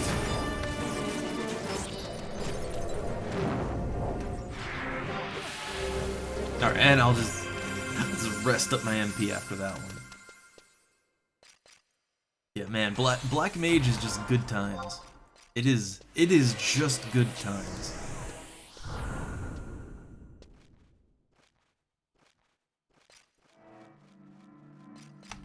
I still love, though, that I love finding this item here to help with my int. I love that it is a throwing weapon, and if you throw it, it's just gone. So you could just accidentally throw an item that is worth 25k, and you could just accidentally ranged attack an enemy with it. I kind of love that.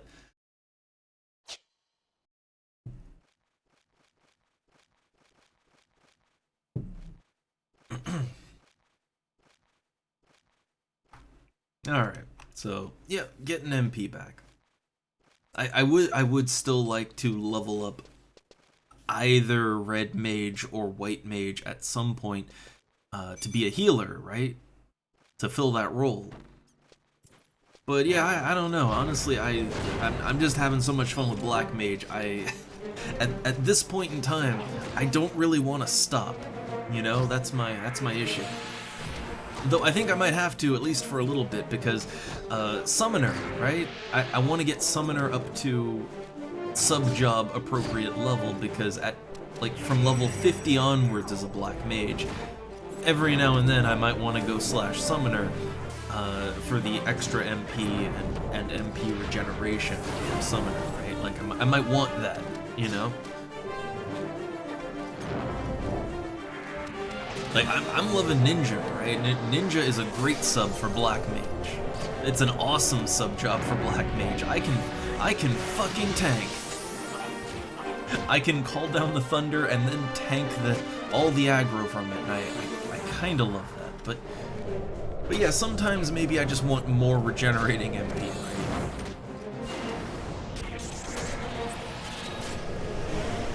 Man, just dropping 167 damage like it's nothing. Look at that. Oof, dead. Yeah, dropping hundreds of damage like it's nothing that's a good feeling. I mean, it really all ties together with a magic burst, and I mean, to be fair, that is a team effort, right? Like, so far I have done like, I think up to like 700 damage on a magic burst in this party. And yeah, that's great, but it is a team effort, right? Like, see, they're setting the skill chain up, and then I play off of it, and it all works out. Yeah, look, 311 damage, 311,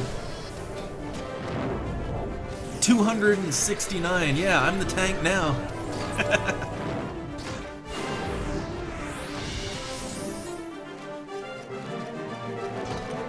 I don't need to Utsasemi just yet. Alright, now I want to Utsasemi. Oh, no, now it's dead. Well, now it's just dead. But yeah, see, like, that's what it's all about, right? Doing stupid amounts of damage off of the party's skill chain. And then managing to actually take all of the hate that I generate. That's why I'm not a Taru too. Like, you know, humans aren't the most tough, right? But like, still, like, I can just stand, like, even without Utsasemi, I can just stand there and take quite a few hits, actually. Like, in a jungle party that I was in, I took Final Sting as a black mage a couple of times, and it was fine.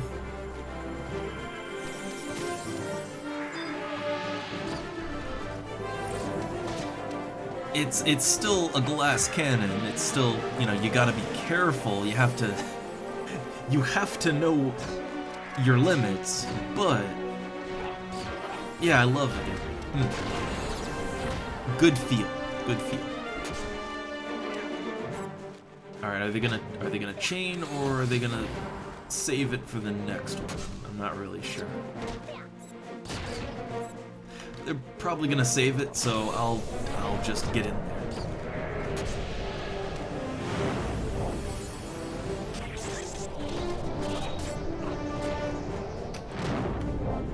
There we go. Oh, also, to Vexus, because I know you like the odd weekend games. Oh, sorry, so sorry for missing it this time around. I don't know, like, whether it's kind of lingering sickness that I never got over, or I got a little cold again.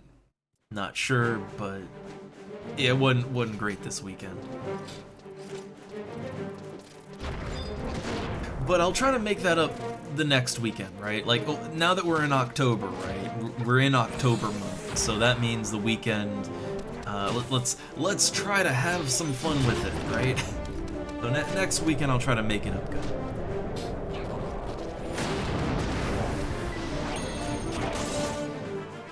Oh, I just realized my pie is not on. I gotta turn my pie on real quick. There we go. I did feel like I was lowballing a little bit, so that'll fix that. Man, the difference that a fucking slice of pie makes, right?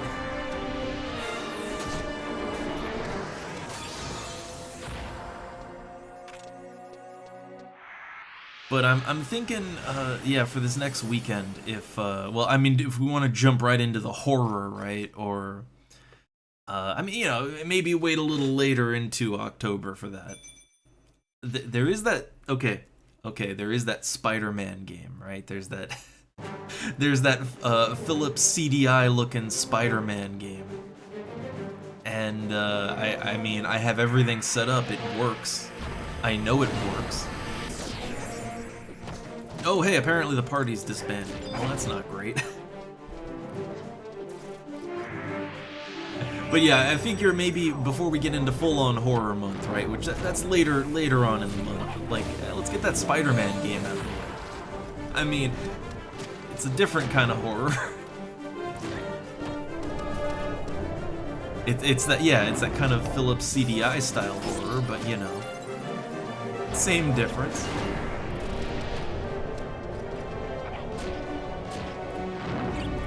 Oh, I did not see that one. Did not see that one.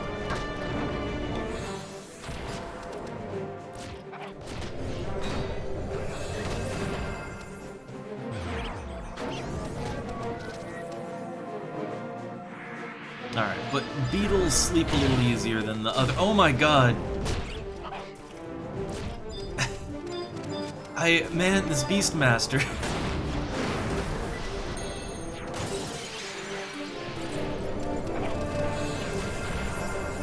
Like, I really don't think I'm ever gonna get an opportunity to use my crowd control.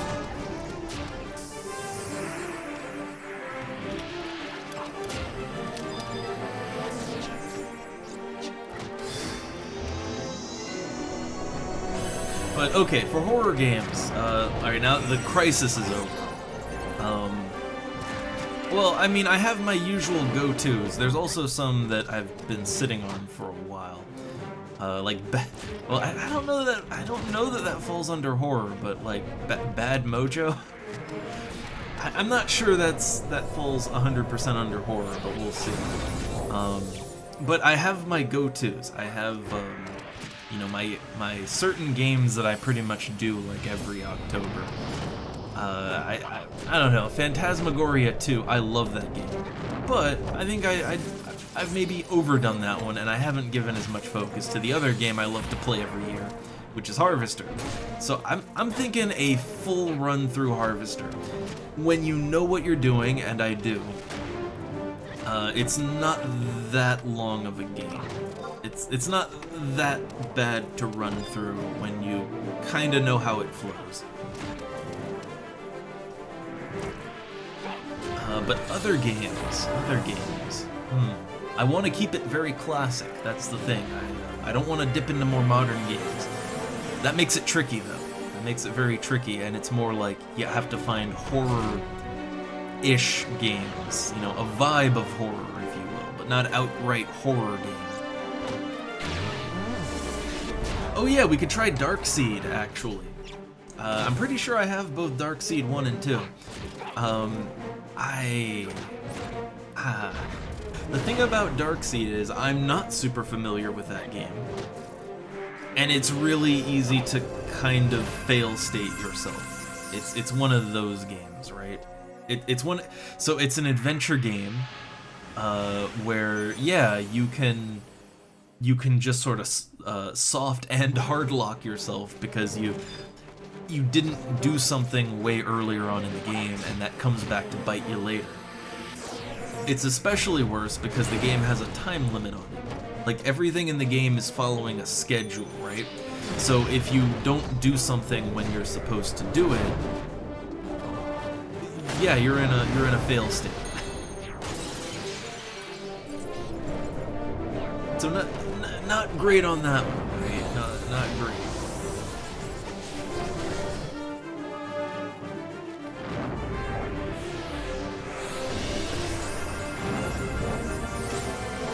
But the neat thing about both Darkseid 1 and 2 is it has literally H.R. Geiger just artwork in it. Like, not inspired by, but literally just his artwork just in there, right? Like the whole series kind of relies on it, actually.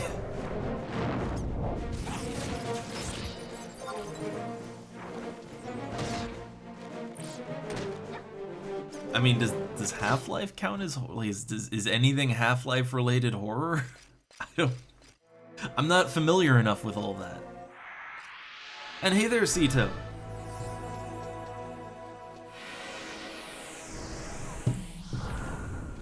Just discussing some October month, some possible October month shenanigans. As I'm just sort of black maging it up. I guess I only played a very little bit of Half-Life 1. Like, I own the game, and I got it when it was new. Because my friends played it for the deathmatch, right? I guess that's the thing. I've played a lot of Half-Life mods and, you know, stuff like that, and Half-Life deathmatch, but I never actually played that much of the single player. I mean, what I played, though, I never really got a horror vibe from it. No more than the average kind of early 3D, low-poly game. But the horror tends to be more from, you know, how primitive things are, right? And things get uncanny. Oh, no chain. I went and cast my arrow 2 and everything. I mean, I don't know. I'd say if you consider the first Half-Life to be a spooky game, well then what about like Thief, right? What about the first Thief? Like, by that logic, the Thief games are also horror games.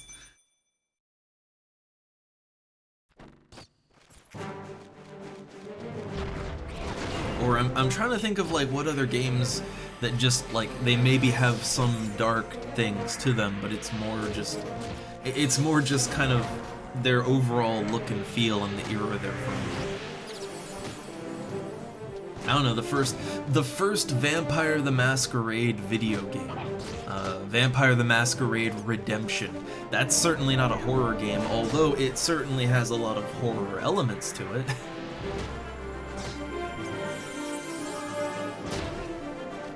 And I know the second game is an easy one, right? Because like, well, it has a literal haunted house in it. But I think everyone is fairly familiar with Bloodlines. That one's kind of become a cult classic.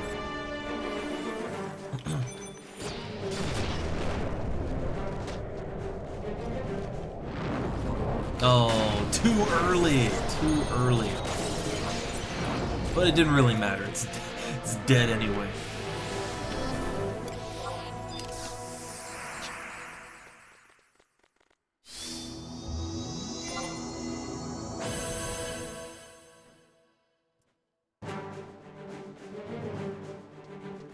I guess. I mean, yeah, there are some sections where like there is intended horror, but I still wouldn't really say like it's not a like overall I wouldn't say it's a horror themed game, you know?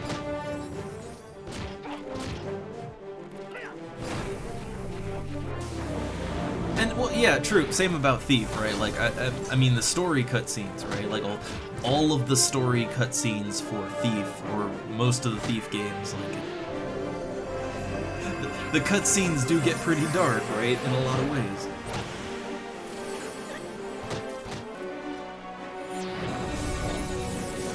But yeah, I don't know, like I guess when I consider a horror game, I go for the overall intended vibe of the game, right? Like overall, is there supposed to be a horror tone to the game? Like a lot of games have parts that are a little horror-y, right? Like they dip into it. You know, they play with the idea. But you wouldn't really consider them full-on horror. Or even, like... I don't know, it's difficult to quantify, but you know what I mean.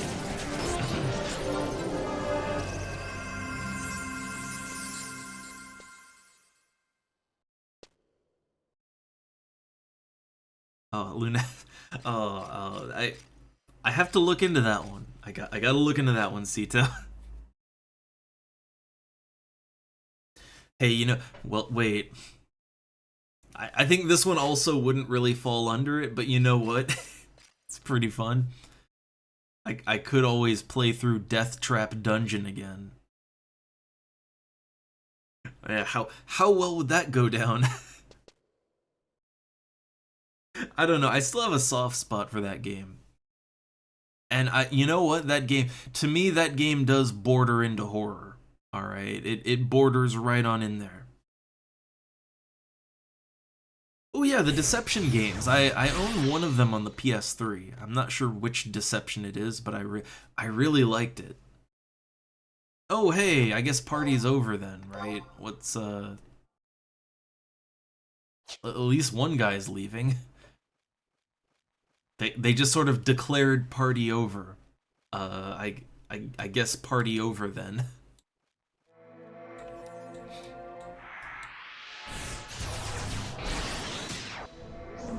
Huh.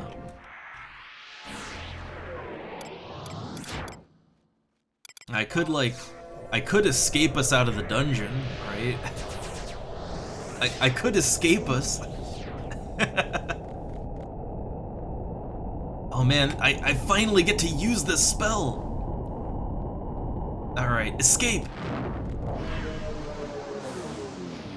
Nice. So yeah, escape just kind of...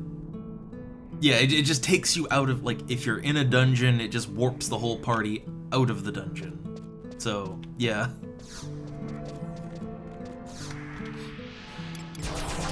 Alright, and then I will further teleport my own self God, being a wizard is great.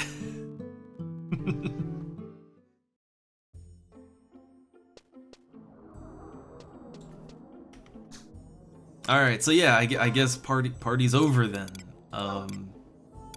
Alrighty. I could go another round, but it's fine. So I'm like halfway through level 37. Black Mage is at proper sub-job level. Very nice. Also, man, look at this! Look at this! Look at this fancy Taru here. They've got the fancy chair, man, and look at that face. Like that is a face that's seen some things right there. All right, they've seen things.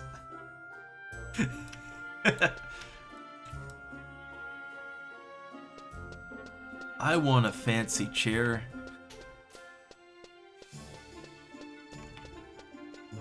I still don't know how to get a fancier chair. My chair is it's very bland.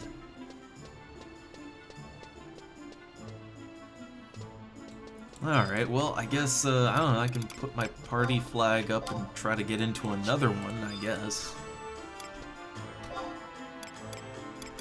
So I got some wind crystals, well, okay, the water crystals those are ones I already had, you know, hold on to those. Got some beetle shells, bat fangs, bat wings, not really anything I can use or even sell in any proper amount.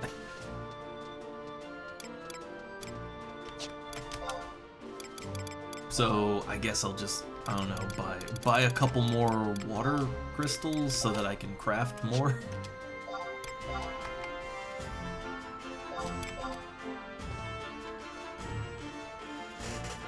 Yeah, I need that good, I need a good chair to go with the glasses and everything, and I need to work on that too. I haven't been working on my bone crafting. I need to level it up more. I can turn items in, but I need to rank up so I can turn better items in.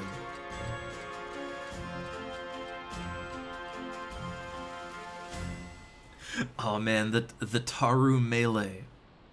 I've seen so many Taru melee on this server. It seems popular. Like, I've seen lots of Taru melee, lots of elf and Galka mages. People just seem to do whatever they want here, and they just try their best to make it work, which is, you know, as it should be, right? As it should be. Alright, I guess, yeah, I can sell. So, I'm not gonna use this one stack of wind crystals. I'm not gonna do that.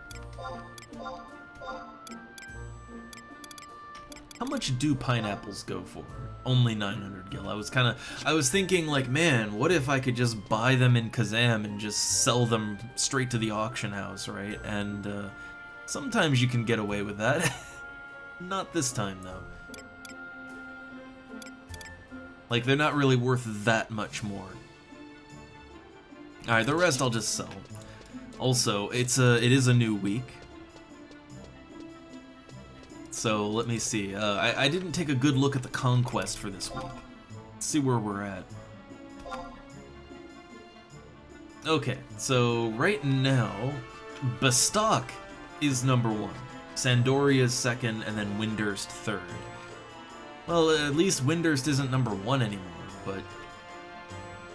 Yeah, oh hey, Tulia is under Sandy control. Nice.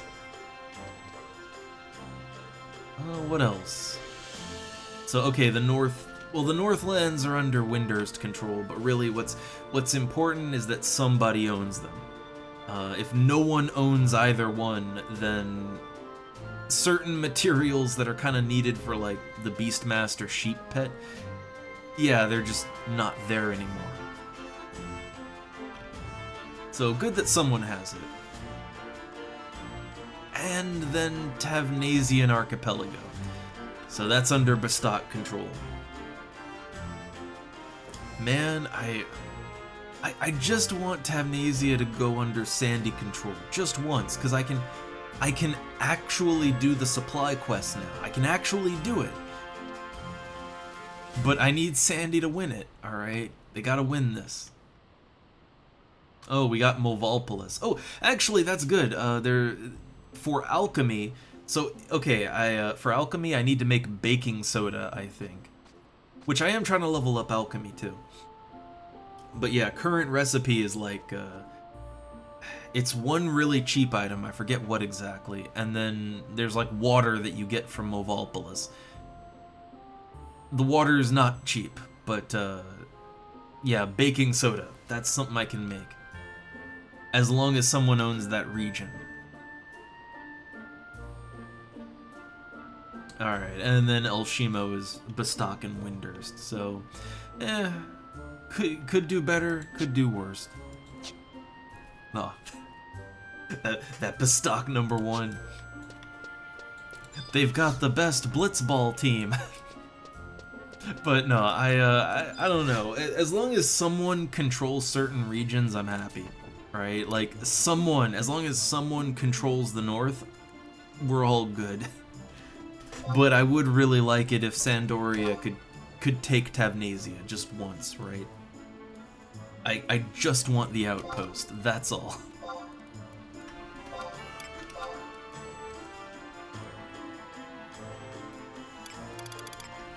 I feel like Sandoria, it's not doing as good as it could, you know? We need the glory days of Sandoria to come back. Look, I didn't do all those missions for the Elf King for this, all right?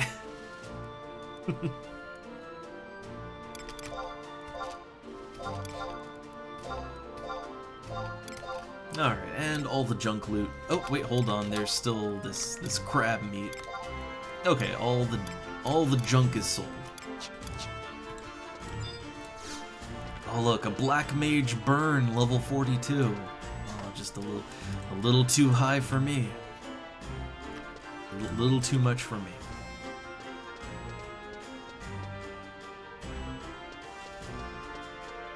Well, I don't know. I don't know that I'm gonna get into another party. Not sure what I could do otherwise. Nothing really going on I need to get in on.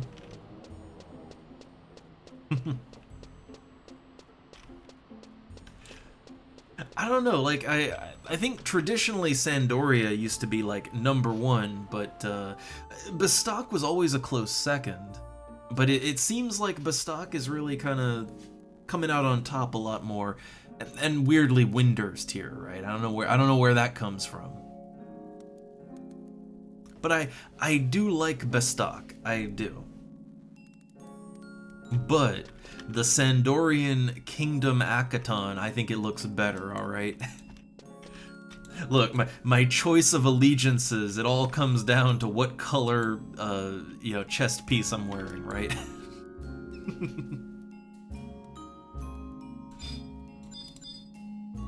Alright, so I think everything I had up for sale sold?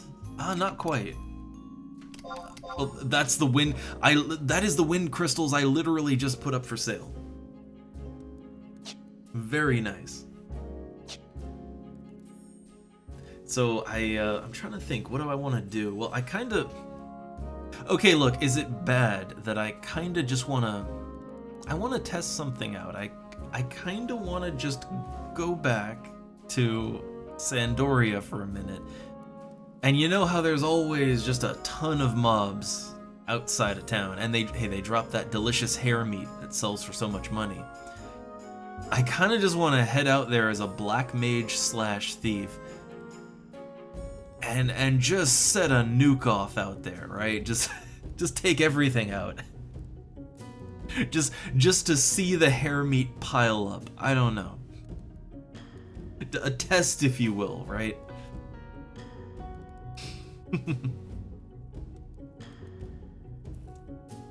Yeah, I didn't really think about how difficult the rank ups are. I figured they'd all be about the same. I would think.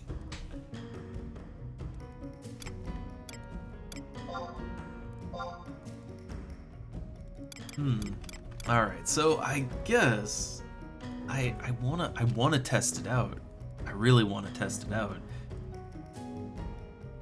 Just black mage slash thief, and just give it a little spin, right? Just see how that plays out.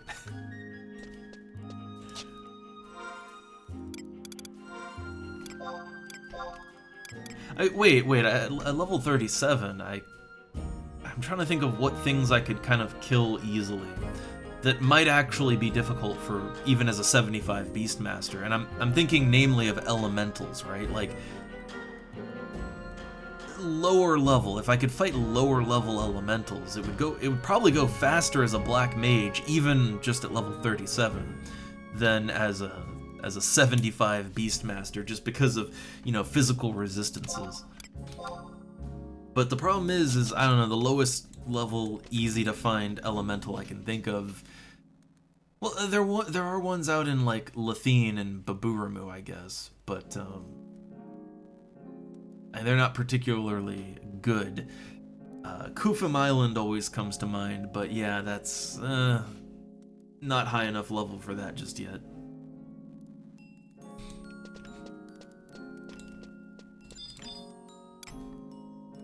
I don't know. Let's go back to Sandori. Look, now that I can, I just want to play around a little bit, right? Just a little experimenting to see how drop rates work when you're taking out things AoE style, right? Because I've never had an easy access to AoEs before. Beastmaster, yeah, I have Spinning Scythe, but I have to build 1,000 TP for that, right? So I gotta take my time to build that up first. And, you know, I have pets with AoEs as a Beastmaster, but the thing is when a pet AoEs, that doesn't trigger Treasure Hunter.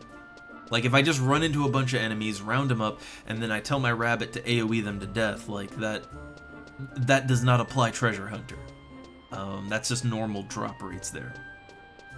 So I've never just had easy access to AoEs. So I kind of want to test that out and see how it goes with a level of Treasure Hunter active.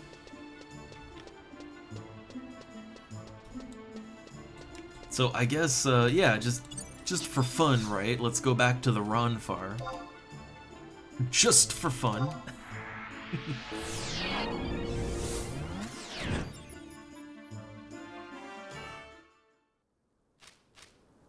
Alright, I'm trying to think.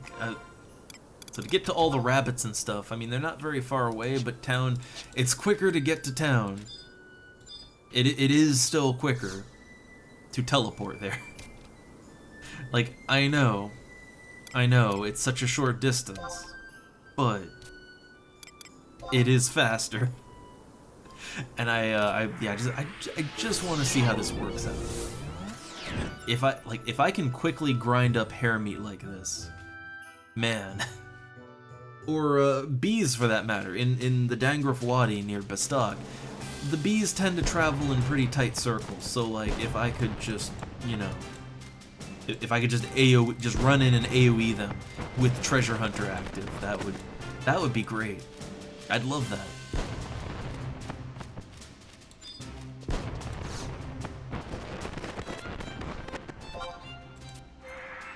Just go ahead and get Signet.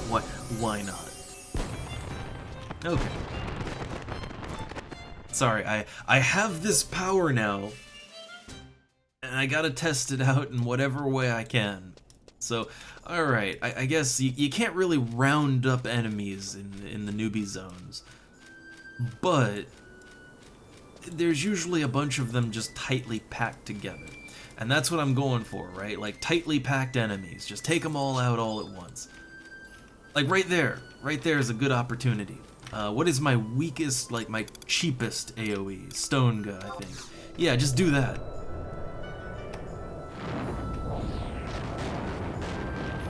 Yeah, 3 enemies at once, and I got 1 rabbit hide. Ah, just 1 rabbit hide, huh?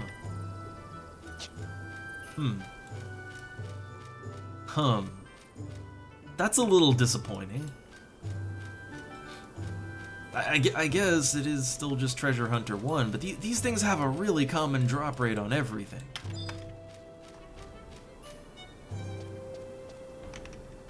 Let me try that again. So I should get something from... Okay, yeah. 2 rabbit hides, a flint... So, okay, imagine that, but on a bigger scale then. So if I could go to, say, Palborough Mines, the Quadav all just stand right around each other.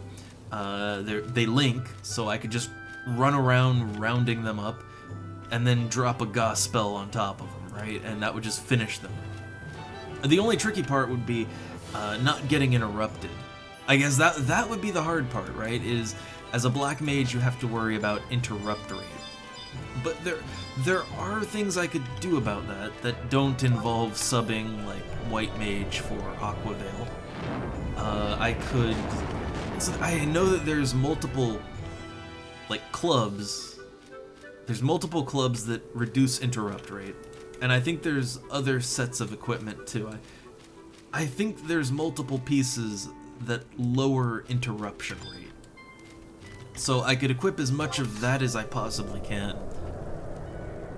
And then like I'd have enough of a lowered interrupt rate that I should be able to round up several enemies at once and get a spell off without getting interrupted.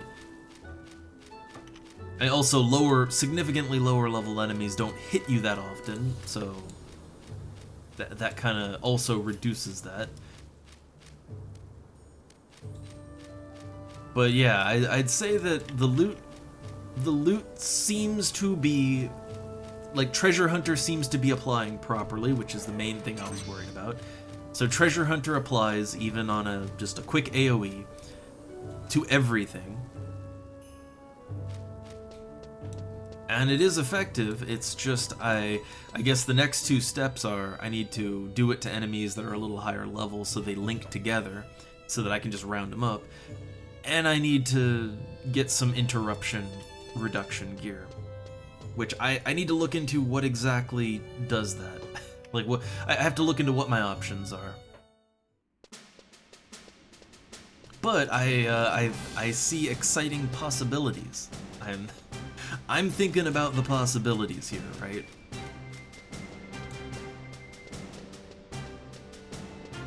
So, okay, the enemies in Palborough Mines that I would want to fight. The enemies in there, I think they're like they're around level 10, right? They're like level 10, I think maybe 12 or 13 is like the highest level I'd have to worry about.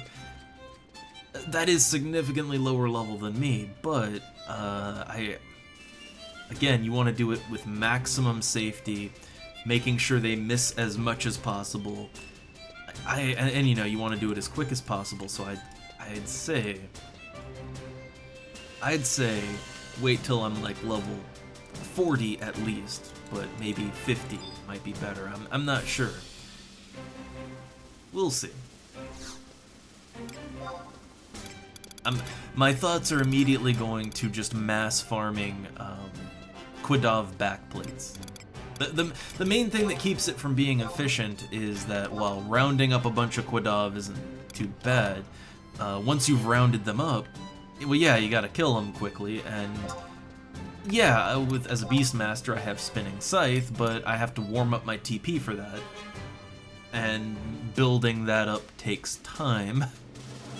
So it's not as time efficient as it could be, right?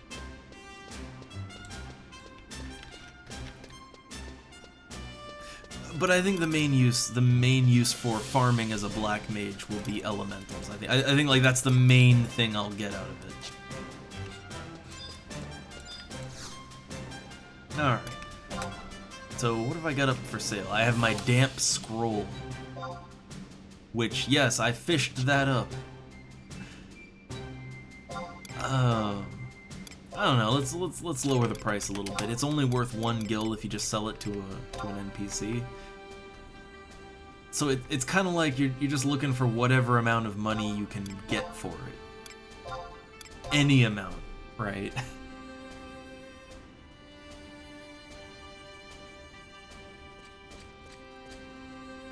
Well, yeah. The issue isn't the issue isn't the AoE and all that.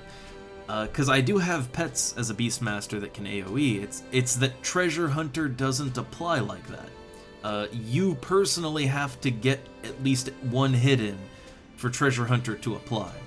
So while you could just round everything up and then have your pet, like, you know, whirl claws or whatever everything to death, you would not get your bonus loot out of that, you know?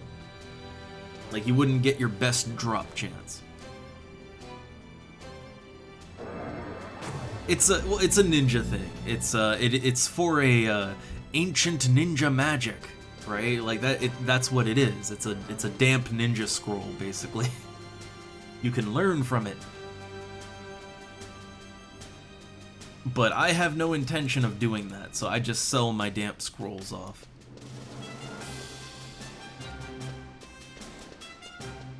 And I like how it will forever be damp.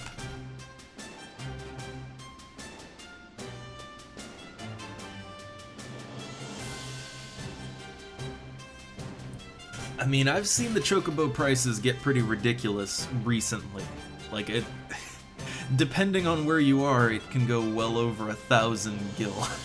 But it's, you know, it's relative, right? Like, it's relative to how many people are renting chocobos in that area. Alright, I was looking for something. Right, interruption gear. So, like, alright, how much does, like, a club that keeps me from getting interrupted? How much does that cost? And what might that look like exactly?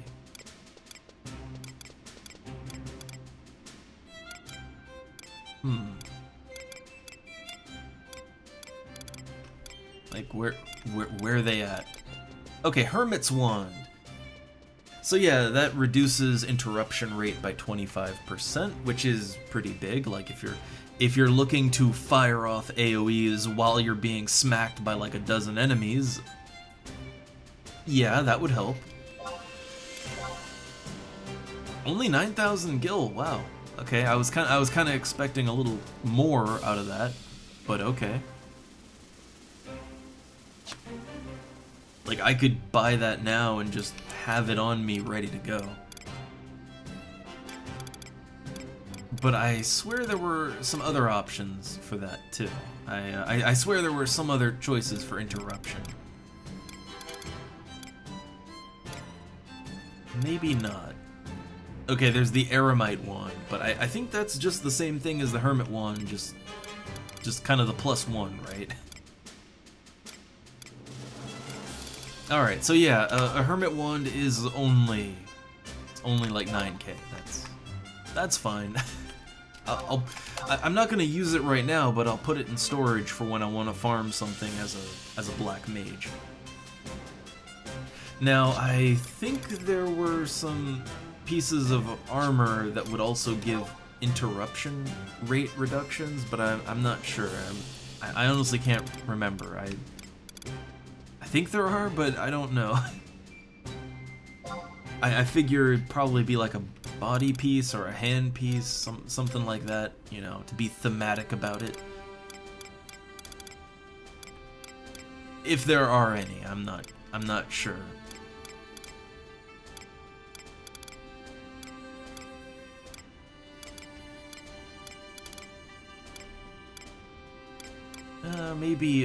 Maybe there weren't any. I don't know.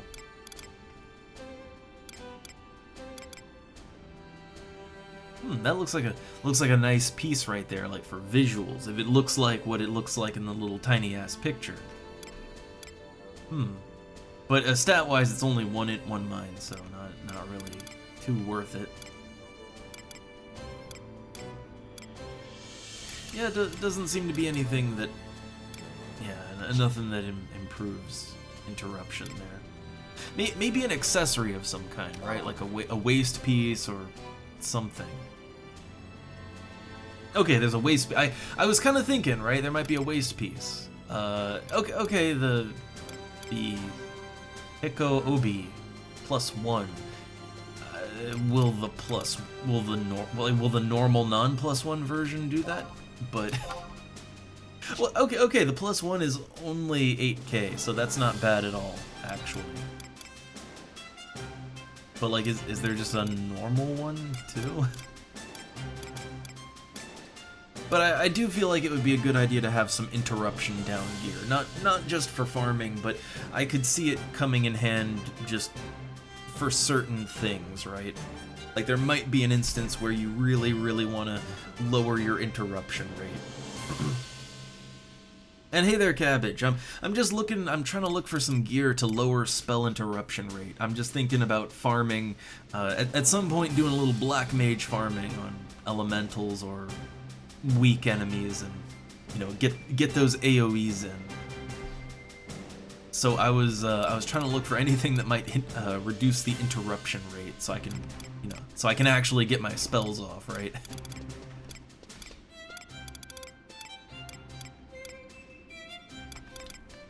I love these latent effect items.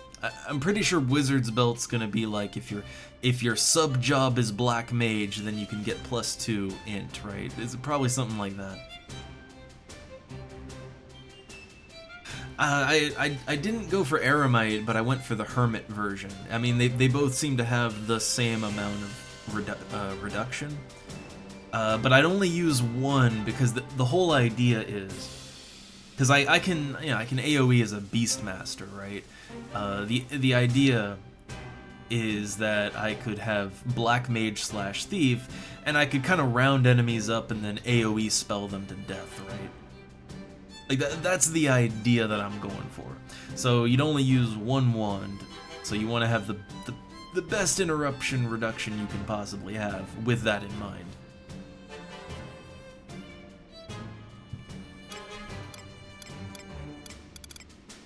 Oh look, perpetuation costs -2, but that is only if your sub job is summoner.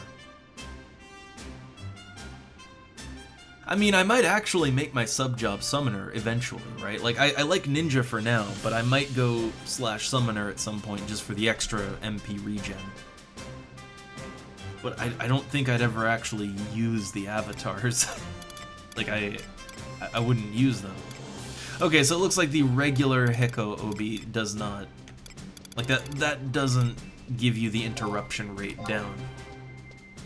Okay, it's only 6k. It is only 6k, so I'll take that. Okay, maybe it's not only 6k. Let's go a little higher then. Okay, there we go. So, alright, we're doing it. So between these two items then, alright, we got a decent amount of interruption rate down. I feel like that is enough that I'll at least have a, like, I mean, you have a default chance to not get interrupted, right? Like even with nothing, like I've been hit and I still keep casting, so I think you have some kind of minimal value. But I think an extra 30, what is it? It'd be like 33? About 30? I think about 33, an extra 33% interruption rate down. That should allow me to farm with Black Mage. Alright, I don't know if there's any other items that would give interruption rate down. I'm not sure. It may be later, like probably later on, right? But this early, probably not.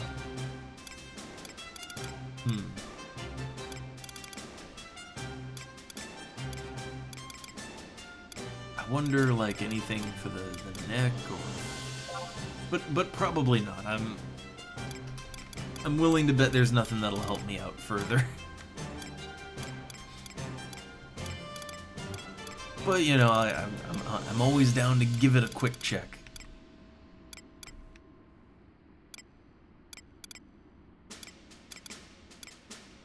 God, there's so many. There are so many. So many pieces of equipment. Also, yeah, I love this. I love how these spectacles are worn on the neck. I love that. So that means that you can't, like, you know, you don't get your cool looking shades or whatever, right? Like, no, they're just a neck piece that don't show up on your character. Love it.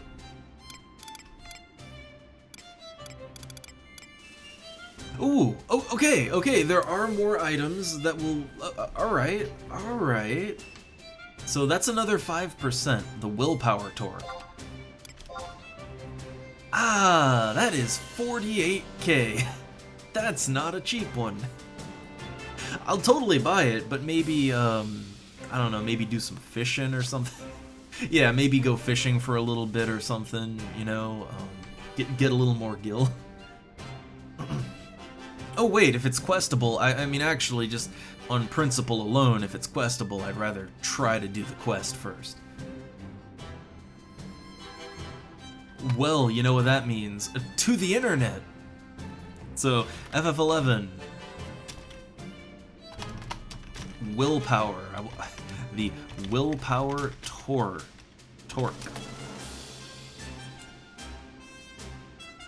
So you get this from tea with a tonberry. Okay, it starts in Sandoria. Huh. So you need 2 items. So this starts at Sobane, at southern Sandoria, where we're at right now. D6. Oh, okay then, I guess I will go there. Okay, I'm on it. I'll read what I have to actually do for the quest later, but we have to go to Sobane's house at D6, which is, I think, right there. I think that's their house right there, and I think I've been there for a different quest before.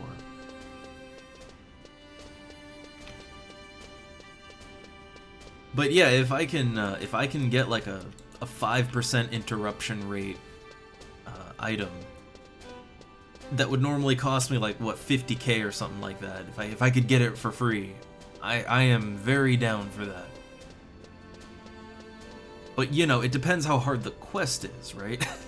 Depends on that.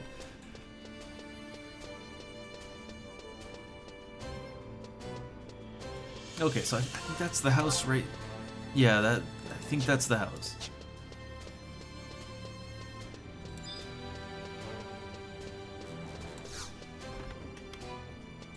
And there they are. So before I talk to anyone, let me just make sure what I gotta do for this.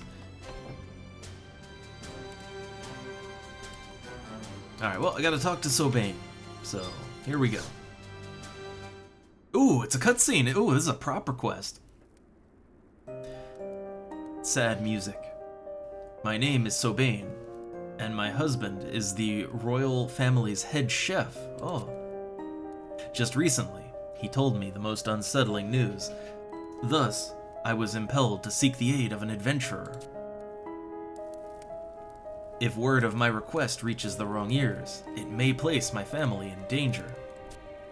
Should you decide to take up my request, would you be willing to swear a blood oath?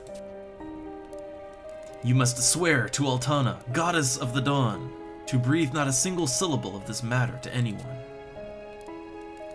On my honor. Wait.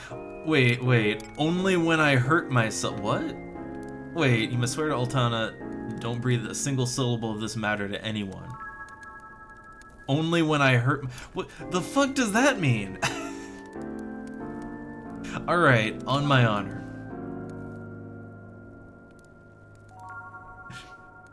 Like, I'm trying to, like, what does that even mean? What my character would have said there? Like, you know, or is it like I'll only swear to Altana? Oh, maybe that, right? Like, I only swear to Altana when I hurt myself, right? Like, I stub my toe. I mean, I don't know. I get... Look, I only swear to Altana when I'm getting railed over the table by a Galka, alright? Alright, okay, as proof of your oath, I ask that you bring me a cathedral tapestry. Oh, I've seen one of those drop before. I've seen that drop in, like, Gelspa somewhere. Alright, my family's fate is in your hands. Okay, so I know I've seen that I know I've seen that drop somewhere. One of the orcs drops it. I'd have to double check it, but... Okay.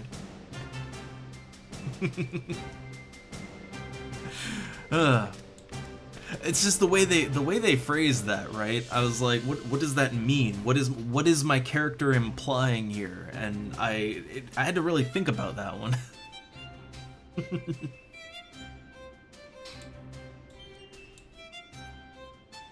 All right, so let's see. All right, so it says to talk. It starts by saying talk to her again. Okay, well, I guess that was my again then, right? I guess? Just making sure? Okay. So, alright, now let's see what we actually have to do. Or is that the wrong quest? Oh, okay. It's a quest chain. It is a chain of quests. I see. So, okay, previous quest. The previous quest, which is I think what we're doing now, that is Signed in Blood.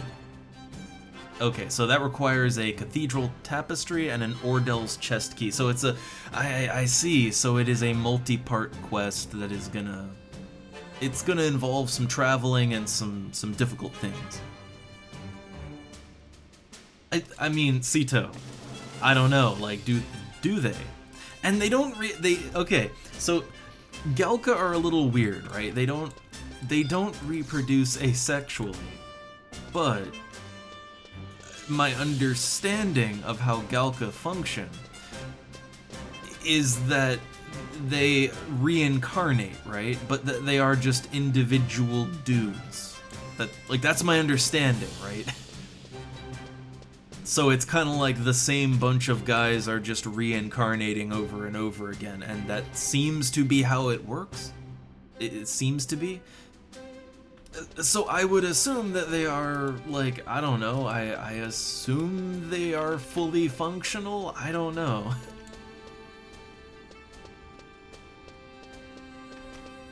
Because, like, yeah, how Galka come to be doesn't really have anything to do with anything. It's weird.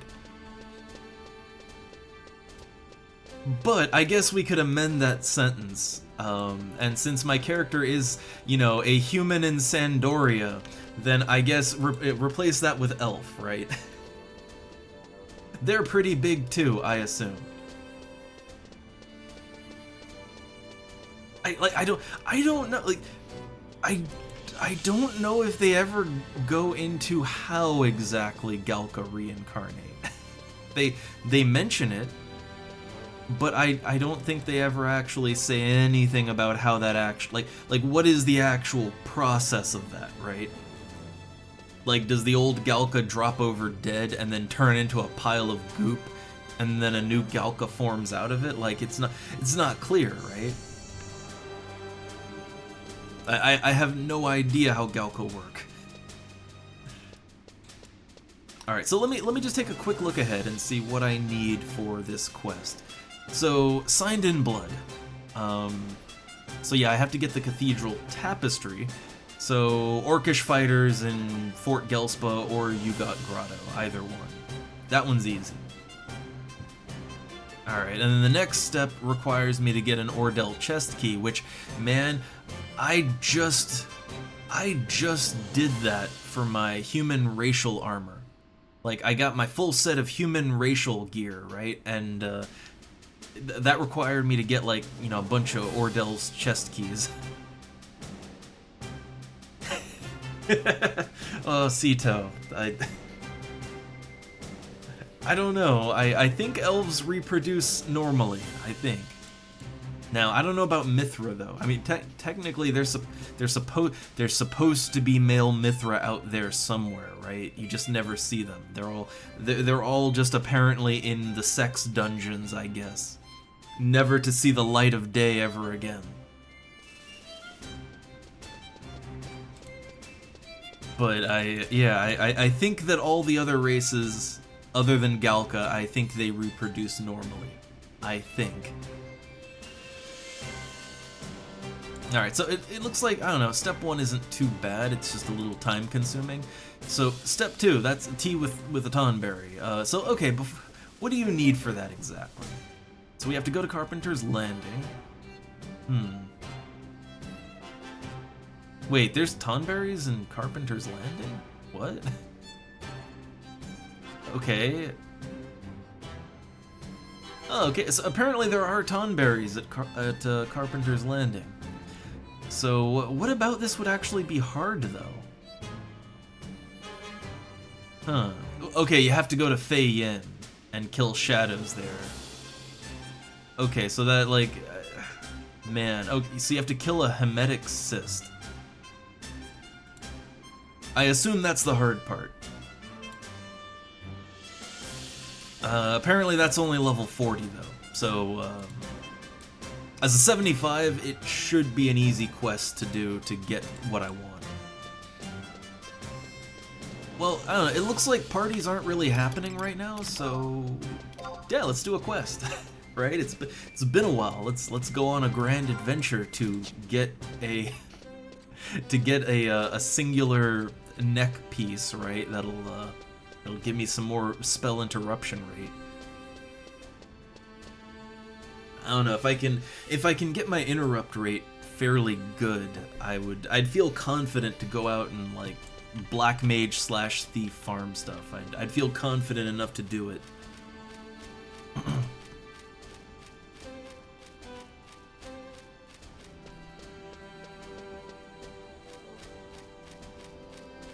Man, I still have so many issues though about like the. Okay, let's talk Taru, right? And I mean, technically, so they reproduce, like they have a male and a female. It's shown, like, oh my god, the whole thing, right? Like, there was a whole subplot in the Promathia mission chain where those 3 annoying little kid Tarus go to Windurst, and you spend like a goddamn half hour just going around to all of the, you know, the grand wizards in Windurst, and they accuse each and every one of them of being their father. And there was an extended quest chain where one of them is like, oh, no, it's not me, I'm not the dad, and they have a whole thing about that. So clearly, Tarus do reproduce, right? Normally.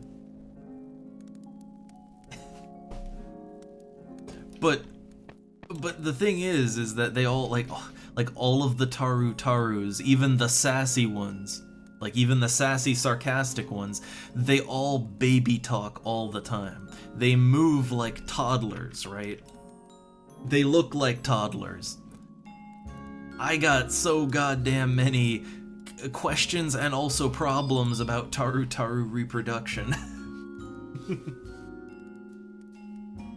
Like, okay, say what you will, but at the very least, in FF14 with the Lalafell, you know what they did? They made it so that Lalafell could have like beards and stuff. Like they can have beards and mustaches, and they're not quite as toddler shaped. So, you know, the implication there is that okay, they are adult, right? And they don't baby talk in that one. At least not most of them.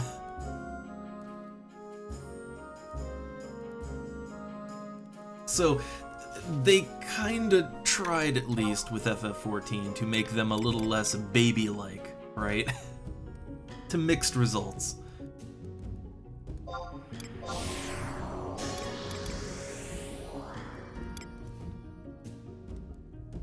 Alright, I'm thinking what I want to go in here with. I mean, Thief, obviously, for the, you know, gotta get that treasure hunter on, but if I go Black Mage, I can just warp myself. I don't have to use scrolls, I don't have to use warp cudgels.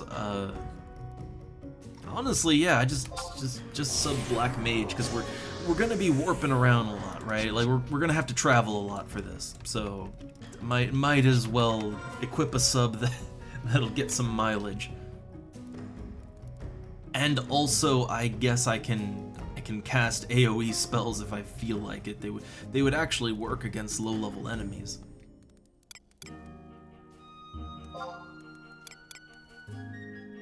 Alright, so let's see. Go ahead and get that glam on. And switch out to my Beastmaster set here, and I guess I can put some things away. I can put a few things in storage right now. That's how those low levels be, Lily. They go the low levels go really fast. I mean, honestly, I didn't really feel like my levels started, like, really slowing down until 50. Like, I think 50 is kind of, or 51 specifically, that's when I wasn't, you know, I wasn't going like 10 levels in a day. I could still clear multiple levels a day at 50, but not, you know, the craziness slowed down. Alright, so the satchel is almost full. I can't really put a whole lot in there. I'll put my melon juice away, my pineapple juice.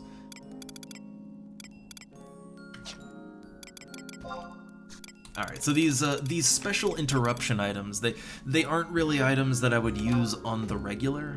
Like, I'd only pull them out to farm, so they can just stay in the regular item storage.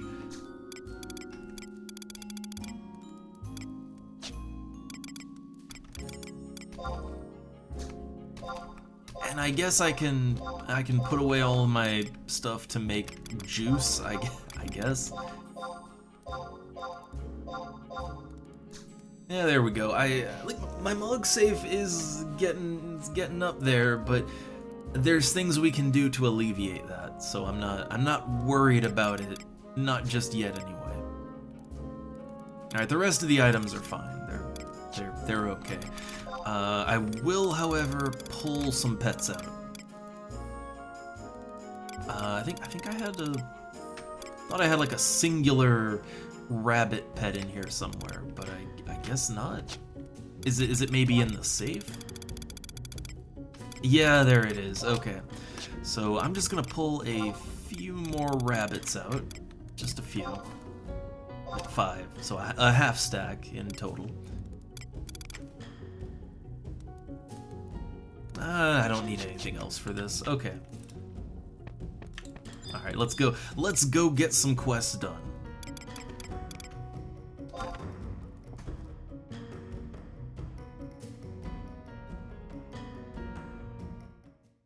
So part one of this two-parter. So, Signed in Blood.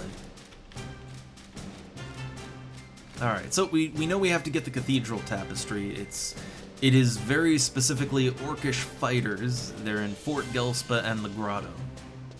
So that's kind of like the second half of Gelspa. When we're done with that, then we have to get an Ordell chest key. And I think we have to open a chest, right? Yeah, we have to open a treasure chest.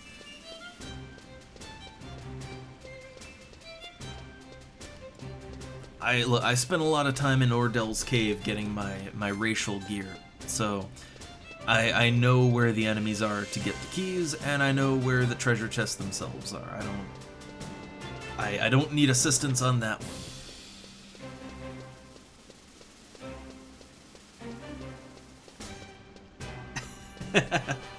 I mean, yeah, actually, Cito. Yeah. Also, hey there, VGFX. Yeah, let's take, because I think the game does give, at some point, or at least might have just been the developers, right? But they give some ridiculous stat, like, yeah, it's like one male for every, like, 1,000 cat girls or whatever. But yeah, if you think about it like that, I mean, like a lot of the cat girls then would just be related to each other, right? like a lot of them. And I don't really see how I don't see how the inbreeding couldn't just get out of control exactly. I don't see how they I don't get it, but all right. Look, I'm sure it's fine. Everything is fine.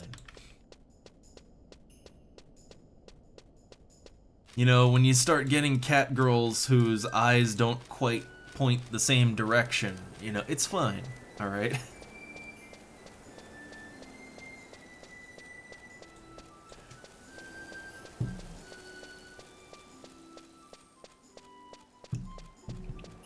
I mean, maybe that's why all the Mithra in this game, you know, they only have one fur color, right?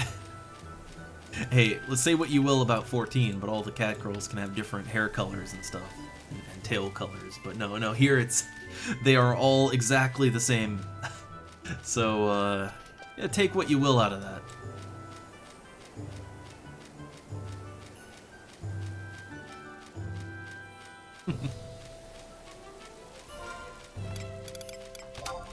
Alright, so, to Gelspa.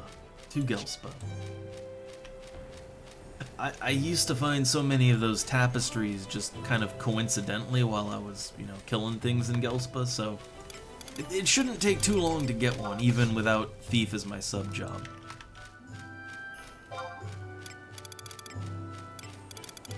Man, I gotta be very careful not to accidentally just throw my my ranged trinket away, right? Like, it is technically just a ranged weapon, so I could accidentally throw it away, and man, the thing's 25k. That would feel bad. Okay, got my rabbit out. So here, this is where I would want to just, like, round everything up and AoE it to death. I don't have... I won't be able to have Treasure Hunter since I'm subbing Black Mage, because I will want to just teleport back to Juno and then warp into Sandoria again, right? Like, that's how I'll want to do it.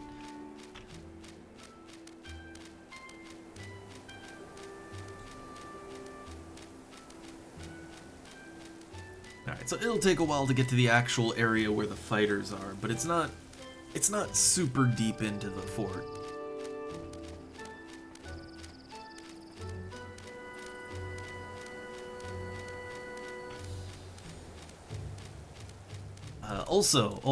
I'm gonna try not to go so super long from here on out. It's one thing, I was going a little too long with my streams.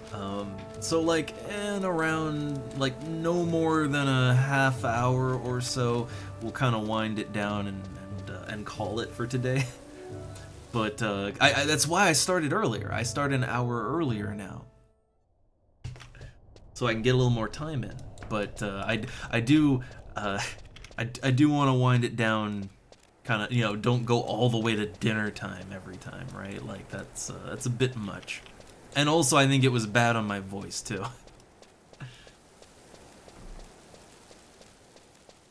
But we have enough time to at least complete one part of this quest, I think. At least one part.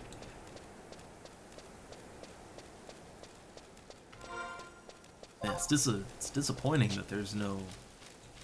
Like, there needs to be music in every zone. Something, right?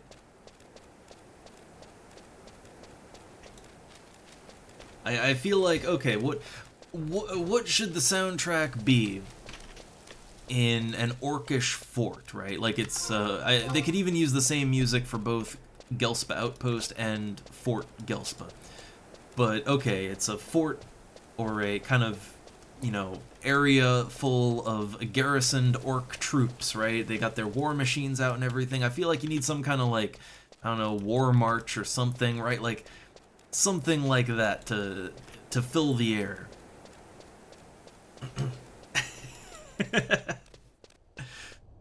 But yeah, just dead silence doesn't really fit so good.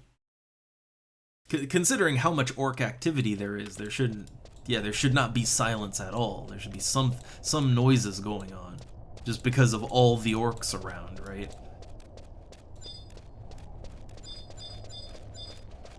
Alright, so fighters. Orc fighters are specifically what we're going for. So yeah, I think they pop up like, I think maybe here at the earliest, but probably in this room and that room. Like the last two rooms here.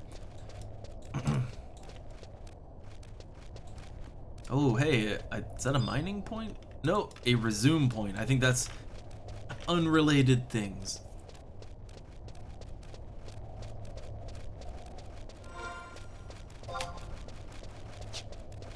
Alright, so it generally flows kind of northeast in here.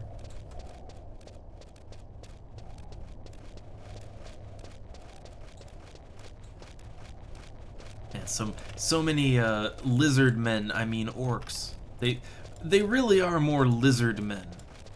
I mean, not even lizard men. I mean, if you look at them, they don't seem to be scaly, right?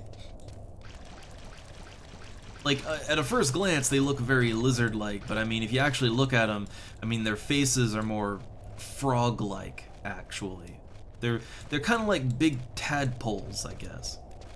I imagine that they're some kind of weird salamander, maybe, right? Like they're salamander men, maybe.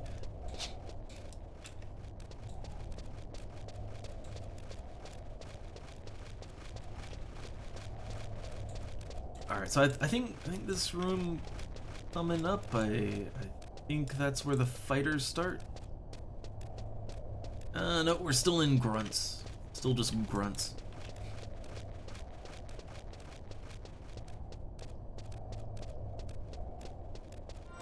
I don't know about deep ones. I mean, we have like, I mean that would be like the Sahagin, right?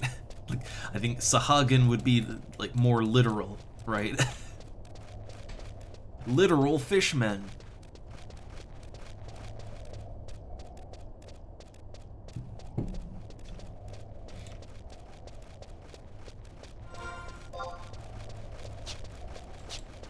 Also, I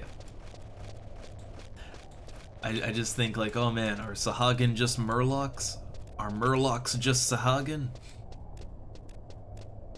The answer is yes.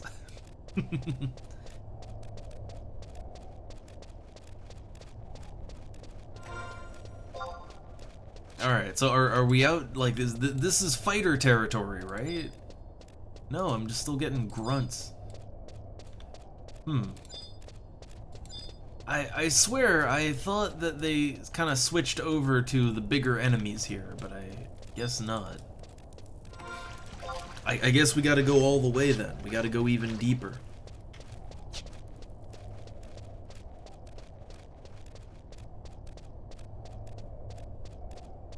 Well, let me think. To go even deeper.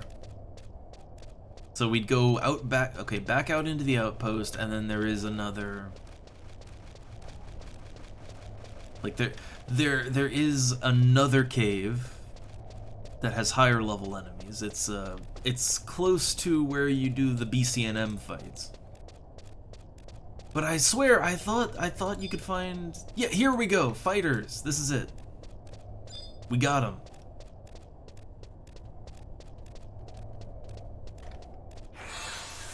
Alright, let's make this nice and easy. So, alright, let's round up all the fighters in here.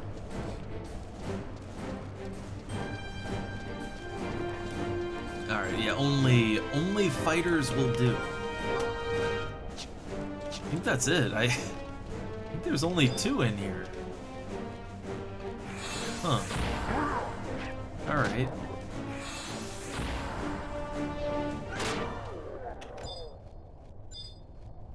Yeah, I was hoping there'd be like a bunch of them in here, but yeah, only 2. Alright, well, okay, then I gotta go deeper. We're not gonna find what we're looking for here.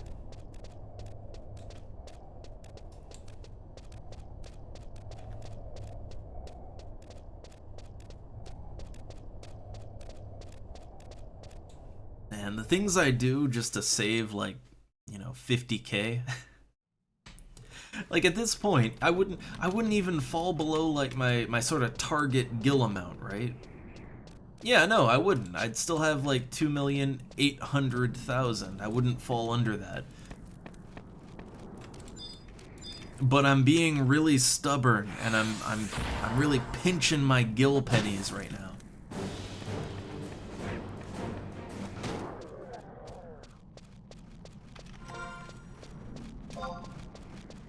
Alright, so I want to go up around here, and I think I can get back into the grotto there.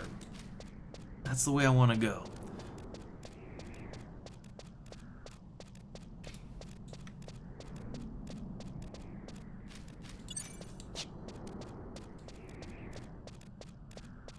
I love their little I love their little contraptions. Yeah, look at that thing. It's adorable. Like it doesn't look like it should work at all, and also that is a wooden flamethrower. And I kind of love that. They built a flamethrower out of wood.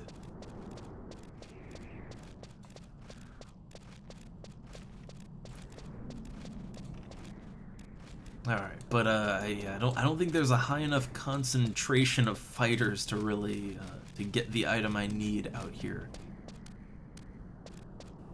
I'm looking in all their tents and everything. I'm looking around, but they don't seem too bright, I will admit.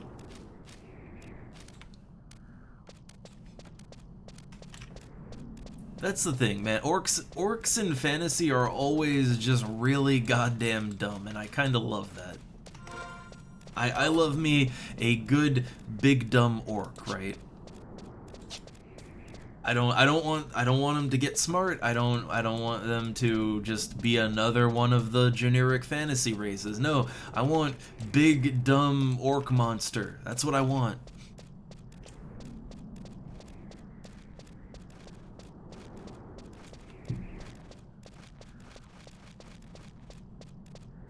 Alright, so yeah, I think I can get back into the grotto here.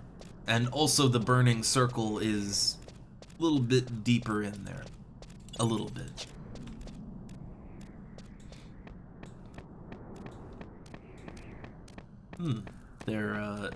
There should be an orc sergeant there, but there isn't. I would assume they grabbed it. I'd assume they yoinked it.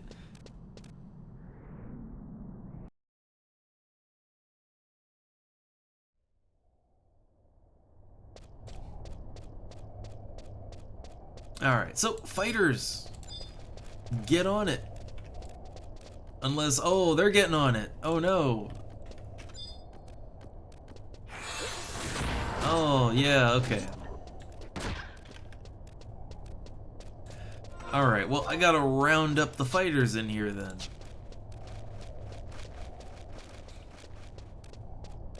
Well, I mean, I've already done a lot of stuff today, but, and I'm not gonna go much longer on the stream. However, I need to get a tapestry here, and orc fighters dropping. So my plan is to round up every orc, just get them all in a nice tight circle, and then just have my rabbit just whirl claw them all to death in like 2 seconds. That's my big plan.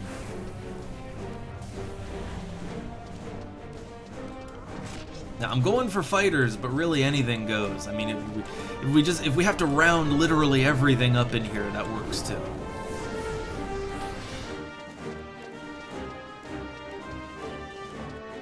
Like, if I have to pull the entire zone down, I will do it. And I think that's what's about to happen right now. I do believe that rounding up the zone is what's gonna go down right now.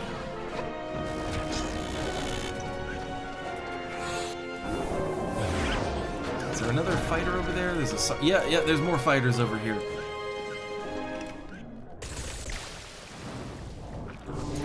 Oh, I got a red cryptix. I got no idea what that's for. Look at this mess. I love it.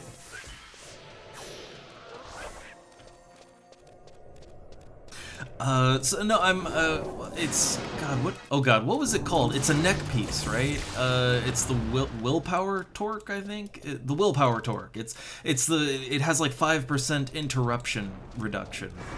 I'm looking for that so I can, I want to get my interruption rate down so that as a black mage / thief, I can farm things easily, right? And not be, you know,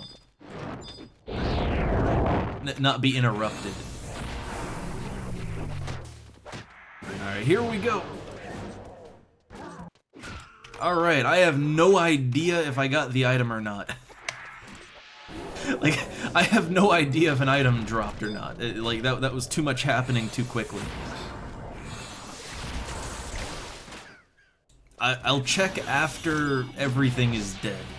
Alright. Oh, hey, there's the cathedral tapestry that I needed. Awesome. I think that's, let me just make sure, yeah, Cathedral Tapestry. Alright. Got the item. Yeah, just getting a tapestry.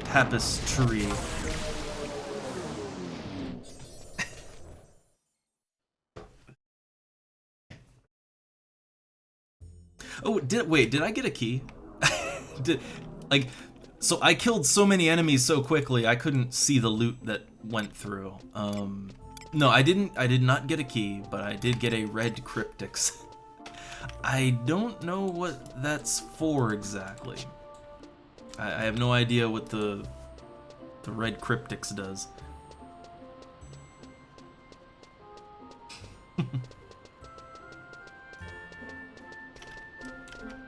Alright, so back to Sandoria.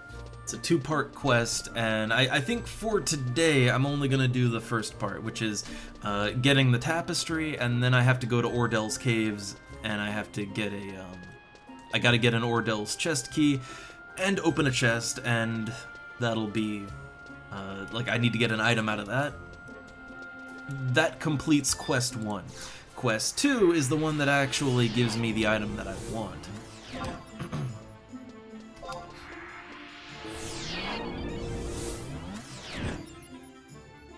And I'd say that I might want to swap out to /thief, because getting a chest key is, it can take a while.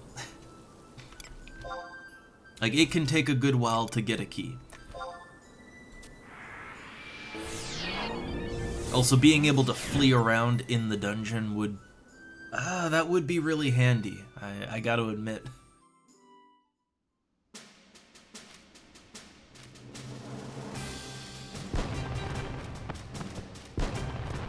Also, I like how there's still fireworks going off, even though the summer event is over.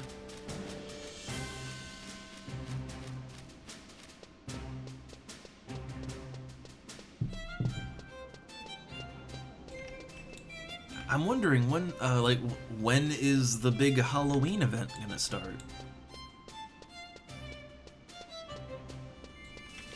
And I know there's one coming. I know they have a Halloween thing planned. I know it's in the pipe.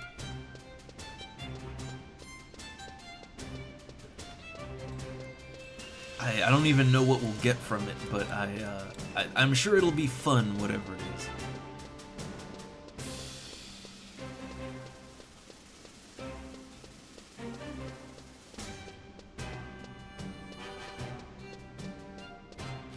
Oh wait, when I switch my sub, that might kill my pet. I'm not sure. I know it'll kill it if I change my main job, but I forget if the sub does it or not.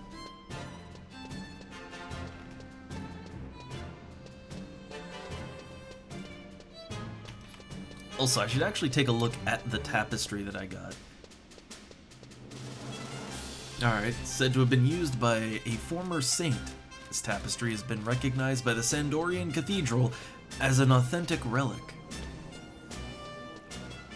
That's why it's a common drop on Orcish fighters, because it's a rare, authentic, one-of-a-kind relic.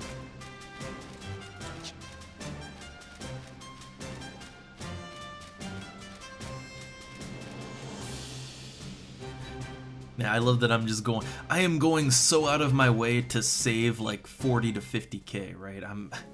I am going so out of my way for this. I love it. Alright, so back to /thief.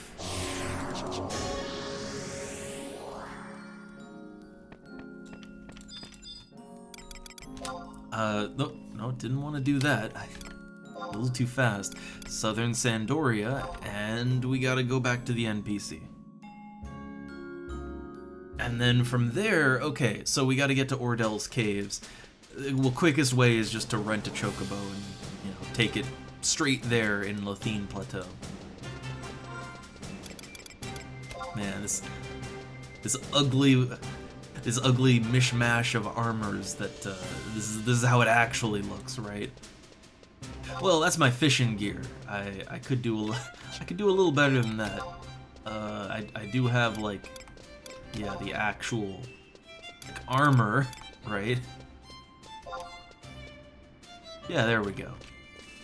A little better, but still not really what I'm going for.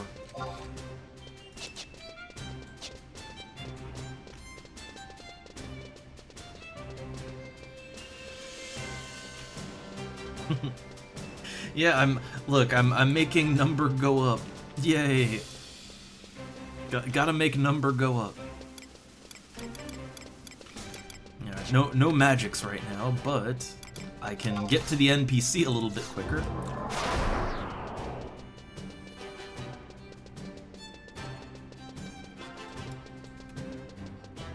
Man, I so rarely use Flee for its intended purpose. Like, it's supposed to be used so that you can quickly get away from combat, put distance between you and the enemy, and then, you know, hastily make your escape to the zone edge. That's what it's intended to be used for.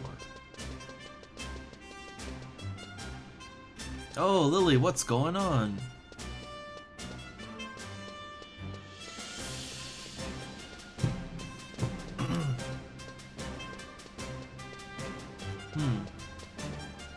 Oh, a BCNM. I mean, I could stop this for now and do that, because, the next step is to go to Ordell's. I wasn't gonna go, I was only gonna go maybe a half hour.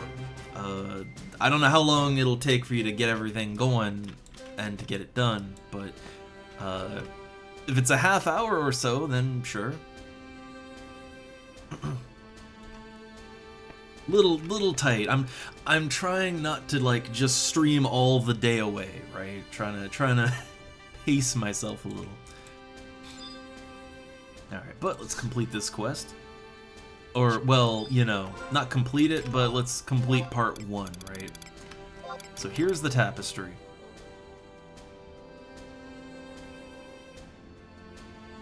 Oh, okay. I mean, sure, I can do that. Give me a sec then. Give me a sec. Alright, so I turned in the tapestry. Here we go. Alright, thank you, adventurer. I accept this cathedral tapestry as proof of your word. I once again insist that you breathe not a word of this to anyone. Now to the matter at hand.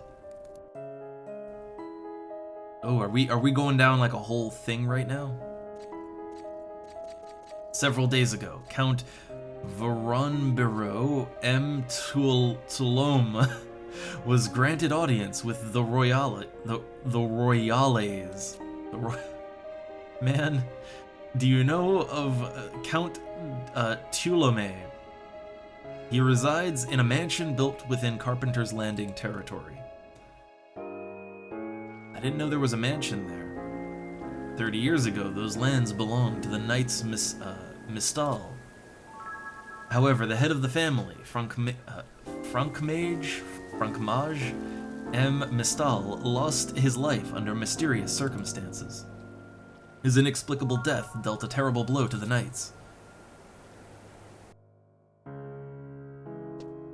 I didn't think I was getting into this. So, okay, we're doing it. I love how he went up those stairs. Okay, Francmage's only son and member of the Royal Knights, Leservius M. Mistal, was swept up in a whirlwind of rage and despair. So much despair he tripped up the stairs. He became embroiled in an argument with Lord Epulafont, a temple knight with whom he was not on good terms. Enraged by the slanderous conjecture on his father's fate, Leservius challenged Epulafont to a duel to the death. An elf drama. As has always been the case in Sandoria, duels are strictly forbidden by law. When word of their battle reached the royal court, both families were stripped of their titles, and Leservius's wife returned to Selbina with her infant child in tow. 30 years have passed since that time. The son born to Leservius and his wife grew up to become a magnificent knight. He has embarked on a journey to redeem his family's name. When Count Tulame learned of this, he ordered his vassals to search for this heir to the Knights Mistal. The Count, under the pretext of wishing to know the truth of what happened 30 years ago, is offering to assist the knight in his endeavor. However, the Count's cook believes that Tulame is more concerned with losing his lands to their rightful owner. Please, do not take a cook's word lightly. Much information reaches a man who prepares the meals for a household. All this about a chef. If Count Tulame is truly seeking to cause harm to the heir of the Knight's Mistal, we have a duty to warn him of the danger. I am certain an adventurer of your caliber will be able to locate this man before anything untoward occurs. Please, find the Knight of Mistal. He must know of the threat to his life. Well, okay. Man, that was a lot more story than I thought there would be for some random side quest, right? Okay, so I guess the next step is actually to go to Selbina and then to Ordell's. But okay, I got a second. I got some time. So if it's still open, I am down to try a BCNM real quick that I have not done before. I'm down.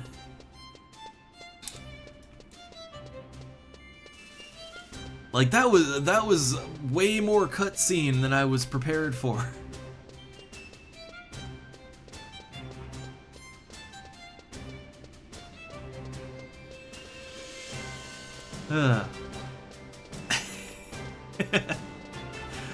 Sito.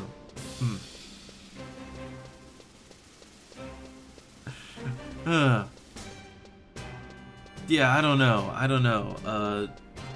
Man, the elf drama in here. I mean, the BCNMs usually don't take that long, right? As long as I don't go over an hour, then I should be alright. I don't want to go more than an hour past my sort of set end time.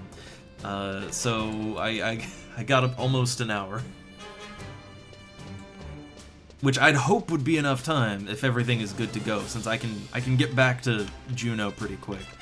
I'll go ahead and take my warp cudgel. I mean, I guess we have to get there, but it's usually not too bad to get to the area that we have to get to. Okay, so 2 Beastmaster, 1 Summoner. I guess, what do I need in advance? Like, since I'm going back to Juno real quick, like what...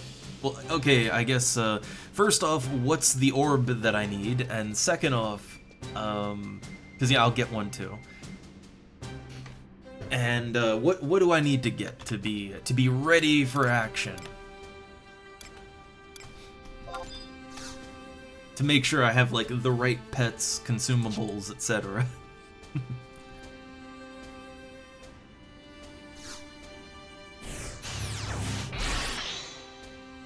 Wouldn't normally waste a cudgel like that, but I wanted to just save time where I can, you know? Okay, so it's level 20. Oh, no jug pets then. Ooh, slash ninja then, right? Ah, okay, so we're doing the charm thing. Slash ninja doesn't do anything, like, slash ninja doesn't do shit at level 20 either. White mage, slash white mage. I think that gives a little more charisma too, I think.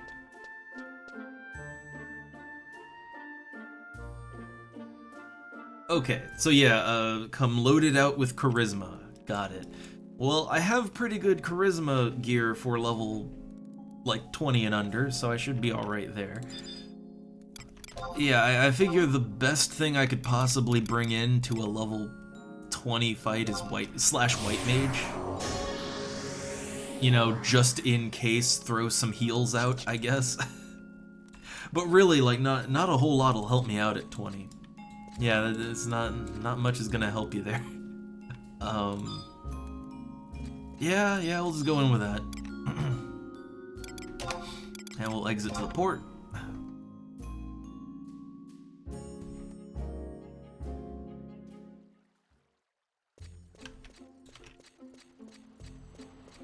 So I gotta think, like, okay, that level, gear doesn't even matter that much at that level. So, I guess let me go for... Well, I guess let me switch out. My black mage gear, weirdly enough, has a lot of charm stuff on it. So equip what I can from that. Yeah, and then kind of tweak it around to be under 20. Yeah, not a lot I can wear at that level. It's pretty much gonna be fishing gear, right? Yeah, it's gonna be fishing gear at that level. I have a weapon. I have an appropriate weapon, but it's gonna be fishing armor at that level.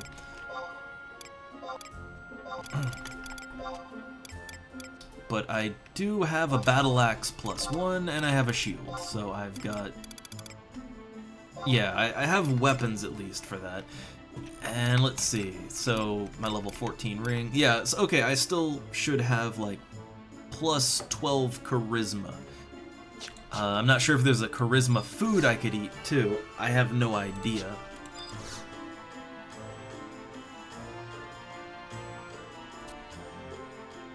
Oh, okay. Oh, change of game plans. Alright, alright.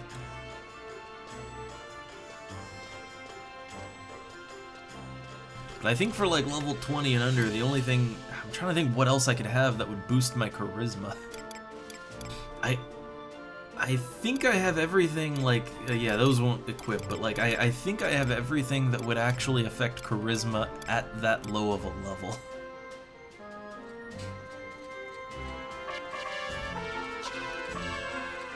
Okay, so not much in the way of charisma food.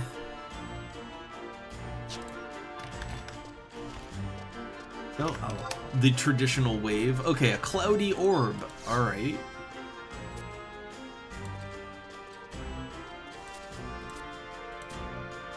Okay, let's see. So, Beastman seals, cloudy orb. So in the 20 range still. Okay. Okay. Yep. Alrighty.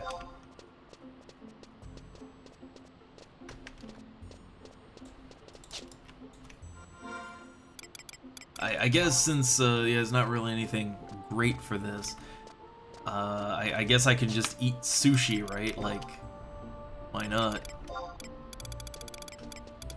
So yeah, let's pull out some tuna sushi. I guess. Oh wait. Oh shit. This is level 20. So I gotta have pets that'll actually work at that level.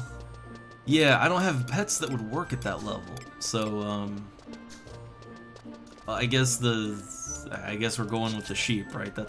That is the standard. Oh wait, no. What am I even thinking? It's level 20. There's no pets. God. Brain. That is how used to using jug pets I am as a Beastmaster. It has been so long since I have just charmed something that it's not, like, it doesn't even register that you can do it, right? That's how long it's been since I've been, like, under 24 as a Beastmaster.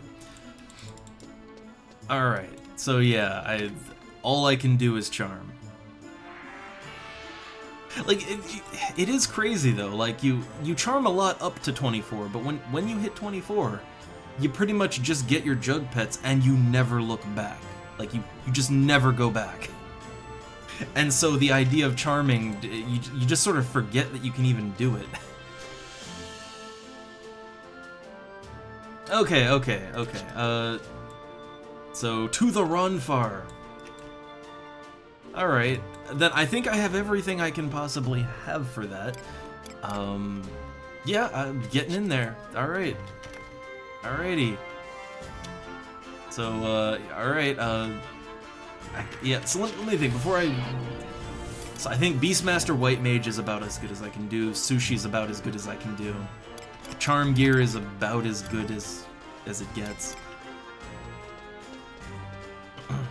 Like, I guess this is all about as good as it gets. So, alright, warping.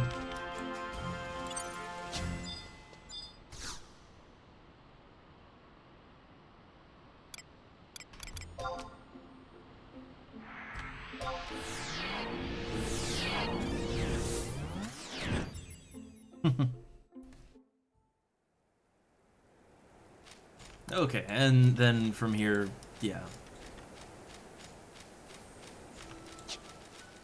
So basically right back to where I was before. Basically.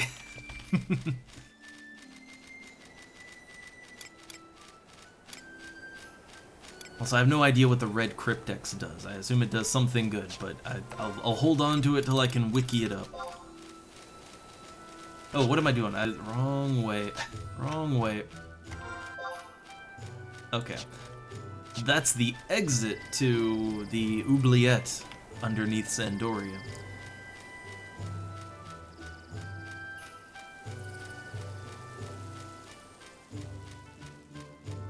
Ah, so it seems like we're having a big change of tactics then. So a red mage, and then me, and then summoner. Okay.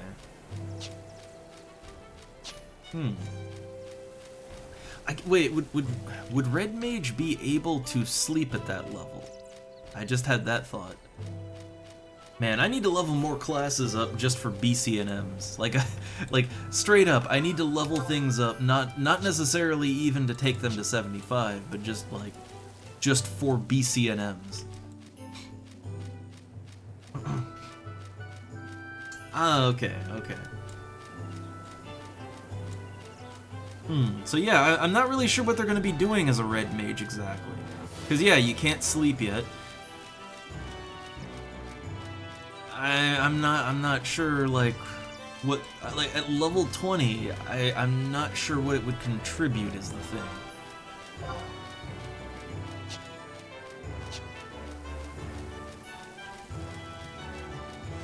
Bind, true.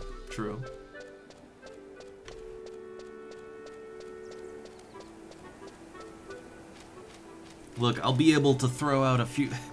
I can cure a couple times. So I got that. But yeah, like I mean honestly most classes aren't going to be able to do a whole lot at level 20. Like most aren't.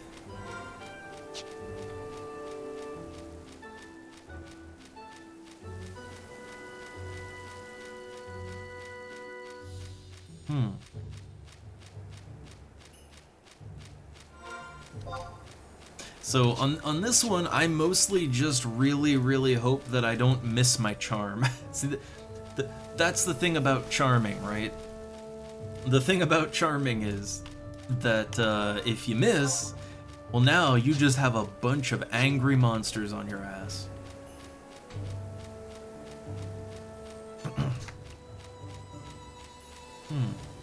Also, we really like. I need someone to help me to get like as a 75 Beastmaster, I can fight the NM. I don't think I could solo it. Maybe, I don't know. Maybe I could solo it. I'm not sure. But just the thing is, getting the items you need to spawn the NM is like getting around in that temple is so goddamn hard. I need backup on that.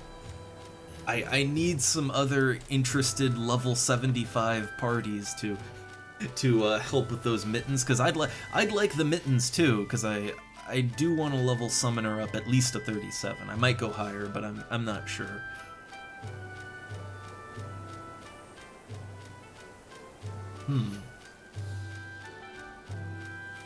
Oh, let's see. Oh, do they all engage?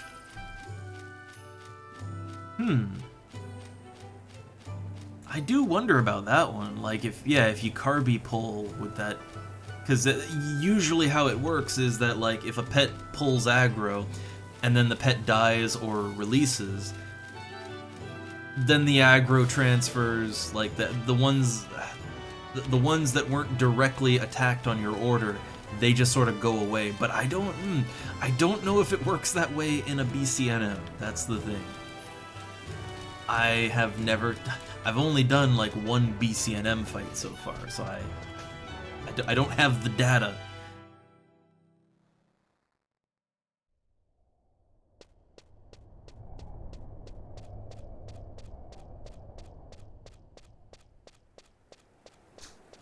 Alright, so I assume as a level 21, I assume that, well, I guess I assume that the fight will be at the hut, right?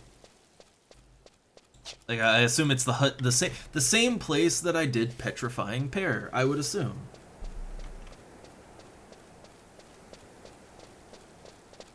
Hmm.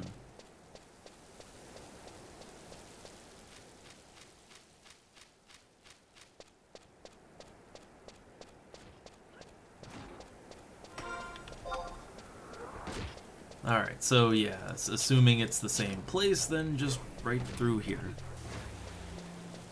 Oh, Peppa. Ahoy again. I'm about to do some BCNM, I think. So I'm not going too much longer. Like I'm not going for too much here, but well, you know, I'll do this, right? I think I got time to get this in.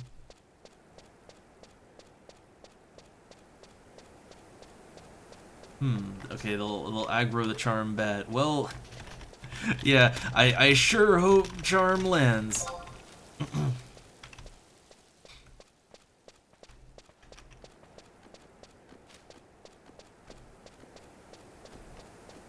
You know, I just had a thought. This is where it would really, really pay off to level up Bard at least a little bit, because you know what I could have done? Bard has high charisma, right? So if you go Beastmaster/Bard, like that would give you the best charisma you could possibly have, right? But I need to level that Bard up. Okay, so, well, I guess here's the fight arena. Looks like nobody else is here, so let's kind of hang out.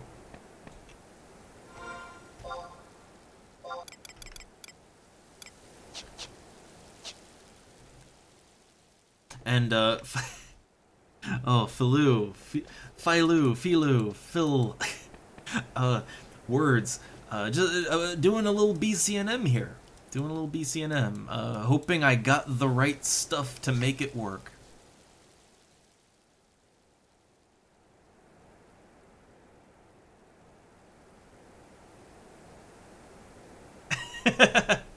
Look at this. Look. Oh, he's a BST. He's gonna know what to do. Yeah, you're right. Yeah, exactly. Exactly.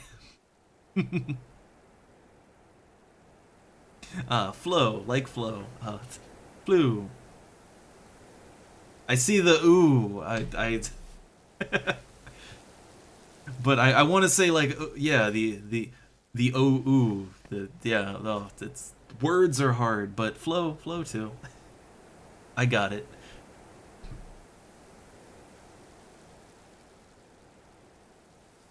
Okay, so running. Okay. Yeah, I love it. Yeah, let's just say charm misses. Okay, so just run around in a big circle. Okay. I mean, that's kind of like when we did Petrifying Pair, that was kind of how that went down too, is, you know, someone aggroed and then just ran in a circle, and it worked, right? So, run in a big-ass circle and try not to die.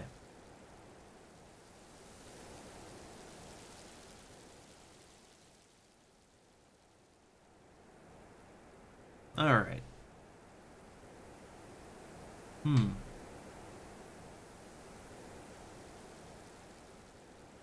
Yeah, we'll see how good running in circles works. We'll see about that.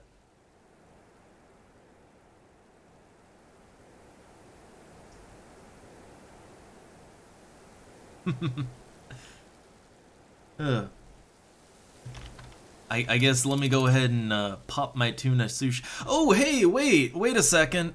Wait a second. Tuna sushi. That's got +5 charisma.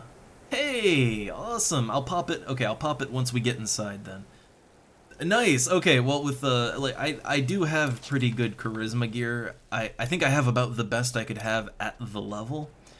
+12. So yeah, with an extra +5 on top of that, with +17 charisma at level 20, I should be able to charm.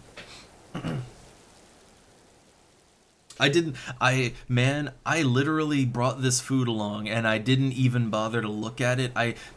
That's not the reason I use it normally. I normally use tuna sushi for the, you know, the dexterity and the accuracy buff for me and my pet. That's normally what I use it for.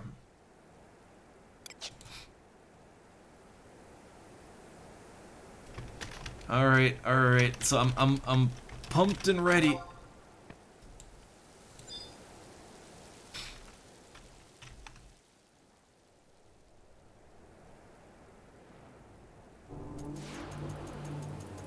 So yeah, I think I love that I just accidentally brought the right food along. I love that.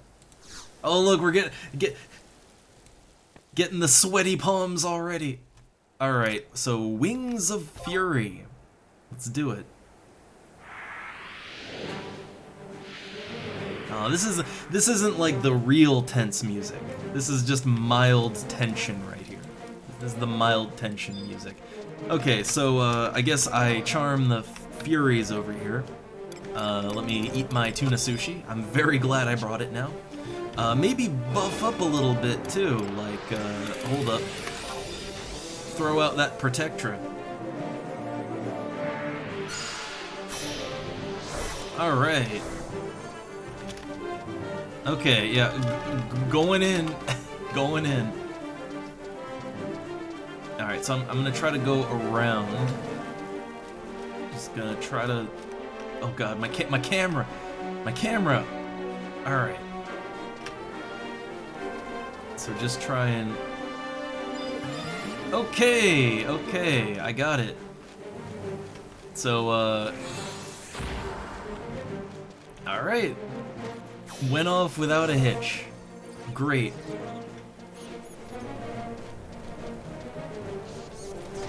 I guess I just kind of sit back now, right? Like I guess I don't want to aggro, right? Like I guess I don't want to generate aggro. I don't know.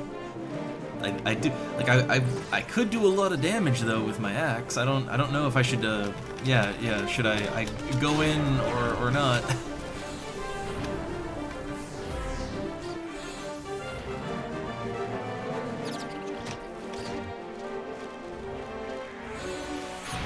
I'm not sure if it matters, but I don't know.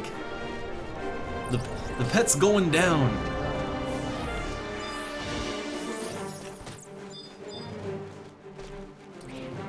Oh. Okay. So the pet is about to die.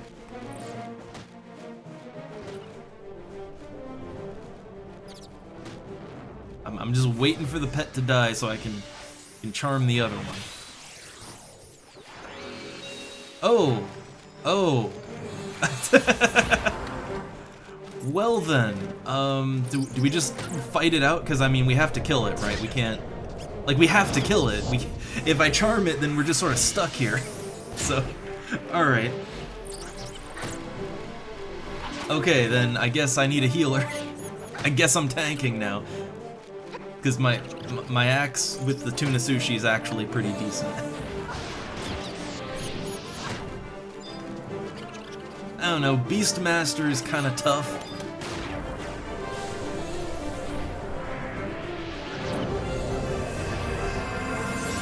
Ow. So can I let the aggro get onto the pet here? Maybe I back off a little bit. Alright, there we go, there we go.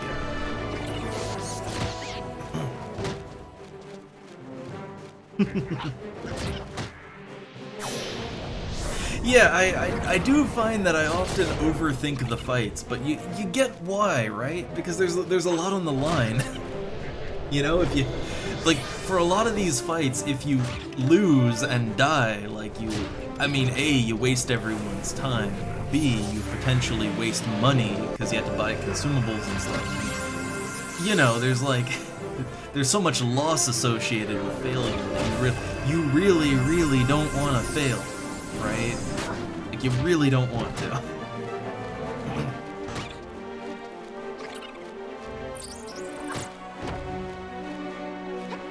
So you tend to overthink it. You overthink and overcomplicate.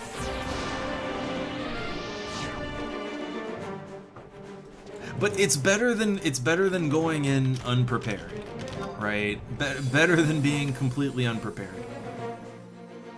Okay, so this is a quick one. Yeah, we can go through 3 of these pretty fast. A Thunder Spirit Pact. Hey, do you have your summon spirits? I don't think I have ever used those.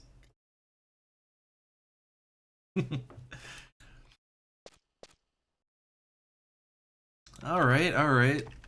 So, yeah, easy.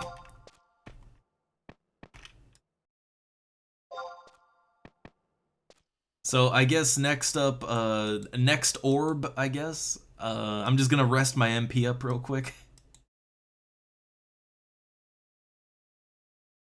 Or, well, I mean, I don't have that much MP inside, so.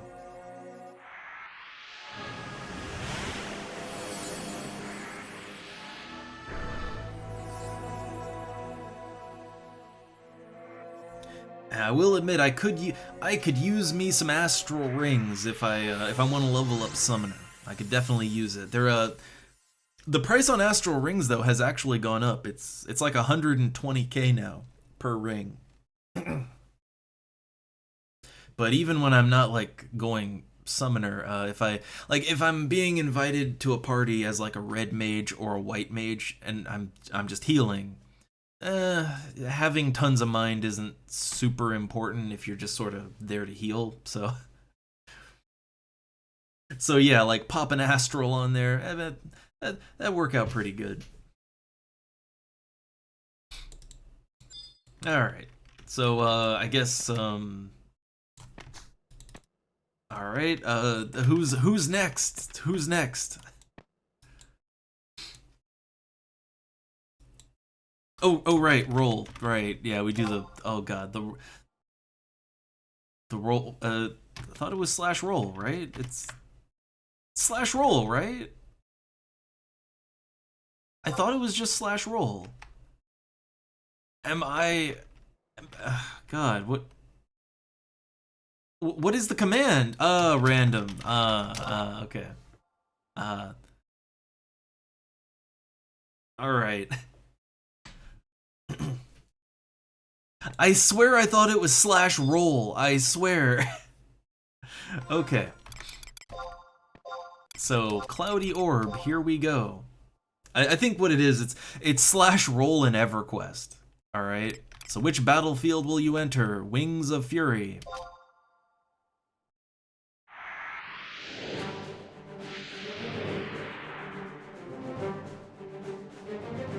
Which I just thought about something, like, wait, how does the game decide this? Because aren't there like multiple fights that could happen from the same orb? But like, I only had one choice, and that was Wings of Fury.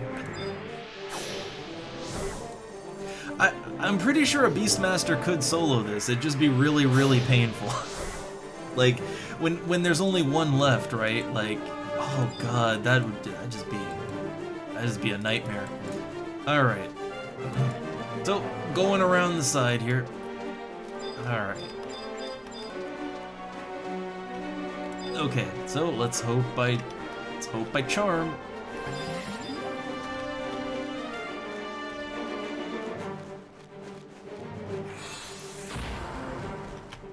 Yeah, I've got like plus 15 charisma. I guess I'm doing all right.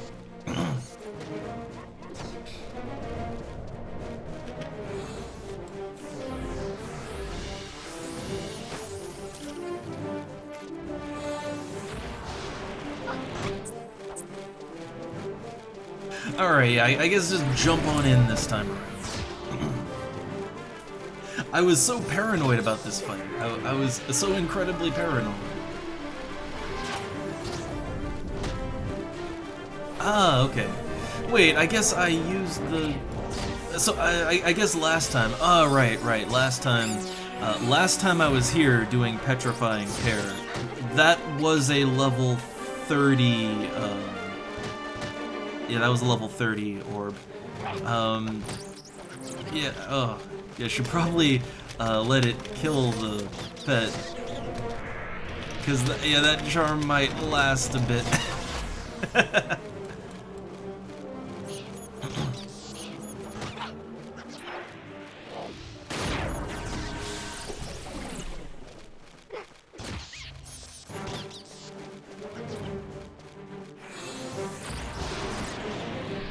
Yeah, I kind of just had that thought, right? Like, if we kill that before my pet dies, then, oh, I can't tell it to go away. So we might have some waiting time on our hands.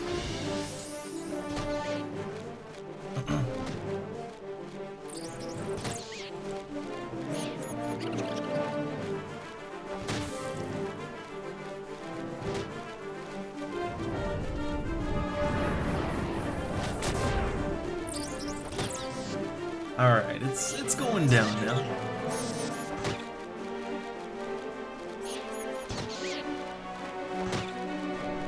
Not going down super quick though, but going down.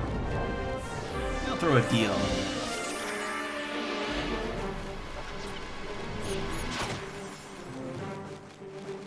it. Man, the excitement!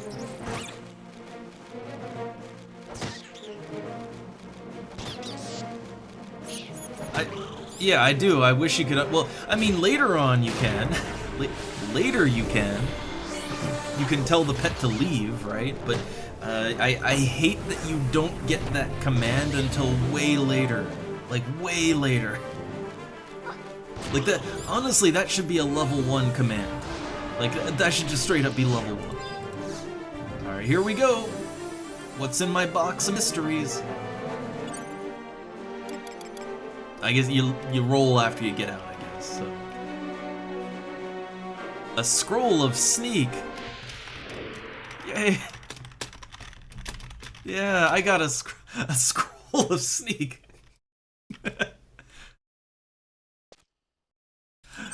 Wonderful treasures all around. Oh, I guess I got a boomerang, right? That's a boomerang, I think. So, okay. I got a boomerang.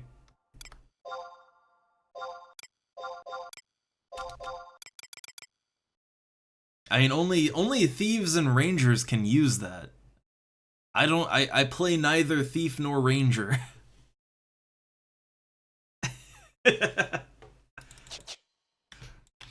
Oh. So yeah, I guess not all that promising. Well, so yeah, the next one is definitely, yeah, gonna be a ring then.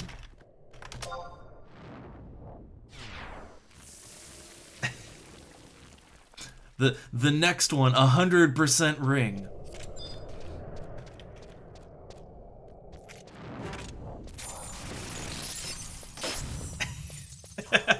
I love that, just randomly pinged with poison.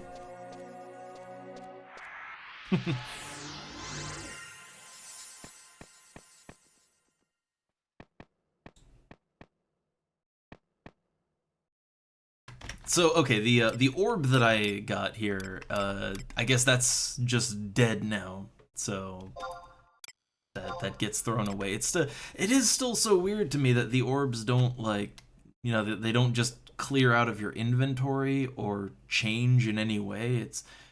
It's very strange to me that they just stay the same. They're just useless now. That's yeah, that's always just weird to me.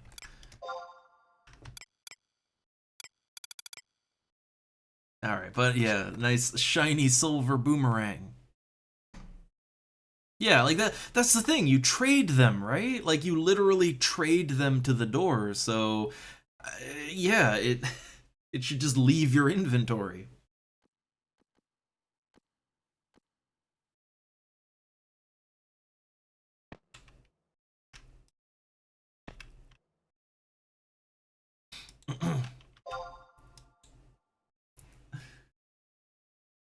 But yeah, this is a nice it's a nice easy one.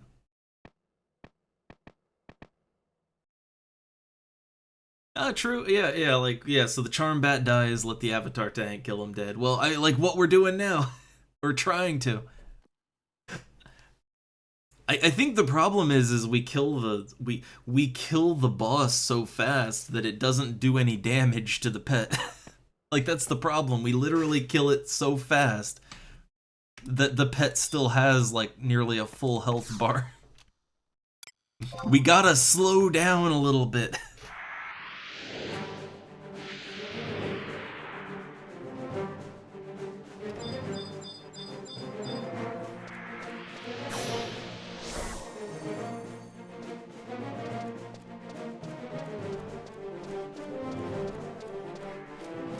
I mean, I've only been charming the first bat. Like, I have not charmed multiple bats so far.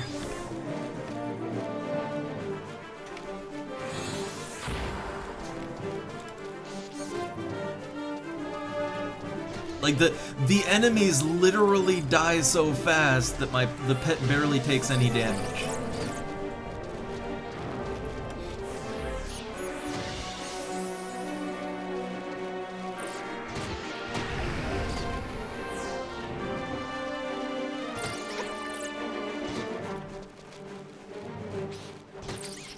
I wonder if they have... Okay, I guess between the two bats, they do kind of have enough damage to, like... Yeah, they can get something going here. So I guess I could let them kill that one, and then I charm the other bat. And then make it fight the boss until the boss kills it, and what are you on me for over here? Huh.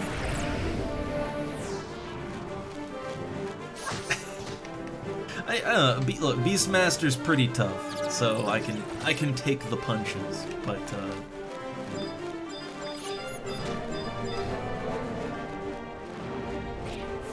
yeah, man, they are having such difficulty killing that thing. Like, okay, I don't know.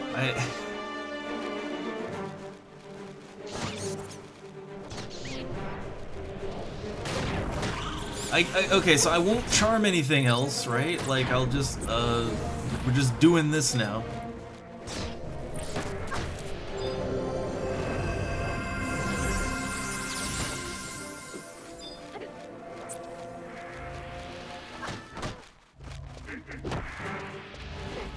Like, I guess this is the way. Again, if I charm... Oh, well, they charmed it.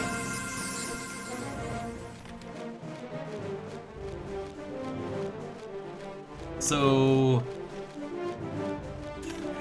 15 minutes.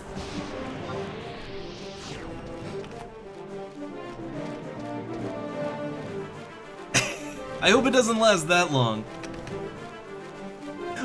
Actually, wait, what level are these bats? Hold up. What level let's see. So, okay, like, what level, yeah, let's see. What level are the bats in this fight? The Furies. The Furies are no level listed. The problem is that, yeah, like, it might actually, yeah, I don't know what level they are, but yeah, yeah, that might last longer than the fight.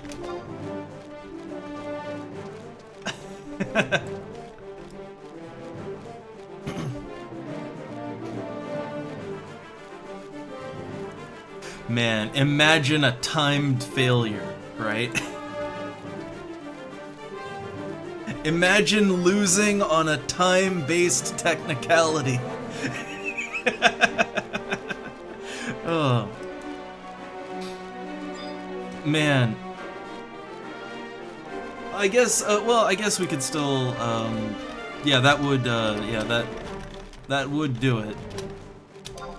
I guess we can still tank it, right? Like, between Summoner and all that, I guess we could... Like, we'd have what we need to tank it, I suppose, right? And I can keep I can get my health up and...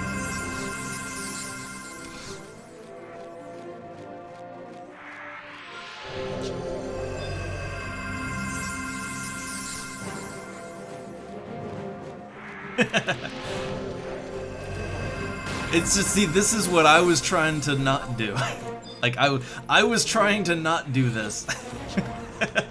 Like, I was really worried that, like, I would be in that position, you know?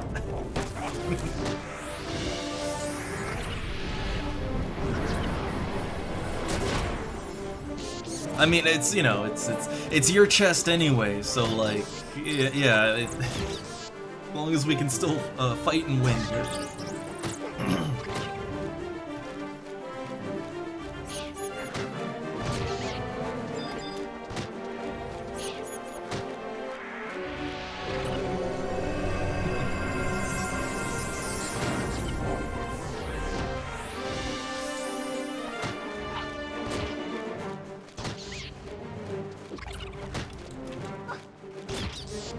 I don't know, I just kind of see, like, from the moment I was introduced to this strategy, I was, yeah, like, I was, like, that was kind of the thing I was worried about happening, except I didn't even know that they were slash Beastmaster. I didn't even know. Alright. Rampage! Alright, all good. Claim your ring!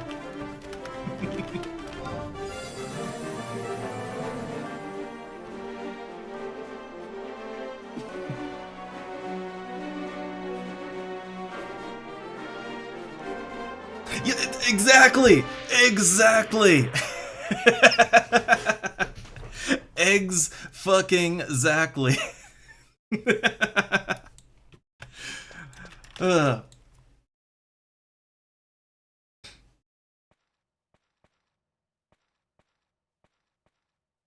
Also, what is the Gonko? What even is that?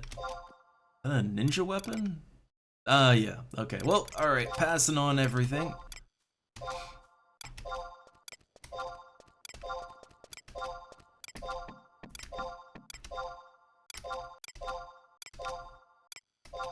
Alright. And enjoy your 120k. Or, you know, if you want another astral ring.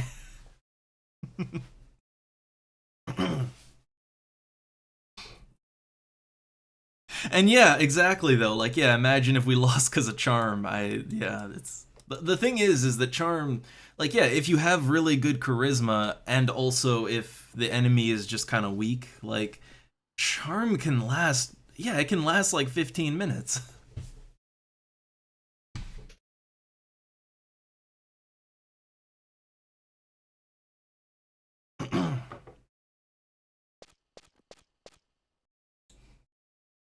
But not bad. And yeah, I do kind of see how that could be soloed too.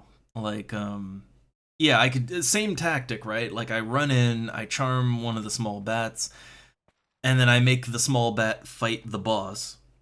And then I charm the other small bat, and I make that fight the boss. So they both just get eaten by the boss, but while that's going on, like, I would, you know, I'd be whittling down the boss's health, and hopefully by the end of it all, they just sort of, it all just sort of even out, and I could finish it off, right? Maybe bring some potions along just in case. Slash white mage, you know, for healing. Yeah, that could work out. But what's the fun in that?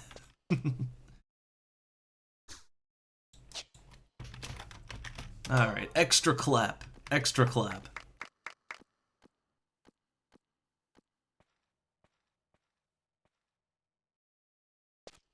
I really gotta do more BCNMs, I really do. Like, I am still sitting on well over 1,000 seals, you know?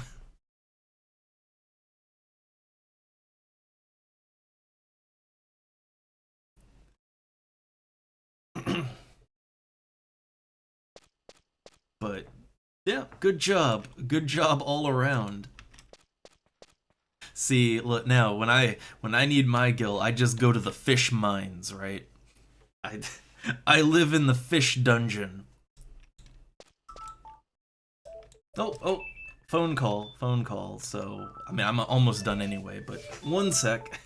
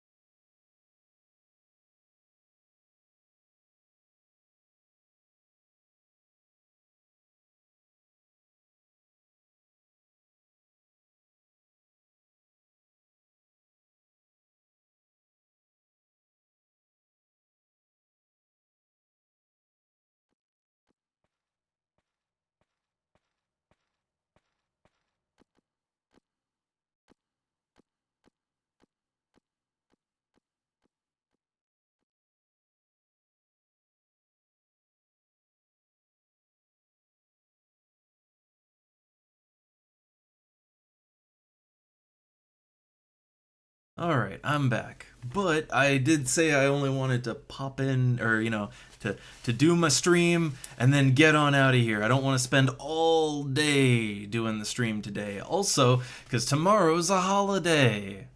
Tomorrow's a holiday here. So, it's Unity Day. Well, East and West become one.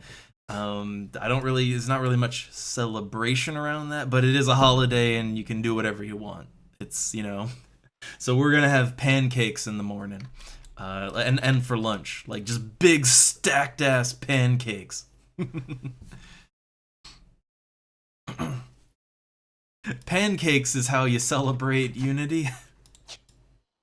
Oh no, the Astrals. The Astrals are only they're down to 100k. Well, they were down to like 80k before.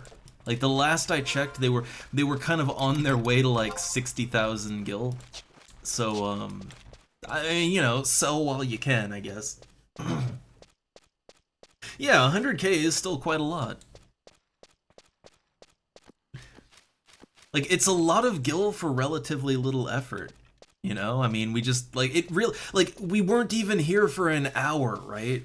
Like, it didn't even take an hour to assemble and, to go from getting orb to finishing. So, for less than an hour's effort, yeah, no, that's great.